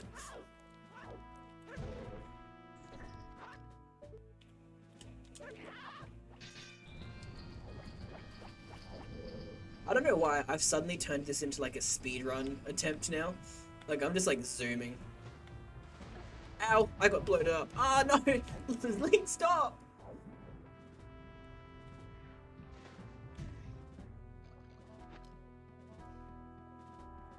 Link started bonking like crazy there. That was wild. Ooh, I hate this room. This room, it causes me so many issues because I always either miss this switch or end up, when I punch to throw my fins, end up moving off of that panel. No sarcasm? That's crazy. If it's actually counting and it's counted 1,223 times, that is insane. Oh, I'm so glad I could be one of those. Well, not in the marathon. Oh, Yup is your bot. Oh, so you've done that in general, in total. Wow, that's hype. I think I've used it like 3 times in the marathon. Ah, okay. Oh, well, I'm happy to be one of those 3 and to be one of those 1,223. That's beautiful. I'm part of something magical now. Part of a precious set of memories.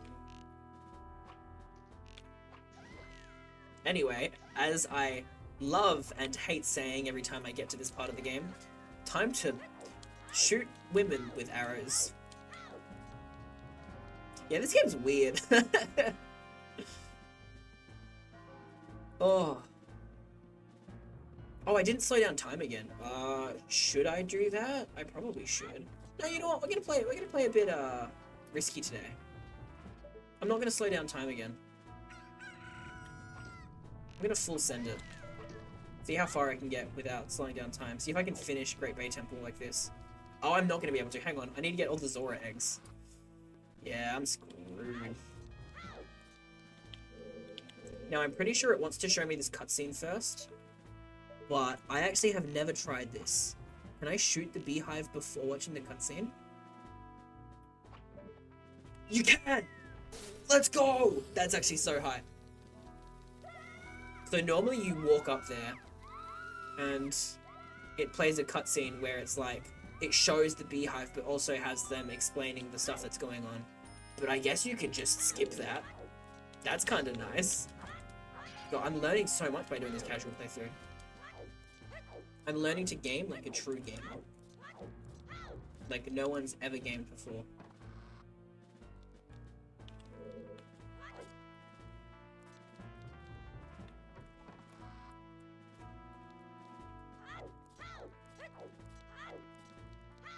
Honestly, what a gamer. I got called a gamer by the Sam. Now, I should also have less delay. I tend to get a pretty good amount when I leave the stream running overnight. Yeah, I was gonna say, I've like been refreshing whenever I've been lurking, like every few hours because I realize, oh, I'm getting a lot of delay. So yeah, I get what you mean. Welcome to the present. Welcome to not having delay. How does it feel? How does it feel to hear me in almost real time? Ah, no. Come on, buddy. Come on. You know what? I don't have to fight you. You can just... Well, bam! First Zora egg. It doesn't look very healthy. You better have someone examine it quick. Feels good? Yeah. Alright. We are... So, because I only have 2 bottles, I'm only going to be able to collect 2 eggs before I have to leave and come back. So, I need to make sure I am smart about this. I'm going to go get this Zora egg over here. You know what? Hang on. Is this a thing you can do? Okay. I've never thought about this, and I don't know why.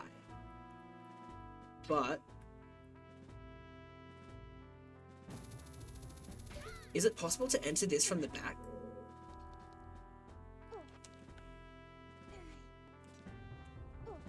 Ooh, it might try to stop you by... Oh, it looks like it will.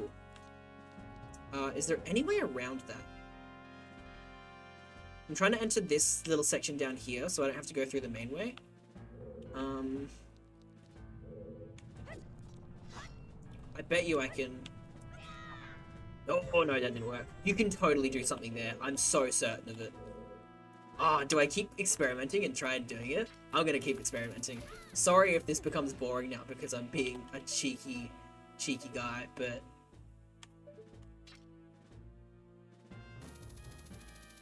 I'm being a cheeky gremlin.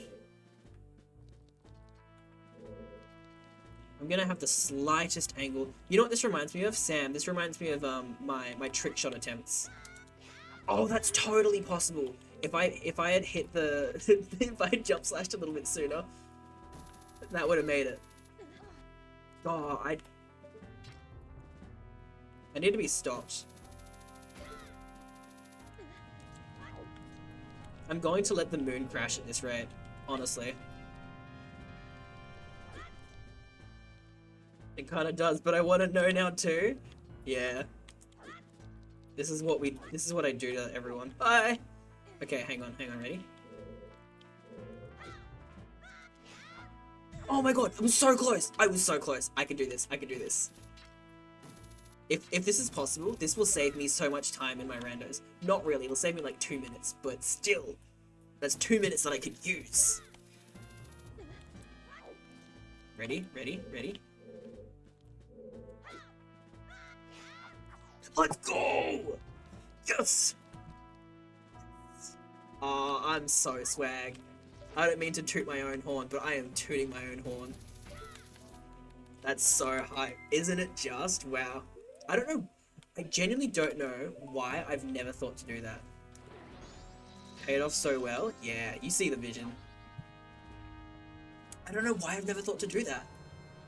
Like, I feel like anyone who looks at that section and sees what that is, or at least knows what it is, I feel like that's, you know, instinct to be like, I can gimmick this. Nice. Thank you for your support, everyone. Makes you, if it makes you feel less swag, Groval did that yesterday. No! Damn. I wasn't the first. I'm a fraud. I'm a phony. I can't believe I only got on this because of the trend, because it was trendy. This is devastating. You know what? No, I still feel swag. No, you know what? Now that you said that, I have to make myself feel more swag. So,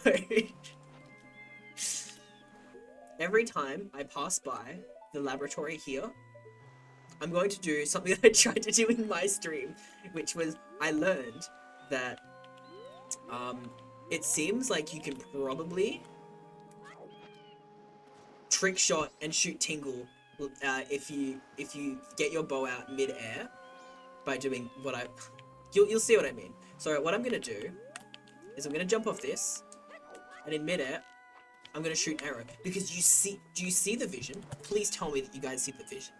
What I'm trying to do is I'm trying to shoot the arrow at the perfect angle that without looking and without aiming, it hits Tingle's balloon and I can do Tingle. I mean, you did something that was featured in the Trick Showcase, so that's swaggy.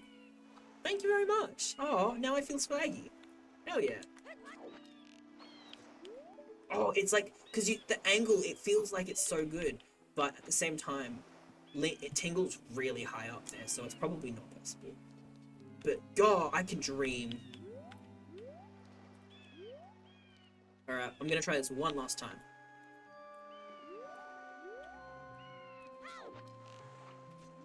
Yeah, I wish, you know. That would be so cool. I think it goes way too, like... It goes more at this angle than it does go up. Anyway, I just wanted to make sure you all, you know, understood the vision. I feel like if it's timed perfectly, I really want it to be true. Okay, you know what? I'm going to try one more time. This time I'm actually going to try timing it to when Tingle's balloon is lower. So it goes up, down, up, down, up, down, up, down, up, down. Alright, I'm going to time it. He's up. He's on his way down. I was right, he was on his way down, but that aiming was terrible. Nah, I don't think it's possible. I think the vision is, it's a false vision. I didn't even pull the bow out that time. Anyway, I'm slowly letting time tick and the world end, so I should probably do something about that. Sorry for putting you all through my, my chaotic visions. I can't believe it wasn't real. Oh, see, you know what I want to do? Is I wish that there was a way to... There probably is. I kind of want to debug the camera so that I can see where the arrow is actually going, you know? I want to watch the arrow while I'm shooting it so I can see if it's even anywhere close. But there's no way of doing that vanilla. You know what? I'm gonna figure this out. I'm gonna oh, I sound so like I'm fueling myself with copium, you know? I sound so desperate. One day I will show the vision. Alright, in the meantime, we've dropped 2 eggs off. Time to go back to the Pirate's Fortress.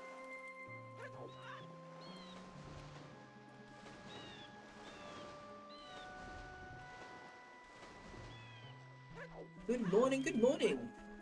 Is it dark, Goldie, or is there an AM preference there? I'm not 100% certain.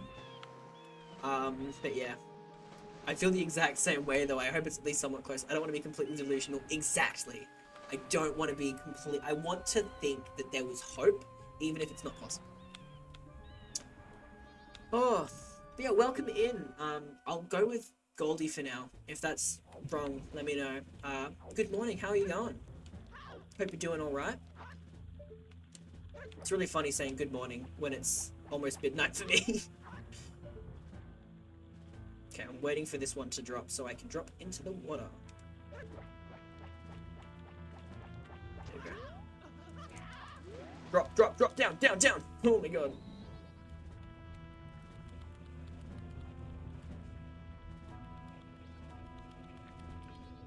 Nice try.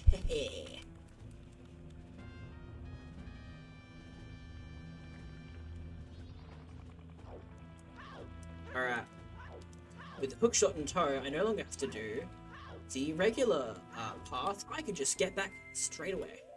It's 9 AM for you? Yeah. Yeah. Time zones are crazy. We love that for us.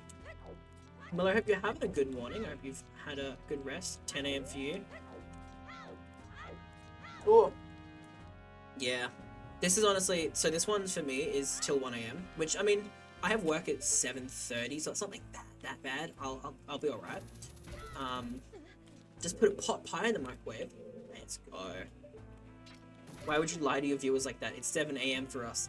They literally know I'm Australian, and all they have to do is say, what is Australian Western Standard Time right now? And they will see that you're gaslighting. So crazy, it's 8 AM for you? Yeah, that's crazy. What's crazy though is that it's, like, the spectrum right now, in chat, as far as I understand, is it's 8 AM, it's 9 AM, it's 10 AM, or it's 11 PM. And I think that's very funny. Ooh, turkey. I respect that. I heard is Mary Callender's beef. Is Mary Callender's like a brand of pie? Sly, you would know probably. Is that something we have in Australia? Because I have no idea. All I know is that on Australia we have our Vegemite, we have our Tim Tams, and oh, you know what? I have an Australian beverage. I have an Australian snack right next to me. I'm gonna die, aren't I?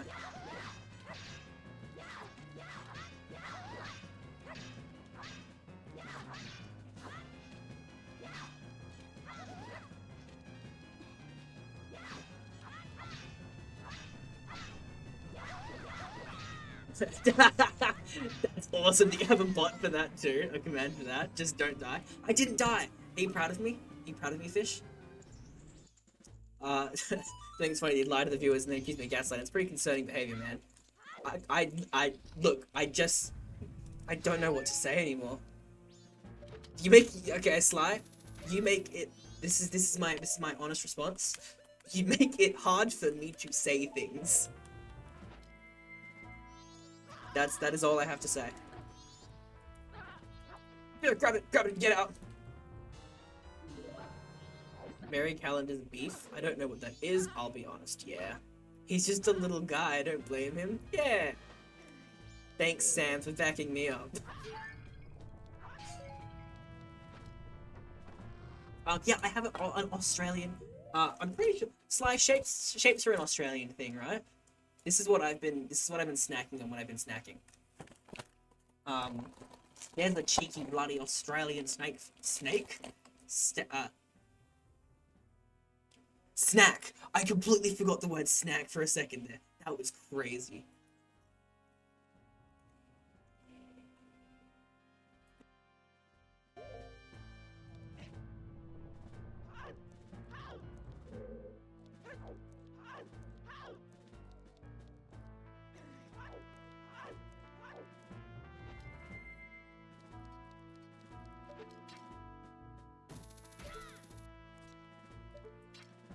Remember, you can't bully me, I'm just a little guy.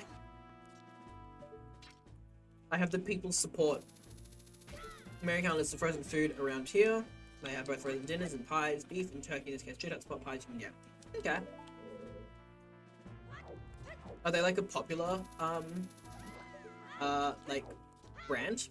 Like a super popular one, or is it like a, you know, relatively speaking, popular? That didn't make sense. Is it popular, or is it just like, you know, not uncommon? I bring the frozen dinners to work because they don't taste bland like a lot of frozen dinners do. Oh, okay. I think they're popular. Alright. There you go. It's actually a restaurant that sells frozen dinners in the US. Is it actually? That's a thing? I didn't know that could be a thing.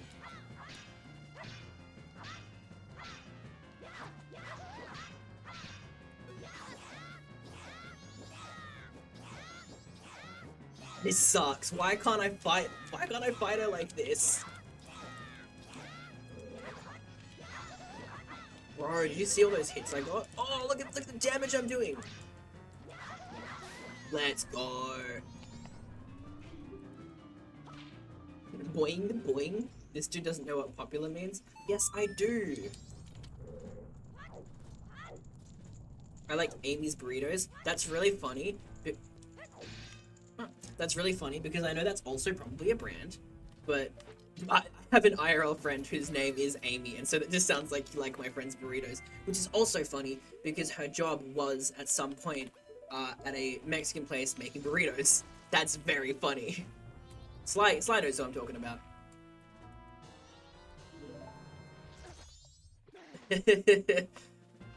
Well, maybe I'd like her burritos too. Yeah, maybe. They're a California bakery.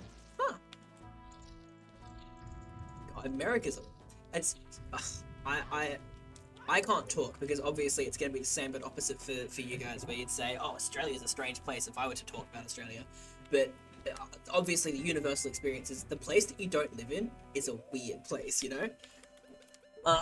I'm someone who's not had the chance to travel beyond literally where I live at this point in my life. I've never like gone on a trip other than down south in the from the area that I live for a couple hours, or I've had one trip to the eastern states of Australia. Um, but yeah, I've never been out of Australia, and I've barely been out of the west states of Australia. So, thinking about other places in the world is funny. It's strange. It always get me saying when I had to go gluten free for a bit. Ooh, how come you had to go gluten free fish? Also, is it fish or is it waffle or is it fish waffle, or is it none of the above? No, I don't know who that is. I honestly don't know why you keep talking to me like I'm someone you actually know. It's a little strange. I'm gonna be real, man. My bad, Sly. Sorry. Emmys has so many good options. I read that as it's a little strange. I'm gonna be a real man. Pinocchio be like, fish waffle. It's all good. All right, noted, noted. Have I seen quokkas before? Yeah, I've seen quokkas. And they're just little guys. I love me a quokka. One of the beaches that I go to for my friends, like, they have their birthday parties there regularly. It's just a nice beach evening. Um, we always have quokkas that show up there. No, have you actually, Sly? That hurts my feelings. I didn't know that's something you could do. That makes me sad. You have made me want to cry. No, I'm kidding. Oh my gosh. You can't do that to my little heart. You cannot eat them. Please do not eat them. Please do not eat the weeds. I was about to get salt set. Same! And I mean, Sly's kind of a gremlin, so I wouldn't put it past him.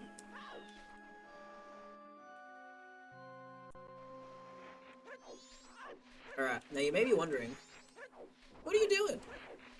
I'm making life harder for myself, actually. No, I've got all the eggs from the Pirate's Fortress. There are 3 more eggs to get in the, Pinnacle Rock, underwater section.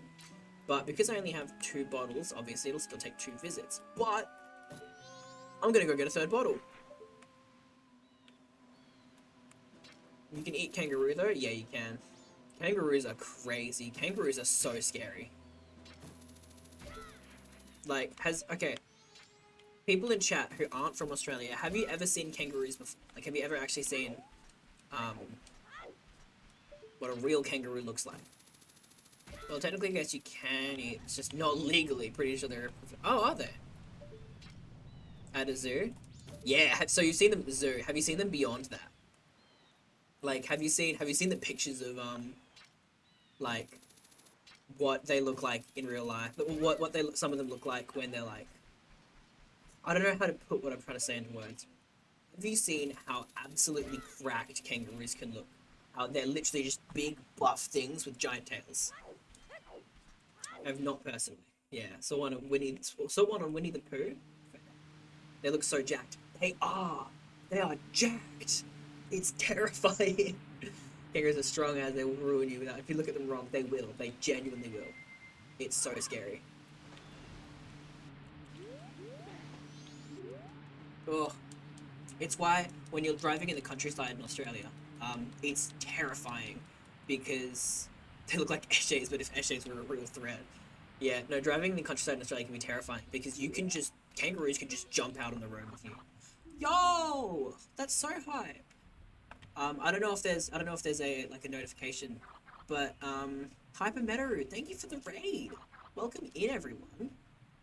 Welcome to the Peace of Heart charity stream. So I know I've been into your chat before. Is it Hypermetaru? Is it one, the other Hyper or Metaru? Let me know. Either way, welcome in, raiders. I know I've been into your chat before. This isn't my like streaming channel or anything. This is actually an event that I'm part of, which I'll take a second to explain very briefly. I was invited to a beautiful marathon charity event where we play Zelda games in a marathon style over a period of a week. And we're raising money for a charity Child's Play, which aims to bring, it aims to offer video games and other experiences to children in hospitals so that those kids with those kids that have to endure such sterile environments have some kind of magic to hold on to, much the same as I'm able to share I have the luxury of sharing the magical experiences within the Zelda franchise with you, and everyone else in this event has the chance to as well. So I hope you enjoy your stay here. Yeah, it's one word. Yeah, Hypermetaru. Gotcha. Welcome in, Poker Nuts. It's awesome. Satin Kitty. Let me know, by the way, as I say your names, if it's one way or the other. Satin Kitty, and Kika Osesaru. I don't know why I said that with a Japanese inflection. Welcome in, everyone. I hope you're doing good. Right now, I'm just doing a very casual playthrough. My event is a very casual playthrough of Majora's Mask. I am basically just showcasing and talking about why I love this game. I actually had a lovely conversation with Hypermetaru in one of your streams, I remember, talking about just why I love this game, so you'll kind of get more of this. This dude went full weeaboo. It's not weeb. It's just, I sometimes, like, because of how used I am to reading Japanese words, because it's the same, spelling principles of those specific sounds. When I read words that have only those sounds in that order, I default switch to Japanese because I studied Japanese for 6 years. Sorry.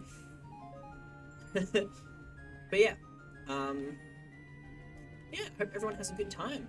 And yes, as I'll quickly say, if anyone who's here has been here, has just come in, or any such way would like to, or has the means to and is happy to donate, you can go ahead and click the donation link. Thank you very much for popping that up, and donate, as little as you want.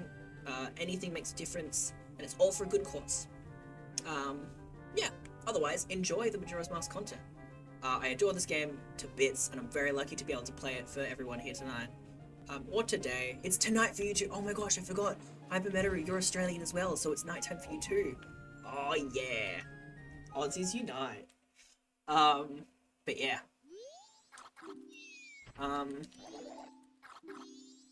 We're actually getting to...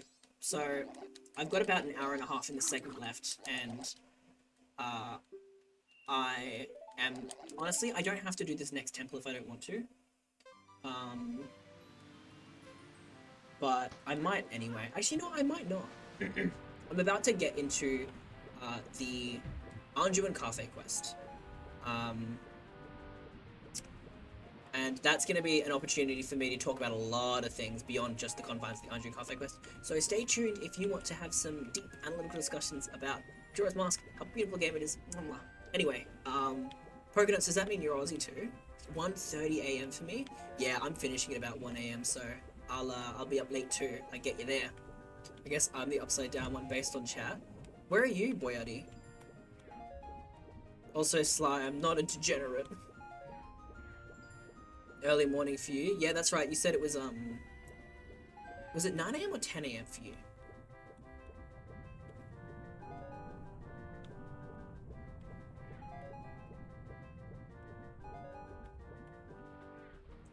Oi. Hey, nice jump.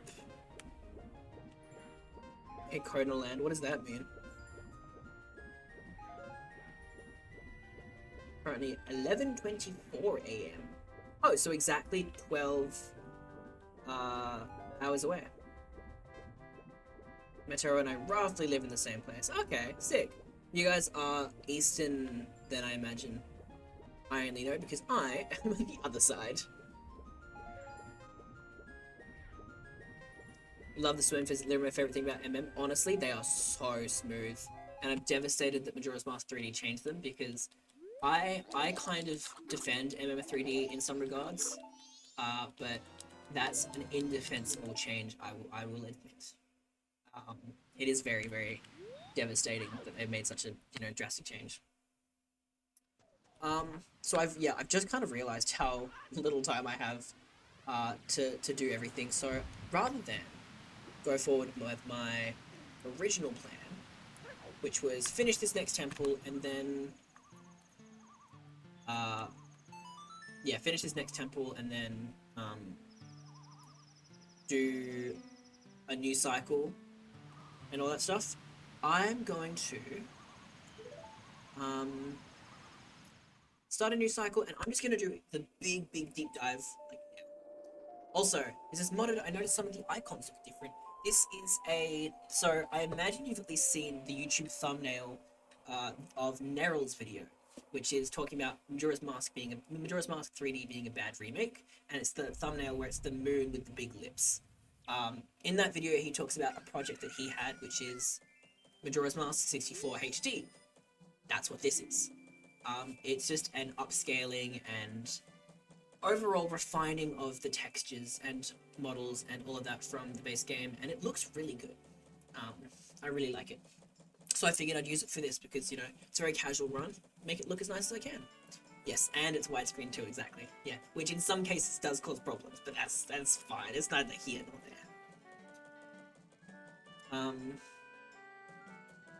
But yeah. Alright, now, how do I want to approach this? Oh. I'm trying to think. There's so much that I want to be able to talk about, but I know I'm not going to, so I'm trying to condense it to the most important things. I think this cycle will probably be the last cycle that I have time to do. So I'm going to use this opportunity to do a bunch of quests at once. And talk a little bit about some of the things that stand out to me about them. First I need money though, so I'm gonna go get money. Actually, I'm gonna show you guys all another little trick. I don't need to do this because I have the hook shot. But I'm pretty sure this chest gives you rupees. Check this out. Hang on, okay, wait, that was bad. Don't check that out. Check this out. Okay, wait, no, that was also bad. Check this out. Okay.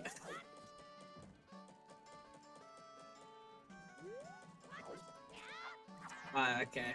I'm great at this thing. I'm trying to... Hang on. Ready? This time I got it. Oh my god, I almost had it. Do you see that? It's something that you'll see me do in my rando later this week. But basically the idea is, if you jump slash this at the right spot, Link takes the momentum and pushes him through the roof, and he bounces back to land perfectly on this hut.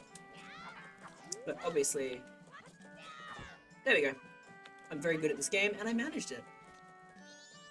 Now we have some money. Not as much money as I thought it was, but that's fine. I'm gonna go get more. But yeah. I think... So, I'm probably gonna be talking less about what I'm doing in the game, for a while. Because, I see that being useful for randomizers. Yeah, it's pretty nifty. It's pretty handy. But yeah, I'm probably going to be talking a little bit less about what I'm doing on screen, so apologies for that in advance.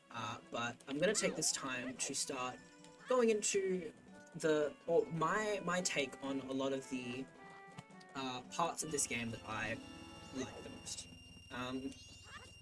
Something I touched upon earlier was that this game, and Hypermeta, you heard me talking about it in your chat a while ago, so apologies if this is repetitive, but I take this game as the epitome of denying its own legacy, and there's a lot I mean by that. Majora's Mask is such a unique game, and that's apparent from the get-go. You know, it's a dark, and it's a gritty, and it's a weird game with odd characters, a very different story, and a complete absence of Zelda as a character, which is something only shows up in, like, a couple other Zelda games, maybe. So, on its own merit, of course, it's not special to say that this game is unique.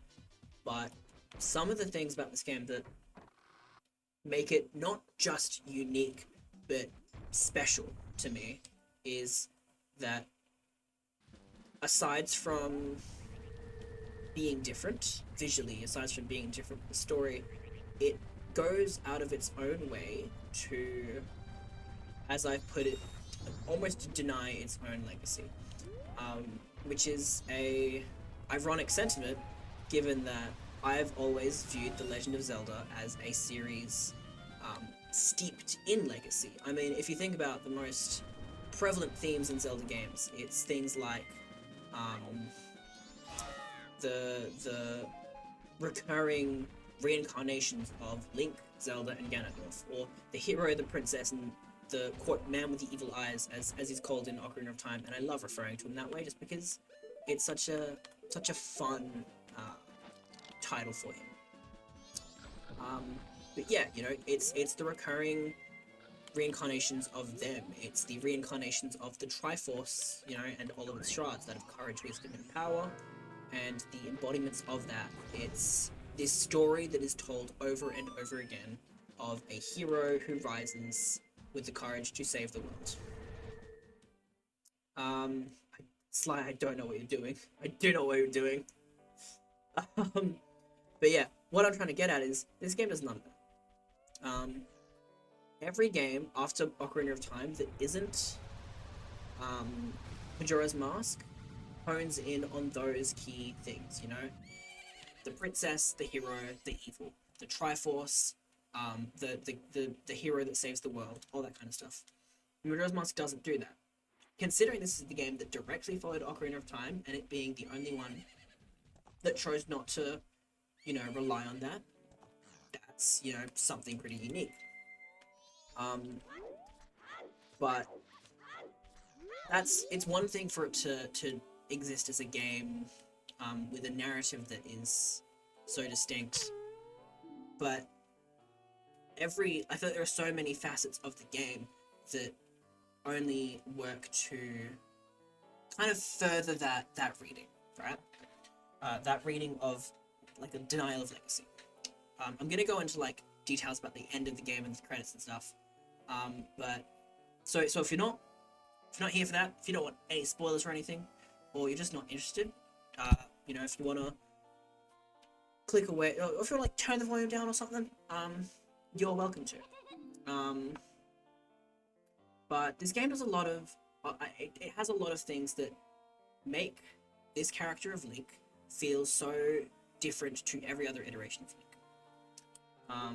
I talked about it a lot before earlier in the stream, but for people who weren't here, one thing that I've loved to point out in this game is that,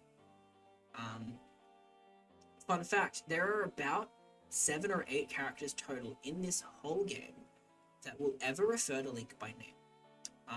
And that's really interesting. And even then, of those characters who refer to Link by name, most of them do so through like archaic means, right? Romani just here calls Link Link. She says, "What's your name?" And you say it's Link. And she's like, "Link, I don't like that name. You're Grasshopper." Anju calls you Link, but she does so because she thinks that you are Link Gogoro, the Goron patron to her inn, and sees you not as Link, the kid in green, but he's that guy that I think he is. The very few instances in which you are called Link are completely shoved under the rug because they're not seeing him as Link. He's a very beautifully, thank you, Hypermetary. He's invisible in this game. And that's incredible because in every Zelda game, Link is the hero. He is the one who is known for saving the world. He is, the one destined to use courage to bring everyone together.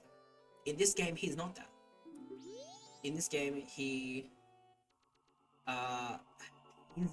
Link. He's someone that no one knows. No one knows his name. No one wants to know his name. No one cares about who he is. You get a completely different view on that hero. The other one who calls Link as Link would be the Deku Scrubs, I'd say. They know Link after he saves their princess. Exactly. The Deku Butler also calls Link by name. In the same sentence that he says, "You make me think of my son. Sorry, I just keep thinking you're my son. Sorry, are you my son?" He doesn't see Link as Link. He sees this guy called Link as an echo of his son, right?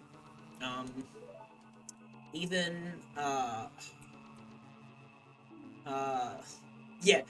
Also, yes, Sly, someone's first interaction is me spoiling Majora's Mask. I would get it. I would get it if someone got mad at me for spoiling MM for them because I want to go back and play this game unspoiled. But yeah, what's interesting is that number that I brought up about how many people call him Link. One of those characters is the Great Fairy, right? And I'm pretty sure that dialogue is unused. So in this game, she doesn't call him Link. She calls him Kind Young One. The point is, he isn't Link in this game, right? His identity is completely stripped of him, and that's so refreshing. It does feel refreshing in a way that Link is known as legend, or going to be known as legend. Exactly, and that's the next thing. He isn't known as a legend. He's not going to be known as a legend. This game is steeped in the themes of memory, right? The theme of memory and time, which are two key facets of legacy, right? And okay, I'm sorry.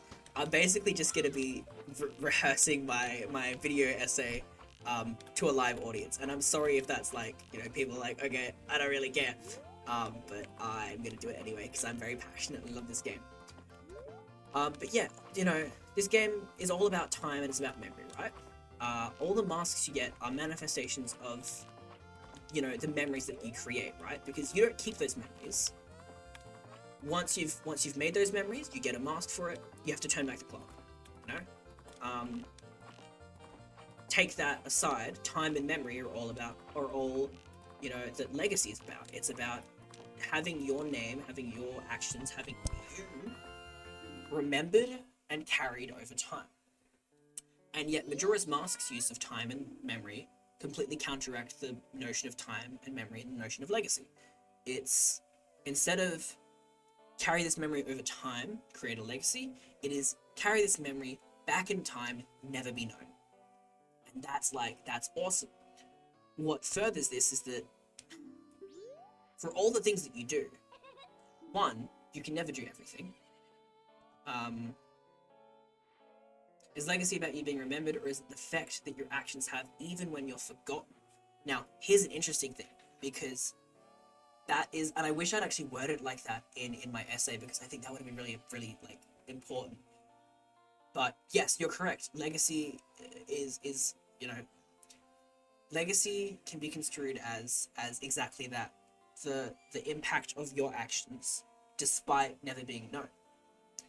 Yet, the legacy, the actions that Link carries out in this game are attributed to him. It's just that they're not attributed to him. Also, yeah, to finish my thought before, you can't do absolutely everything. You almost can, but you have to sacrifice Grandma for Anju and Cafe to get together. Exactly. And there is one other one. If you want to help all the business scrubs out, as well as deliver the letter to Cafe and to Madame Aroma, you can never help relinquish the toilet hand. Fun fact. But yeah, you can get really close, but you can't save everyone. And even doing that, that's tight. If you wanted to do all the dungeons, do all the side quests, listen to everyone's stories, all in 1 3-day cycle, you are cutting it tight, right? You can't save everyone, and even when you do, they don't see, oh, Link did this, you know? They see, we were saved by Darmani, the Goron warrior. We were saved by Mikau, the Zora guitarist. We were saved by a young Deku scrub. The sorrows of Ikana were cured by something. No one knows, because those who were cured were sent on to a life in peace, right?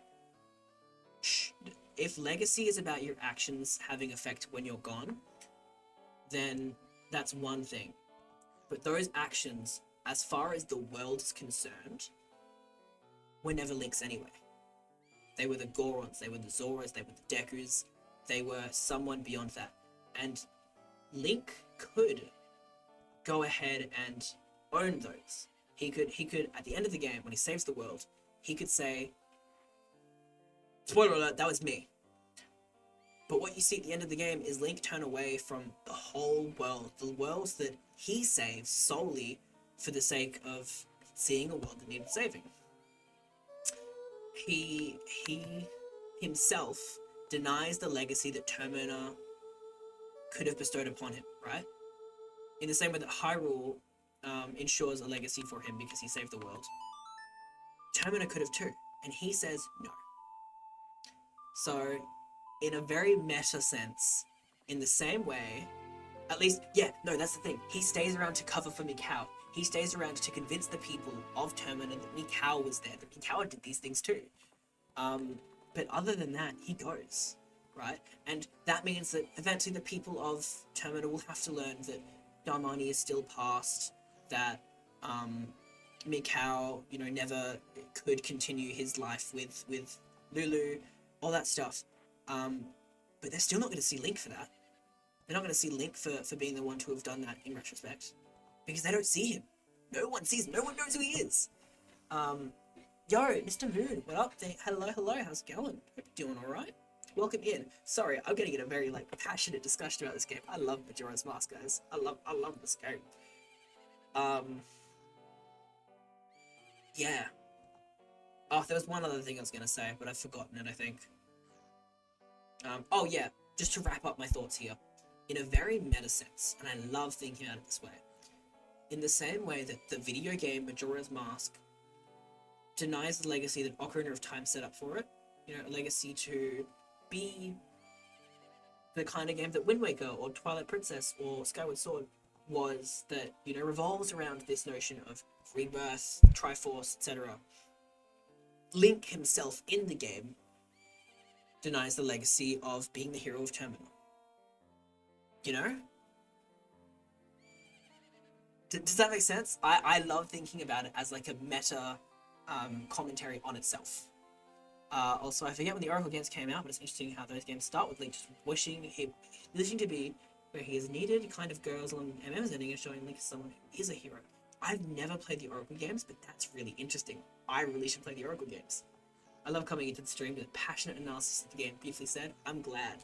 I love being passionate about this game. I could talk about this game forever. But I'll spare you, forever, and just offer you the next hour or so of me playing this game, and probably still not shutting up about it. But yeah, I'm glad that people love this game as much as I do. That makes me happy. This is a very special game to me. All apologies, however, thankful that was just the intro cutscene. Ay. But yeah, yeah, I'm gonna start losing my voice the more I talk, I've realized. What do I need to do? I need to go get Carface once, because I want to do the Anju and Carface quest. Welcome to the cycle where I do Anju and Carface quest. Oh yeah, I was gonna, okay. Oh sorry, also I didn't read your message, Sly, what was it? So MM is about Link becoming the epitome of male peak performance by dying on the job and not being recognized for his sacrifices. He doesn't die, but he is never recognized for it. And Link said, no, I'm not Spartacus. See, he said Spartacus, but I thought of Sportacus from Lazy Town. And I think I prefer that headcanon. I'm a keep it real with you. But yeah, something I touched on earlier that I want to reapproach.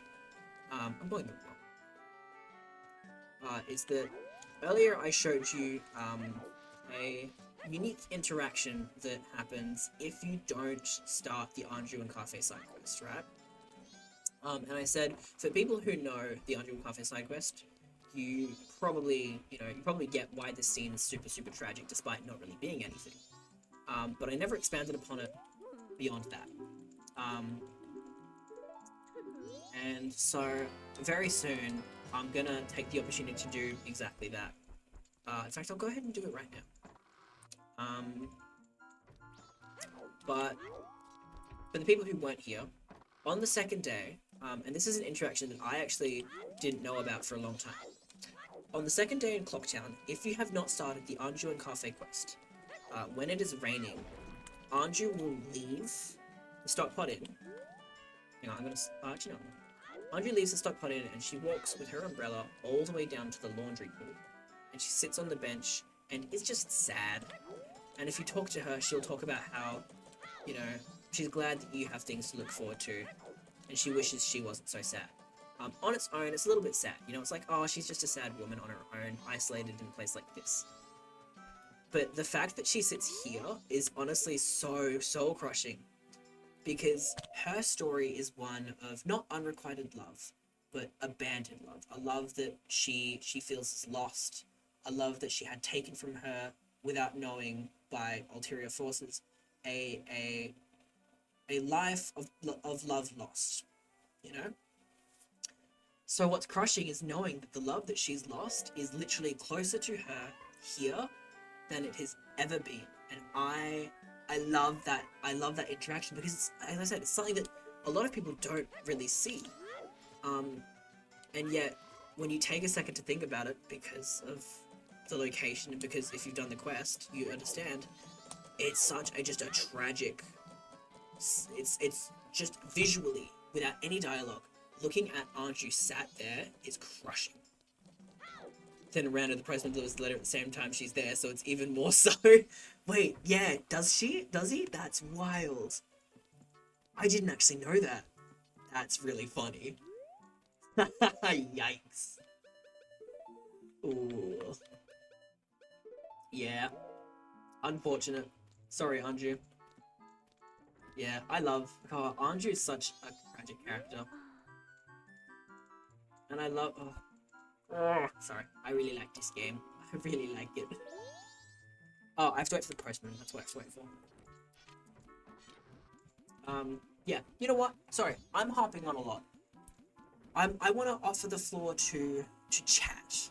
Does anyone in chat, or if anyone who's in chat from the event already, if at any point you want to pop into the voice call and share your thoughts too, you're welcome to. But otherwise, if anyone in chat wants to share their thoughts and their love for this game, or really just any Zelda game, or this game in relation to other games, please feel free. I will never tire of reading impressions on this game. If I love this game so much, marry it. Watch me. I'm so sorry for saying that. No, watch me. I will. Watch me. Yeah. As you can see, also, I don't know what I'm doing right now. Wait, can you walk along this? Oh, you can't. I thought it was gonna let me. Hey, Heart. Yo, someone showed up. Let's go. Welcome in. What's up, dude? Not much. How you going? I am doing awesome. Awesome. Let's go. Real quick, chat. Can you hear the voice call at all? Can you talk for a bit? Conversation, talking. Oh my god, anxiety. LOL. I feel that. I get that. Yeah, it's a good balance. Awesome. All right, that's sick. Yeah, how are you going? Perfect. I'm doing well. How are you? I'm good. Sorry, I'll ask. Just before anything else, because everyone's Discord names and Twitch names like change and stuff. What do I call you? So my Twitch name is darkgoldie27. However, I go by Drew. Drew. Gotcha. Or Drew Rose. Drew Rose. Gotcha. Awesome. Yeah. So now I know that when people say Goldie in chat as well, or Drew Rose, it's you. Cool. Yeah. How you doing? Have you been lurking and listening? I have been lurking. Actually all of yesterday too. Oh, wow. I played 10 hours of Minecraft, so yeah, you were saying, I remember. Yeah. Yeah, I just got so enveloped in like watching you guys and then just chilling out, and then I look at the clock and it's like 10 hours later. I'm like, what? Yeah. Also, I'm supposed to be playing and doing this Anju Cafe quest, but I'm gonna get so distracted because I'm just reading everyone in chat and listening to you now, and I'm like, oh, I'm not gonna be able to get anything done. Also, I don't know if you're reading chat still, but do I go faithful fairy, just fairy? I don't know. Said, Alex. Have you played Majora's Mask?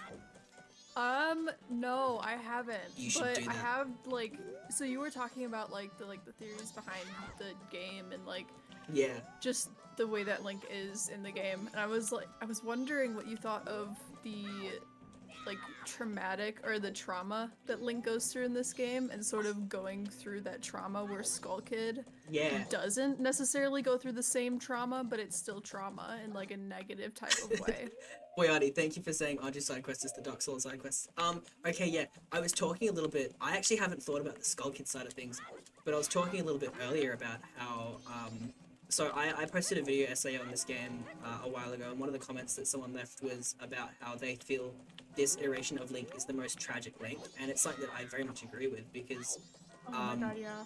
this is a Link who has faced his demons in Hyrule, saved the world, lost everything from that world by going back to try and regain his childhood, and then is thrust into a world where all he can do is live out the same 3 days over and over again until he saves it. Thus, again, kind of losing his childhood.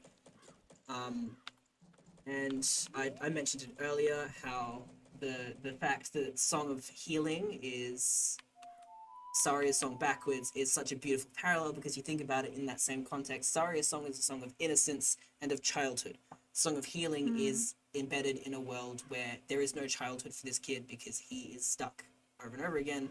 And it's like, it's so crushing to see this Link have nothing constantly.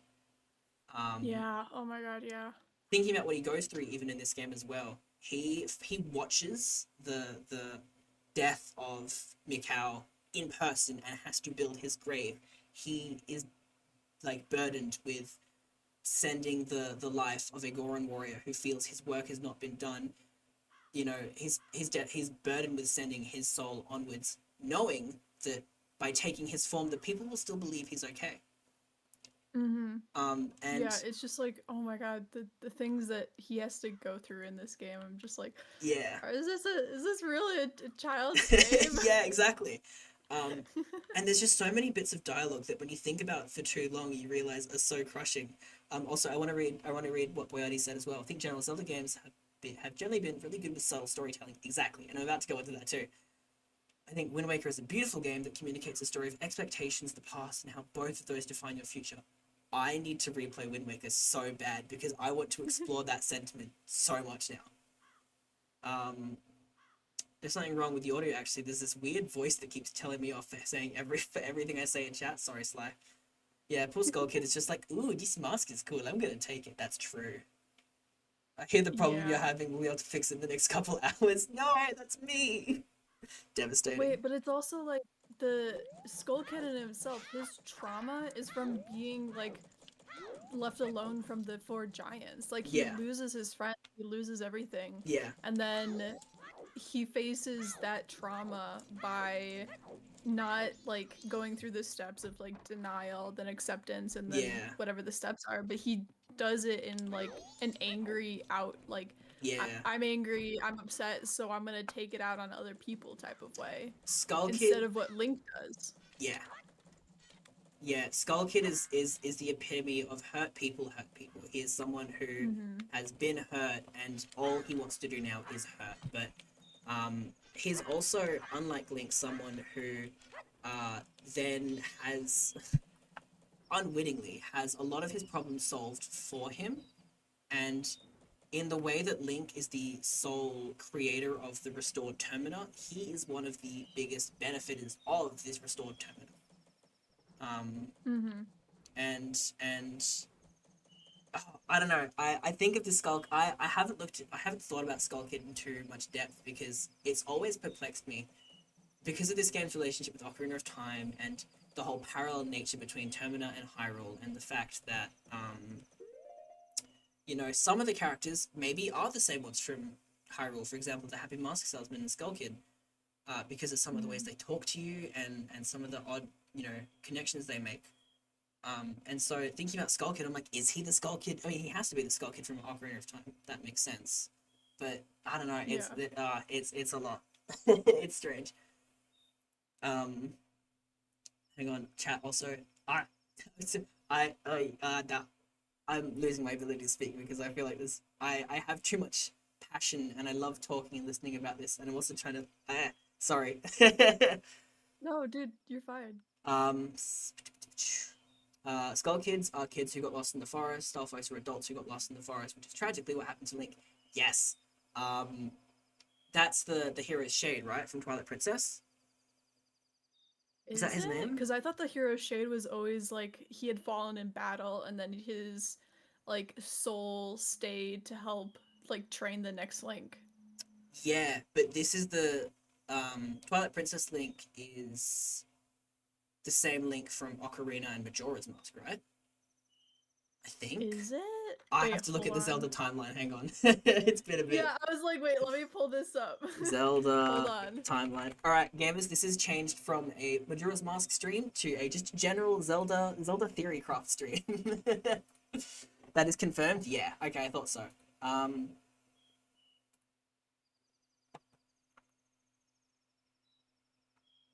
TP Link. Oh, sorry. Yeah, what I meant was Hero's Shade is OOTM Link, right? Yeah. No, you understood that question correctly. I said it wrong. But yeah, I think the general Oh my god, it is. understanding is that yeah, Hero's Shade is Majora's Mask Link after getting lost in Lost Woods at some point in his life. Oh my god, that's tragic. Yeah, right. That just adds to how much pain that this specific incarnation of Link goes through. I really like the theory that TP Link is from Link X Melon. I have not heard that. That's interesting.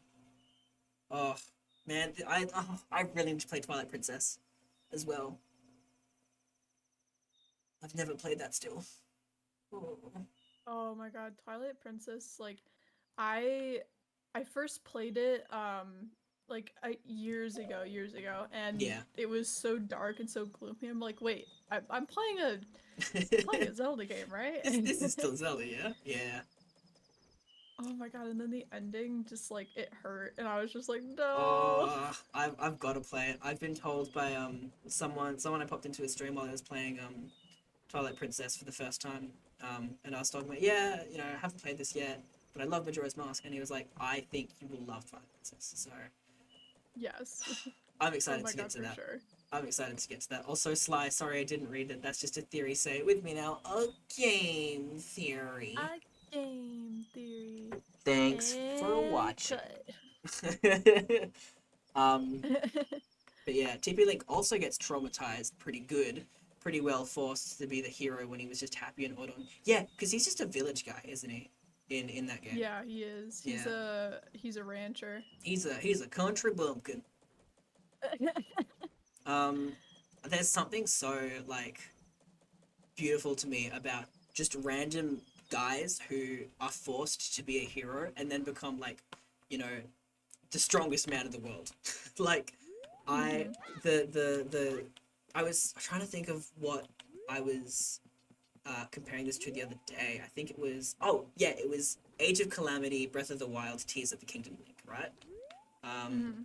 That Link is someone who canonically just has insane strength. He's just a guy who happens to be the one destined to wield the Master Sword. And in the memories from Breath of the Wild, and with the context of Age of Calamity, you see that he fells waves of like Lionels, Moblins, all that without breaking a sweat, while Zelda's just like chilling. He's just a guy who got really strong, you know. And I think I love that that archetype, I guess. The other one I think of, and I don't know if people will get it, is in Fire Emblem. Do you play Fire Emblem at all by chance? No. No. One of the Fire Emblem games, I love just shortening the story of this game to there's a guy who is just a dude. In most Fire Emblem games, it's like, oh, he's a prince, or he's nobility, or he's a royal family member. In this game, he is just a guy who was so angry about racism that he fought God and won. And I love it. It makes me so happy. Oh my god, that's awesome. But yeah. Fire Emblem is based. Yeah, Mr. Moon gets it. Let's go. Yeah. Alright, I'm actually also playing the game still. I'm surprised I've been managing that, I say, as I'm waiting. Yeah, I was like, you haven't moved in like a minute, so I don't know. I'm just gonna chill. Do I have inverted time? But yeah, I just wanted to like hop in and get your perspective on that and just sort of like the trauma that they both go through. I watched a video documentary about it, or like someone's video about it, and I was just like, damn. Yeah. My god. Actually, if you find that, can you link that to me? Because I think I will very much enjoy that. I'd have to go pretty far back in my YouTube history, but I can certainly try. If you do just happen upon it, no stress to find it, but if you do, absolutely would be super keen to watch that. Yeah, for sure. Groovy. For sure. But yeah, no, I appreciate you bringing it up. because I love talking about video games. That's why I lose my words very quickly when I just get into fits of passion, but that's why I was super, super excited to be a part of this charity and to have a charity event like this, because I think video games are so important. I think that they are, I said this like 3 times today alone. To me, video games are more than just entertainment. They are, education. They are conduits for storytelling.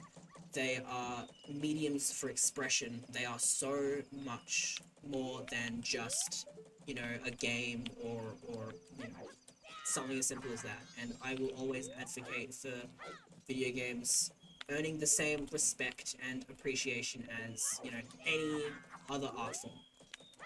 Oh, I completely agree. Like, Yeah. just the lesson, like, stuff, like, you can learn so much. Like, for example, playing Minecraft right now, I'm doing modded Minecraft, and just the amount of, like, technical know-how that you have to know how to do. And even in, like, so for example, the Majora's Mask that you're playing right now, learning how to deal with trauma. Yeah. Like, oh my gosh. that is infinitely so much better than, like, half of what I learned in school. Like, I don't even think we touched on trauma. I had to learn trauma, like, the hard way, and I think most people do too. Absolutely. But having a source where it's like, hey, this is trauma, this is what it looks like, this is how you could deal with it. Yeah, I completely agree. For sure. Also, Voyard, Liam Triforce has got videos on 3D Zelda. I will look at them. And also, Fish, why I'm typing instead of talking, because it is 300% easier. I totally get that.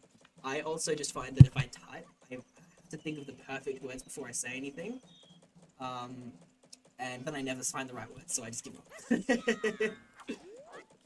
Oh my god, Fish, you've been looking into it? It's awesome. Just message me if you want to know more. Yeah, I struggle so much to get into modern Minecraft, honestly. Like, I want to, and I have friends who have such a fun time with it. I'm like, I want to do that too. Oh my god, I forgot to save Romani. Is it too late? Oh no. I think it might be too late. Oh no. I didn't need to, but I was going to. Oh my god, okay, I'm gonna let you get back to it. Alright. It may be too late. Thank you. All good, thank you very much for coming in. I've had a blast, and yeah, thank you for sharing. Yeah, no problem. I'll see y'all, I think I play on Friday, so I'll see y'all on Friday. Groovy. See you then. Wait. Bye. Alright, I have like 20 minutes. I am rushing. Video games are like trauma without having to go to war. That's about right. If I could sit down and, oh my god, it's just in time. Do I have arrows? Oh, I do. Phew.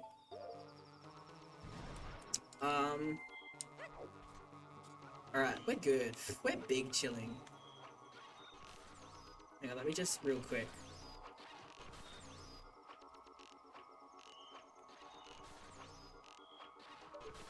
Alright, there we go. Now we're chilling. God. Oh, what's up? Oh, whoa! Another person? Yeah, hey, it's Mr. Let's Moon. go! How's it going? It's going well. How about yourself? I am doing very good. I'm doing much better than I thought I would be, considering it's, just past midnight on my end.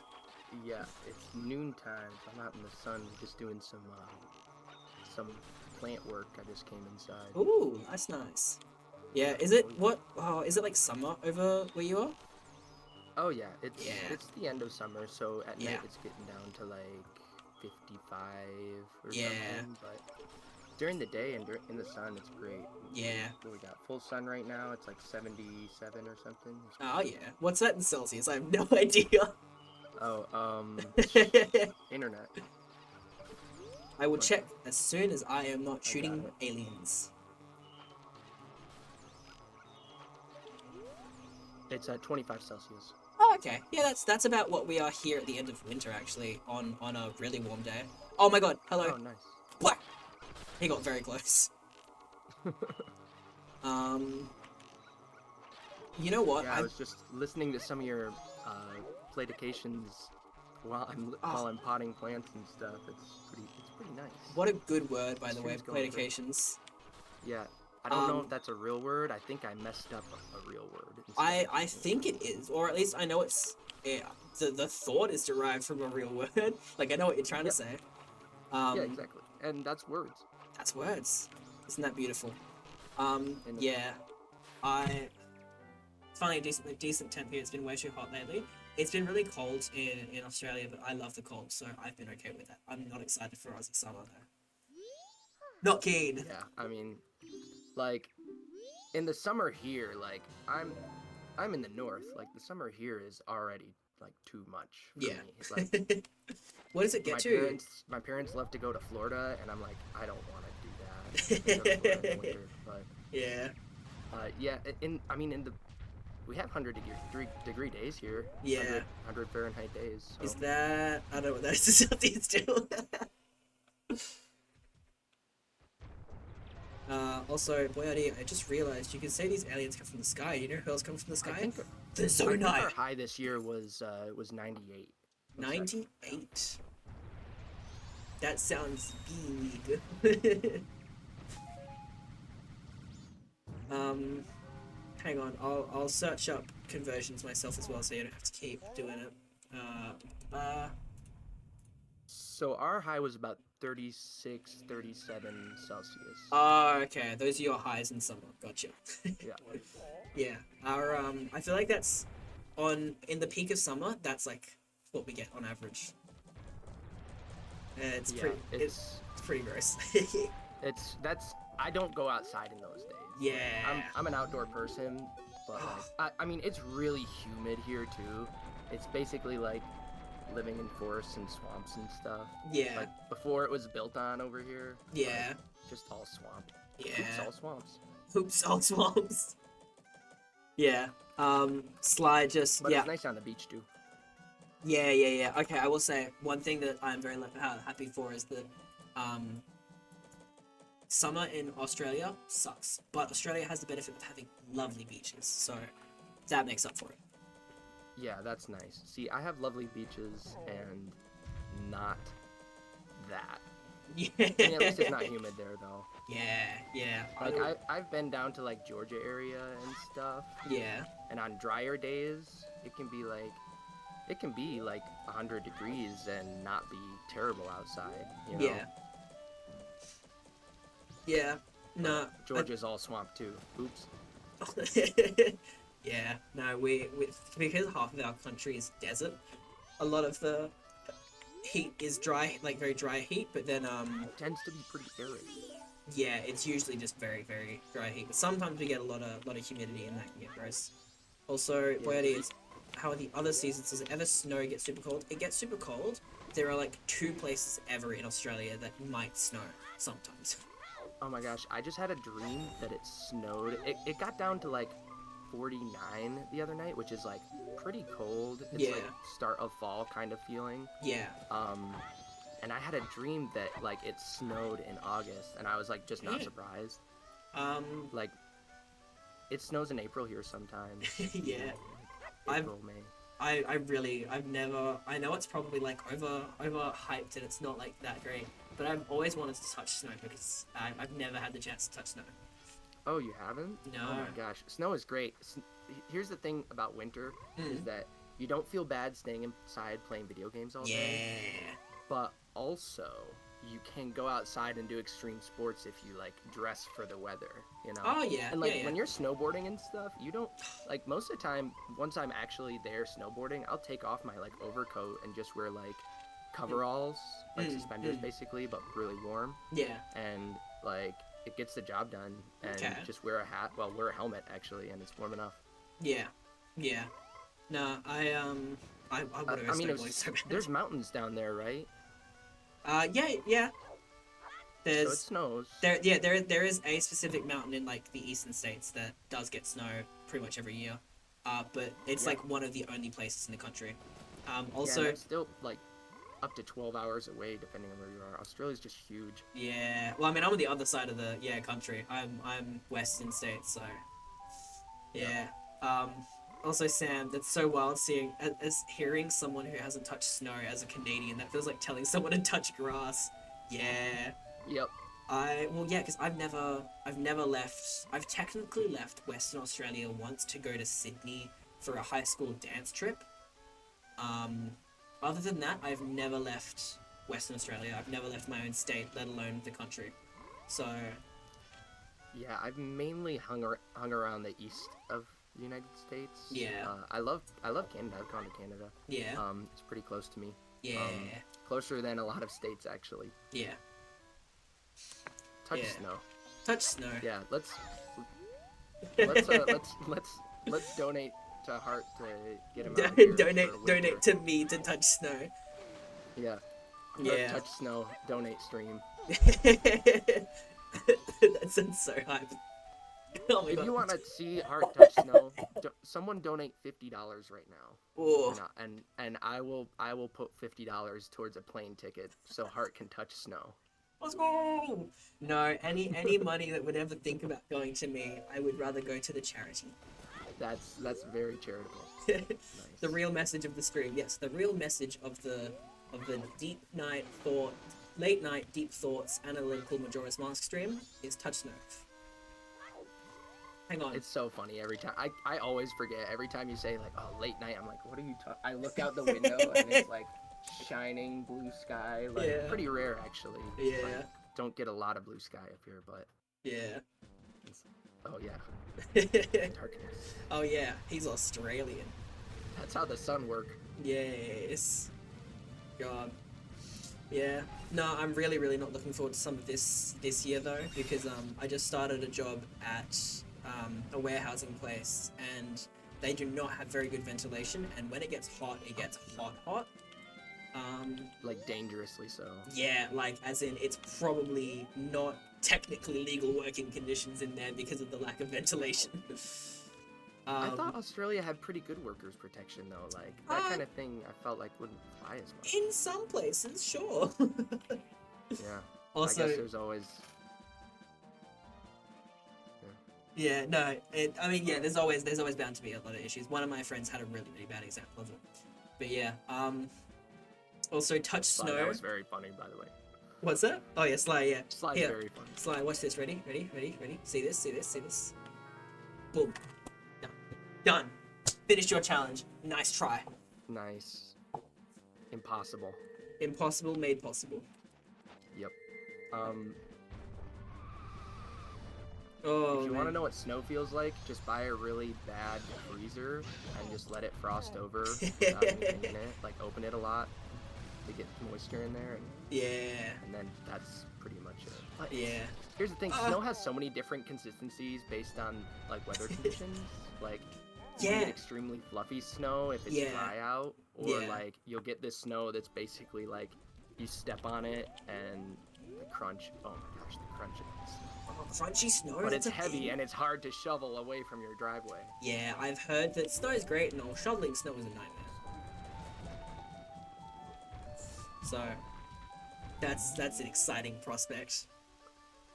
Oh no, and the constant layer of ice underneath the snow. Oh yeah. Yeah.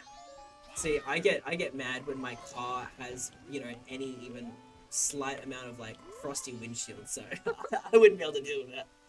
Oh man, gotta start your car 10 minutes before you leave. Yeah, aye. Just to melt some of it, and usually shoveling. Yeah.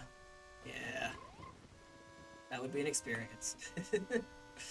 Yeah, I mean, it's like anytime it's a side quest anytime you need to go somewhere sometimes. Yeah. It's like, are the streets clear? Can my car... I have a tiny car. I actually need to get a new car for the winter. Oh, like, yeah, I'm gonna buy really? a beater for the winter. Yeesh, wow. Yeah, well, I have a Miata now. Oh, it's a tiny car that's like 4 inches off the ground, maybe. Yeah. Yeah, no, I get that, man. It is most of my workout in the winter, Sly. Like, I'll say that. Like, I don't get to go out and do sports or anything, so shoveling snow. Now I have access to a snowblower, and I'm pretty Oh, excited. that's awesome. Sly, I live in the delusion of having never shoveled snow. Damn. All talk, no game. I mean, you got it now. Now Sly's got to come up here. All right. Donate $50 to the charity. We'll donate $50 to Sly getting to touch snow. Shovel the snow. Shovel the snow, not touch it. I'm Doesn't gonna get to let touch it it. build up in the back of my driveway. I'll only use the front part of my driveway and just let it build up and be like, shovel all this now. Yeah. And that's me when I'm 12. Go out and shovel the snow, kid. Yeah. Oh yeah. All right, here we are. We're finally actually making headway in the Andrew Cafe quest. Look who it is. It's a kid. Unless. Maybe not. Ready? Shovel. I shall also. Oh, it's Cafe. Whoa. Who saw that one coming? I didn't see it coming. Didn't see it coming. Also shoveling snow sucks. I am a Canadian. I get that. I want to go to The worst Canada. part is if you have to dig your car out of snow. Like if snow is piled up and drifted onto your car. Right. Oh my gosh. Yeah. You have to dig trenches out for your wheels. Yeah. Ay. I was gonna go into like, I didn't have anything planned, but I was gonna like, think, I can talk about the Andrew Cafe quest while I'm doing it. I'm having too much fun talking about snow, bro. I'm having too much fun talking about touching snow. Wow, I Pendant. will pay for someone's airfare to shovel all of my snow for this season. Oh, that sounds like a hell of a job. Yeah, I mean, I'll let it get up like 2-3 feet for you if you want. That's I'll so just like high. have a pathway shoveled to Yeah, get to the garage and stuff. let's go. Oh. $300 ticket versus paying a kid $20. Oh, I totally could pay my 16-year-old neighbor to do it. This but would we be more need fun. Sly to do it. I wanna hand you the worst broken shovel I can find, and just like, and we can stream it. I'll Yeah. put the webcam. Think- I'll set up near my window and put the webcam out back. Think about it this way. It's sure $300 for a ticket versus $20 for paying your kid neighbor, but think about it instead as $300 for the finest entertainment, watching the one and only Sly Cooper 982 struggle to shovel snow with the world's worst shovel and stream it to the masses, and not even pay him. Just get the ticket for him. Just don't pay him, and don't get him a ticket back. Let him figure that out. Versus $20 for a kid to do it. Like, what sounds more hype? Be honest with me. Yeah, now you could stream both. Yeah. But Yeah. Oh, real. It's the experience that's worth it. Sly shoveling snow, exactly. And it's even like almost got what's it called when words start with the same letter? It's alliteration. oh, alliteration. I love Yeah. alliteration. Yeah. Mr. You Moon. must earn your way back home. I'll shovel it out Yeah, with my mouth if you offer me free airfare. Yeah, dude. Let's do it. Snow is delicious, by the way. Very Actual? refreshing. Yeah. What about yellow snow? Like Isn't it yellow has to be snow fresh dangerous? snow. No. Yellow snow's bad. Like even like snow will get dirt in it. And Yeah. It will taste like dirt. Yeah. But Does it actually just taste like water or whatever? it tastes like you're like eating the ice at the bottom of a water cup. Yeah, it just melts. Nice. Alright. Yeah, it's pretty fresh too. Alright. I respect it. I'd take it. Get some flavorings and just make snow cones and sell them. Is that what snow Yeah, cones you actually are? legitimately can do that. Is snow cones Get just it. snow? Yeah, I mean it's shaved ice, which is like wetter snow. So if the snow was wet enough, Right, if it was yeah. like a nice 30 or like if it was like a sunny 25-degree day, 25 Fahrenheit, which Yeah. is like on. Which is cold. I'm just gonna start saying them in Celsius now. Yeah, that helps my little... -4. If it's a -4 Oh, Celsius day and it's cold. kind of sunny, you go out and I just eat a snowball or something. I'm a little thirsty. Alright. You Yeah. shouldn't eat too much snow in a survival situation though, because it will lower your body temperature drastically. Like I've eaten Yeah. a lot of snow and then just got like light hypothermia, you know? Ooh, yikes. Also, is that true? If you get snow from the air, it's generally purer than tap water. I bet it is. I mean, it's crazy. basically rainwater. Yeah. Except for it's not in water form, so it's not collecting as much dust as it comes down. So Huh. it's probably purer than rainwater. That's crazy. But Oh, that's I'm just learning my so much. guess. Yeah. Wow. Snow, man. New lesson. Touch snow. Touch snow. This has been beautiful. I feel like I've really Hold on become one a sec. part of something. I've made a mistake. Oh no. Guys, I just realized I'm doing the Anju and Cafe quest. But I can't finish the Anju and Cafe quest. Because to finish the Anju and Cafe quest, you need the Garo's mask to get to Ikana. I don't have it. You can't get the Garo's mask on the third day because the Gorman brothers aren't there. It's the second night. I can't get the Garo's mask. I can't finish the Anju and Cafe quest. I've made a mistake. Oh no. I like how the topics of the stream varies a lot. It has changed like that so many times, and I'm so here for it. What a silly little lad. I am a silly little lad. I think they are there on the third day. Are they? We will find out. Oh, I missed Cremia. Damn. That's fine. I don't need to go to the bar. Well, let's find out if they're there on the third day.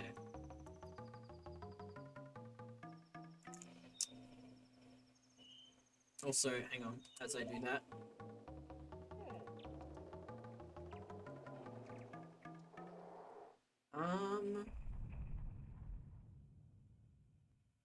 What was I gonna say? I was gonna ask, by the way, anyone in chat happen to know, like anyone from the event happen to know, who's up next? Because obviously we're getting kind of towards the end of my my time slot, so I just want to check to make sure I know who's next, so I know when to who to hand it over to when it reaches 40 minutes from now. In the meantime, let's find out. Can I finish the quest? They are still here? I'm crazy. Why did I think they weren't? I thought that in a rando, I tried to do this and they weren't here, and I was wrong. Next is, ooh, Cadence of Hyrule. Okay, awesome. Groovy. Let's race these guys.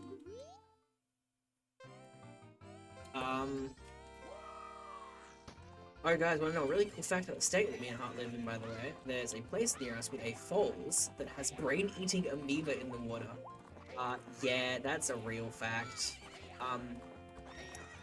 For what it is worth, it's not that it is definitely very harmful, but it is very hard for you to, by entering the water, to actually suffer the effects of a brain-eating amoeba. In order for it to actually do anything, it needs to enter at such high pressure that you would have to like do a nosedive with the force of 20 people in order for that pressure to be enough for it to actually get anywhere to cause damage. But the fact is still true. Now you know. Alright, let's go finish Anju and Cafe quest that I freaked out that I couldn't do. Now that I have the Garo's mask. Of course the Luigi stay out of your way. Are they the Luigis?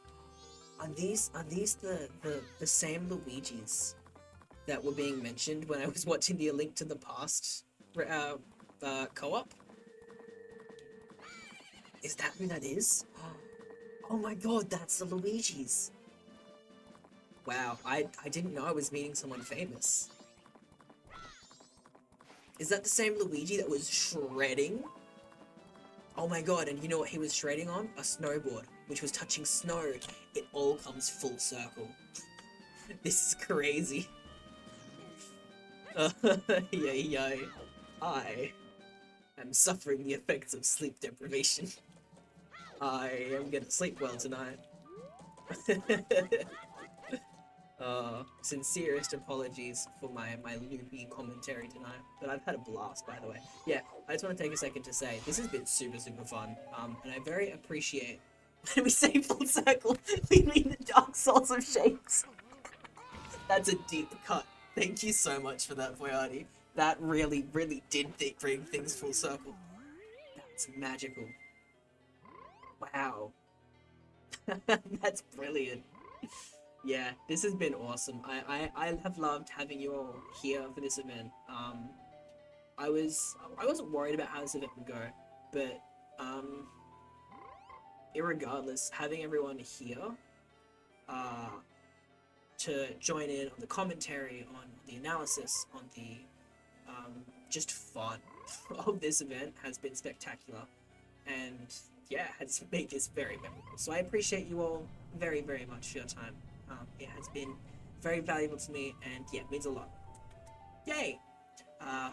Also, different Luigi. These were names since they look like Luigi. Other Luigi won't appear in this marathon since no one is playing Metroid Prime. Oh! There's 2 Luigis? There's so much Luigi. That's crazy. Yeah. I guess we're all kind of Luigi on the inside. Oh my god, I was Luigi! Hang on, okay. Sorry to derail this conversation, but literally 2 weeks ago, I did a stream with my friend Tora, who's lovely, where we played Mario Dance Dance Revolution, and we dressed as sexy Mario and Luigi. So I really was Luigi. Wow, this is crazy. Guys, this isn't a coincidence. Fate has brought these conversations to us. This stream has been the Dark Souls of streams. That insinuates that it has been difficult, and I imagine that means it has been difficult to watch. And you know what? As the streamer for this event, I'm okay with that. Yeah, no, I've had a great time. I'm gonna take this opportunity while I'm doing nothing but waiting to say to anyone here who is, you know, chilling, lurking, chatting, or otherwise, and again, apologies for people who've heard me say this half a dozen times at this point, but this will be the second last time I do this, I think, for this event. If you are able to, if you are willing to, and if you would like to support this whole event, this whole blast for time, the whole Dark Souls of shapes, Luigi snow touching, has been brought to you in an effort to raise funds and awareness for the Child's Play charity. It's all about bringing the magic of these experiences that we've discussed and all that to people who really could benefit from that kind of stimulation and activation, that education, entertainment, all of that. So if you're willing and happy to, feel free to donate to Child's Play charity. It means a lot to us all putting on this event. So yeah, thanks. Otherwise, I hope you enjoyed your time so far, and I hope I can make the last half hour worthwhile for everyone here. Also, if I opened my door and immediately saw Link standing there, I would close it again. Honestly, that's so real. But yeah, is it... What time does it open? Is it 1 that it opens?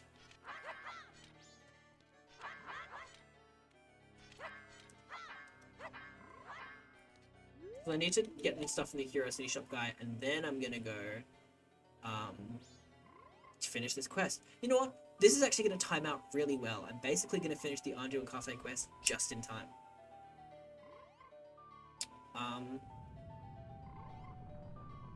Yeah. How's everyone going? I feel like I haven't checked in on everyone, very much. I've just been saying I hope you're enjoying or making dumb comments, but how are you all? I struggled through this for you. Thanks, Sly. That means a lot. I appreciate it. It's also very late for you too. I figured you'd be asleep by now. So, if you need a rest, do that. But I, either way, appreciate your support, in this event. But yeah, I hope everyone's good. How are things? While I'm just waiting, basically. Okay, there we go. But yeah. Hello, sir. You have a green hat, kid. Thank you very much for the Keaton mask. I'm back. Oh, he's back. Welcome back. Yep. I actually did try to find the worst shovel, but it looks like we threw them all out last winter. No, Yeah. so So sad. I'm gonna have to buy a cheap shovel. Yeah. Anyway, stop. Anyways, the oh, I gotta go to work. Oh. So have a Oh, great stream. thank you very much. Have fun. I'm gonna be trying to tune in as much as I can, but No it's busy worries. season at work for me. So Yeah, I get ya. No worries. Thanks for popping in. Good luck at work. Hope everything goes well. And yeah, I'll definitely see you in between events and stuff. thanks. Peace out. Cheers. See ya. All right. Oh my God, Sly, did you just make a Luigi version of Kanye? I miss the old Luigi, straight from Mushroom Kingdom Luigi. Chop up the Koopa? Set on his goals, Luigi. I hate the new Luigi. Scared of some ghosts, Luigi. Lame Smash character, Luigi? Wow. Sly kind of spitting bars tonight. And by spitting bars, I mean they're bad. I'm kidding. Oh yeah. This really has been a wild ride. I'm sorry. I'm very, very sorry, by the way, if my, sleep-deprived stupor has been, concerning or otherwise, for any reason. I couldn't imagine unenjoyable for anyone. I swear, I am typically in a more... okay, no, I'll let my chat speak for me. Am I usually more stable than this? Or no? I feel like I'm not allowed to say I am or aren't. Because that's biased. Honestly, it's so funny, I enjoy it. I'm glad you're enjoying it. I'm enjoying it too. I probably won't enjoy it as much when I wake up in 6 hours to get ready for work. But in the meantime, I'm enjoying it. Stay tuned for my next mistape. I miss the old heart. Oh no. What's the old heart? Oh. Oh my god. Oh my god, they're everywhere. Alright, let's finish this quest up. Let's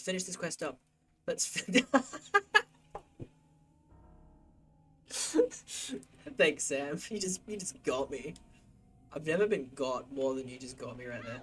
That's crazy. I never thought I would get your mommed on stream. Live on stream in front of a live studio audience. Unheard of. Literally, I didn't even think it was possible. Alright, and now, we recommence the waiting game.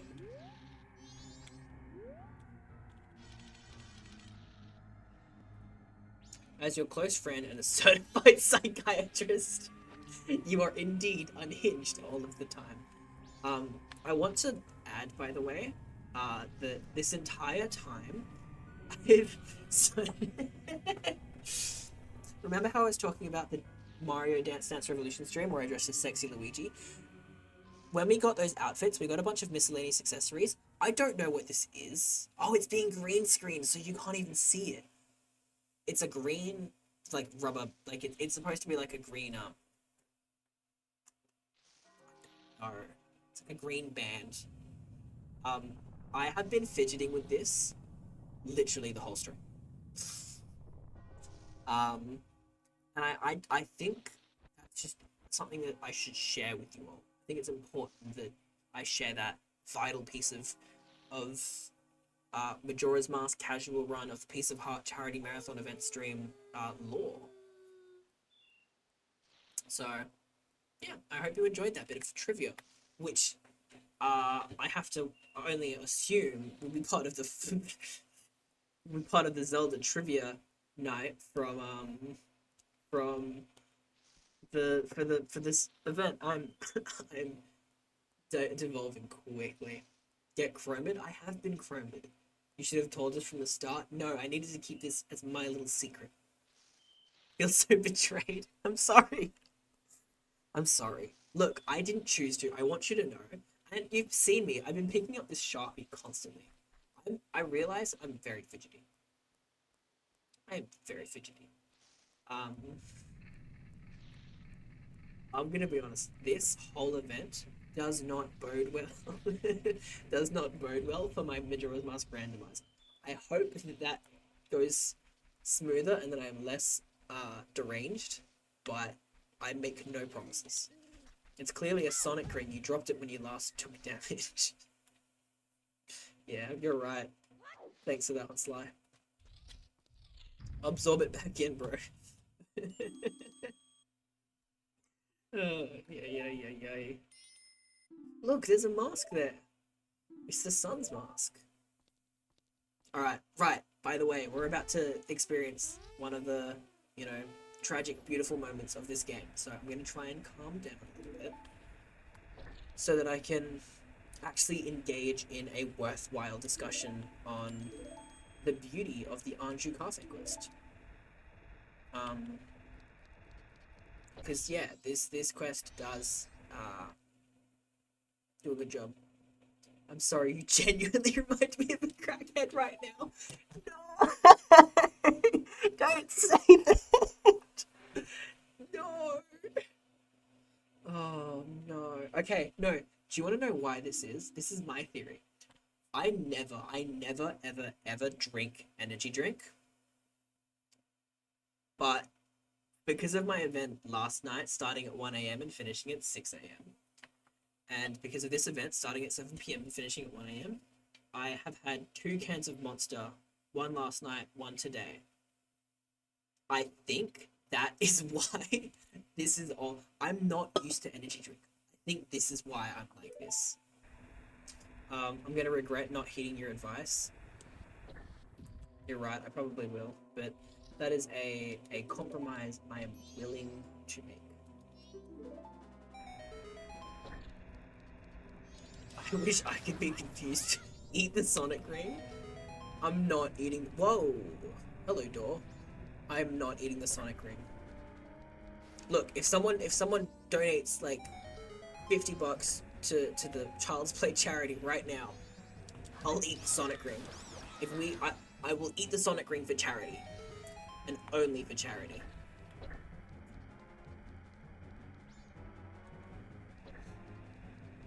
I'm gonna do this.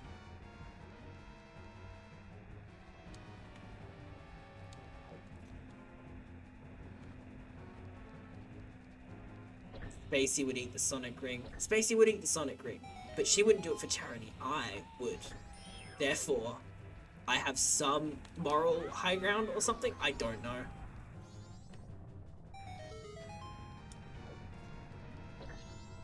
Alright, let's go.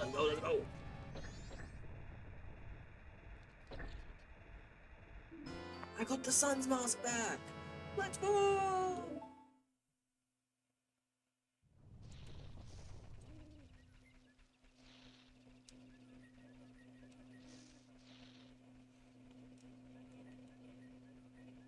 Alright. Now that I've settled down a bit and we're actually at the end of this side quest that I am talking about how much I love,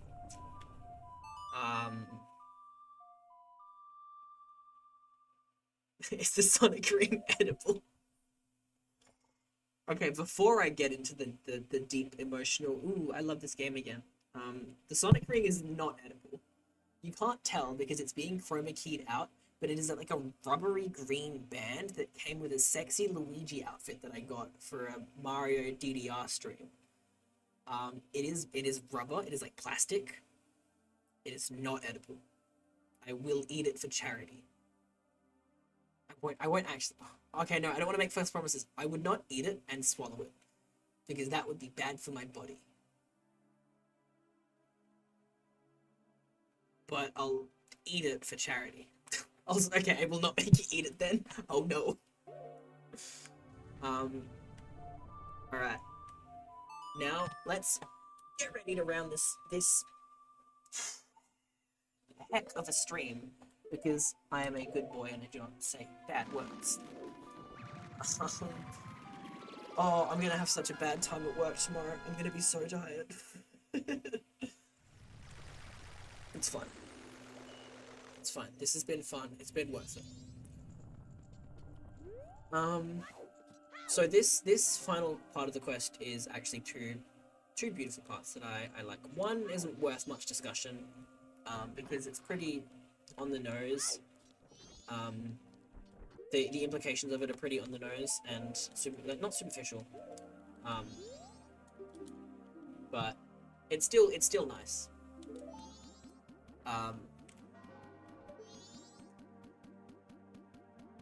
When you get the express mail, you can either give it. Here's another thing we were talking about earlier, that you can't do everything in one cycle. And though it's not technically as, serious a dilemma as the rest of these have been, it's nonetheless true that you cannot. Pardon me. You cannot both let the postman fulfill his, his most official duty and let himself live life beyond the confines of the postman, at the same time as personally reaffirming Kafei's mother of his safety yourself, and making sure she knows that her efforts in hiring you weren't in vain, It's not like as deep as you can't save the bomb lady and Anju and Cafe at the same time, but it's still like it's still a dilemma, even if its implications are less severe. Even if there is one option which is obviously a better option,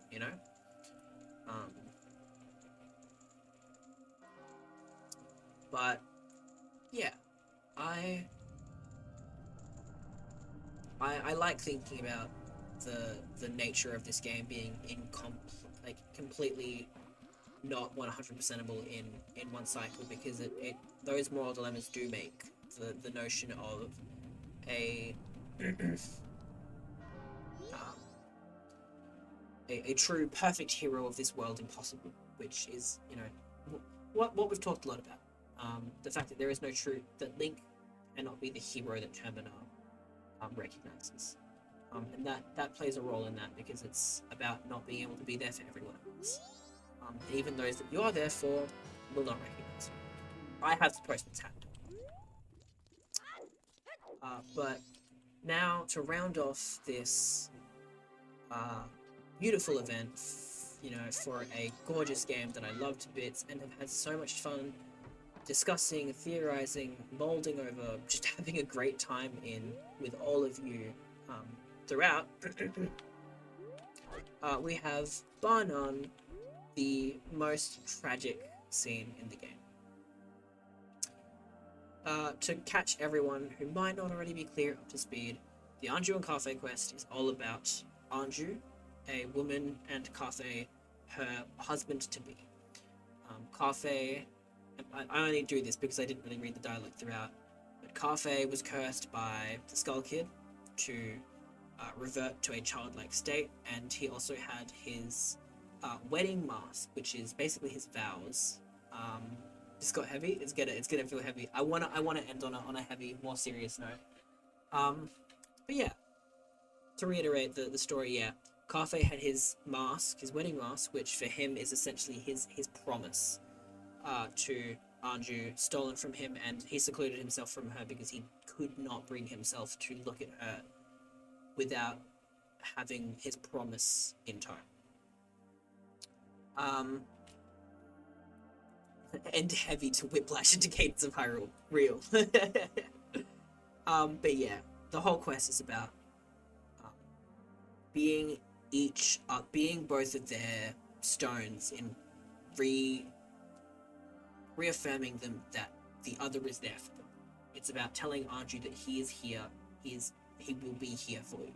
He has not forgotten you, and it's reaffirming Cafe that you don't have to look a certain way to have her remember and believe and forever love you.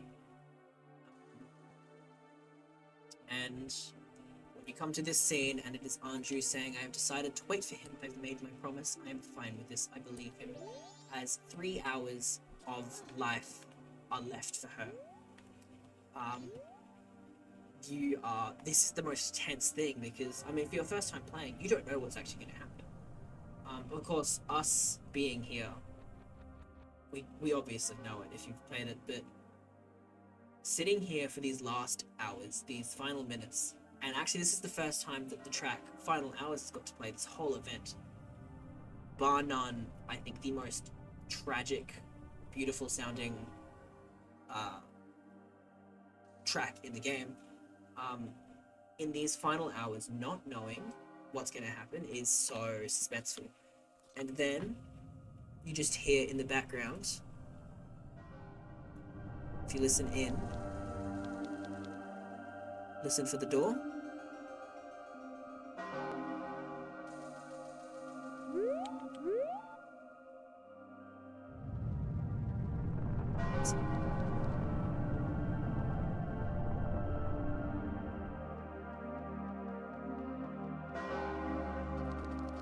Oh, there's the footsteps. Hearing those footsteps for the first time, is just something surreal. And the lights flickering, oh god. And then this scene.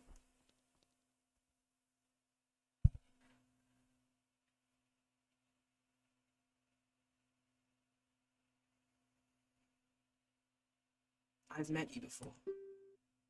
What a familiar scent, long, long ago. Yes. We were still young. We made a promise, didn't we? The masks of the sun and the moon. We were to exchange them on the day of the carnival of time. Aren't you? I'm sorry I was late. Welcome home.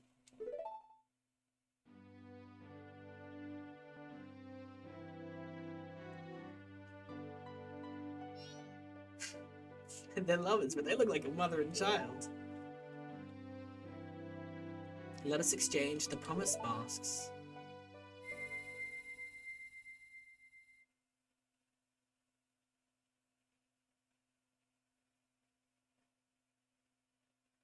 We have exchanged our oaths and have become. You are our witnesses. Please accept this mask. It's filled with their love. It's this. Please take refuge. We are fine here. We shall greet the morning together. That line will forever stay with me. Because this is, as I said, it's a story of reaffirming the others, reaffirming each of them that their love is true and they will be reunited one way or another. This line exists in a world of uncertainty. This line exists in a reality for them where the morning that they greet is the last that they will ever have. And yet, for you, it's not a morning that they can greet together. You do everything in your power to get these two back together. And they truly believe that they're going to meet their end as a couple, as two lovers reunited, and yet all you can do as the hero who has no name and will never be known to this world, all you can do is turn back the clock. And that love never happened. That tragic tale of getting them back together, of reuniting their souls in this complex, uncertain, tragic world destined to its own doom, and reversing it just like that because you have no choice.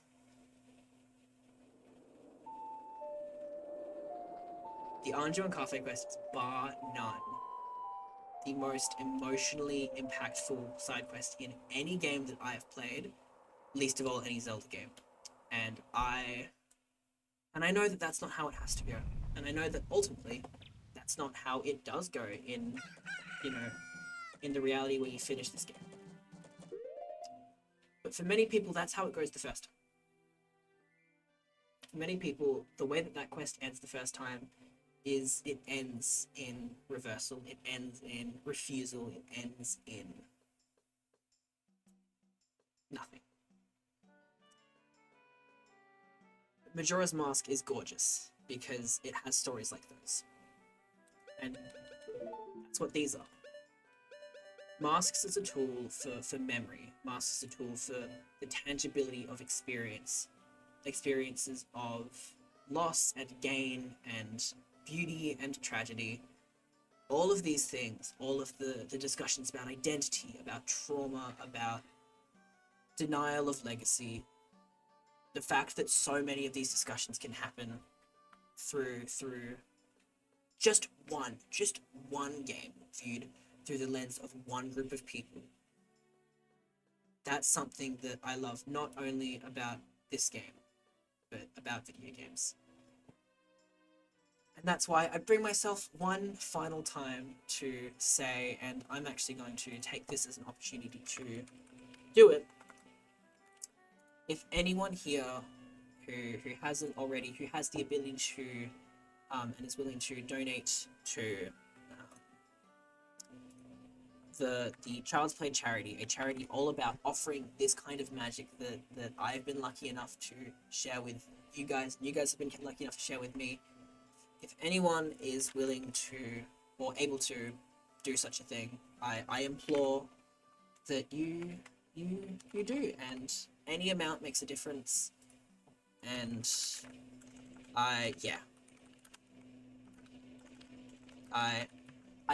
you ready whenever? Cool. This is actually a perfect time for me to round everything off.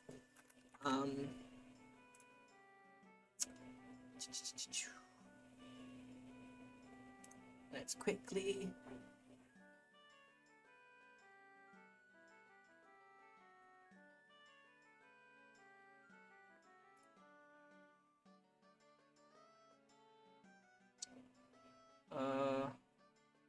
Is that right? I have no idea. Hang on. Alright, hold up. Wow! Sorry, I'm very distracted because I'm trying to do two things at once.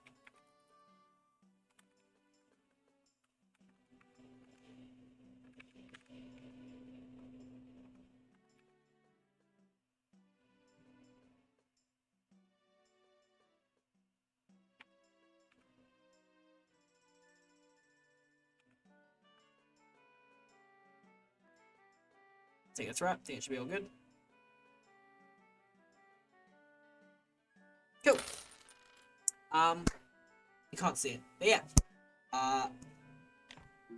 As someone who, as I've said before, adores everything that video games can be, and loves to use this precious game, this wonderful game, this special game to me, as an example of that.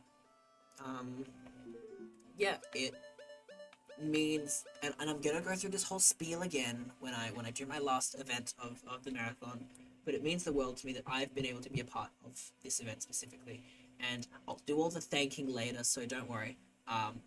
But yeah, I'm very lucky to have the opportunity, the privilege of being able to do something like this. So yeah, this has meant a lot to me. I'm so glad I get to share my favorite games.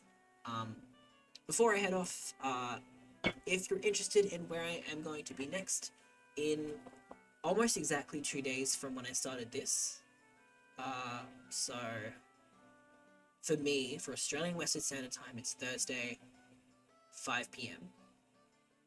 I'll be doing a Majora's Mask randomizer, so if you want to pop in for that, I'd love to have you. That's going to be a lot more problem solving. It's going to be very, pardon me, I'm going to let people backseat and help me out figure where to go. And I'll have my last event, I believe, on Saturday, 2 p.m. for my time, where I'll be speedrunning Ocarina of Time 3D. So if you're interested in any of those, come check in. But otherwise, Fateful Fairy, are you ready to, to jump on? Thanks for playing. Thanks for being here. Thank all of you for making this stream as much fun as it has been, as worthwhile as it has been. I'm so lucky that I get to talk to everyone, that I get to be a part of the little community of people who care about games, who care about this game, same way that I do. Yay! Yeah. Awesome. Well, I will hit end stream in just a moment then, and let you hit start stream. But yeah, everyone have a wonderful time in the Cadence of Hyrule run. I will try to lurk for a little bit. I do have to get to sleep soon, as I've got work in the morning. But yeah, this has been awesome. Much love to everyone, thank you all. If you're interested in other of my stuff, by the way, you can always go check out my Twitch. I'm trying so hard to point over there. Wow, I love video games. I talk about games like this a lot. I also just have fun being bad at them. But yeah, nonetheless, thank you all so much. Wishing you all the best. Have a lovely day, night, evening, whatever, and I'll see you all soon. Your support means everything. And yeah, for the love of games. Take care all.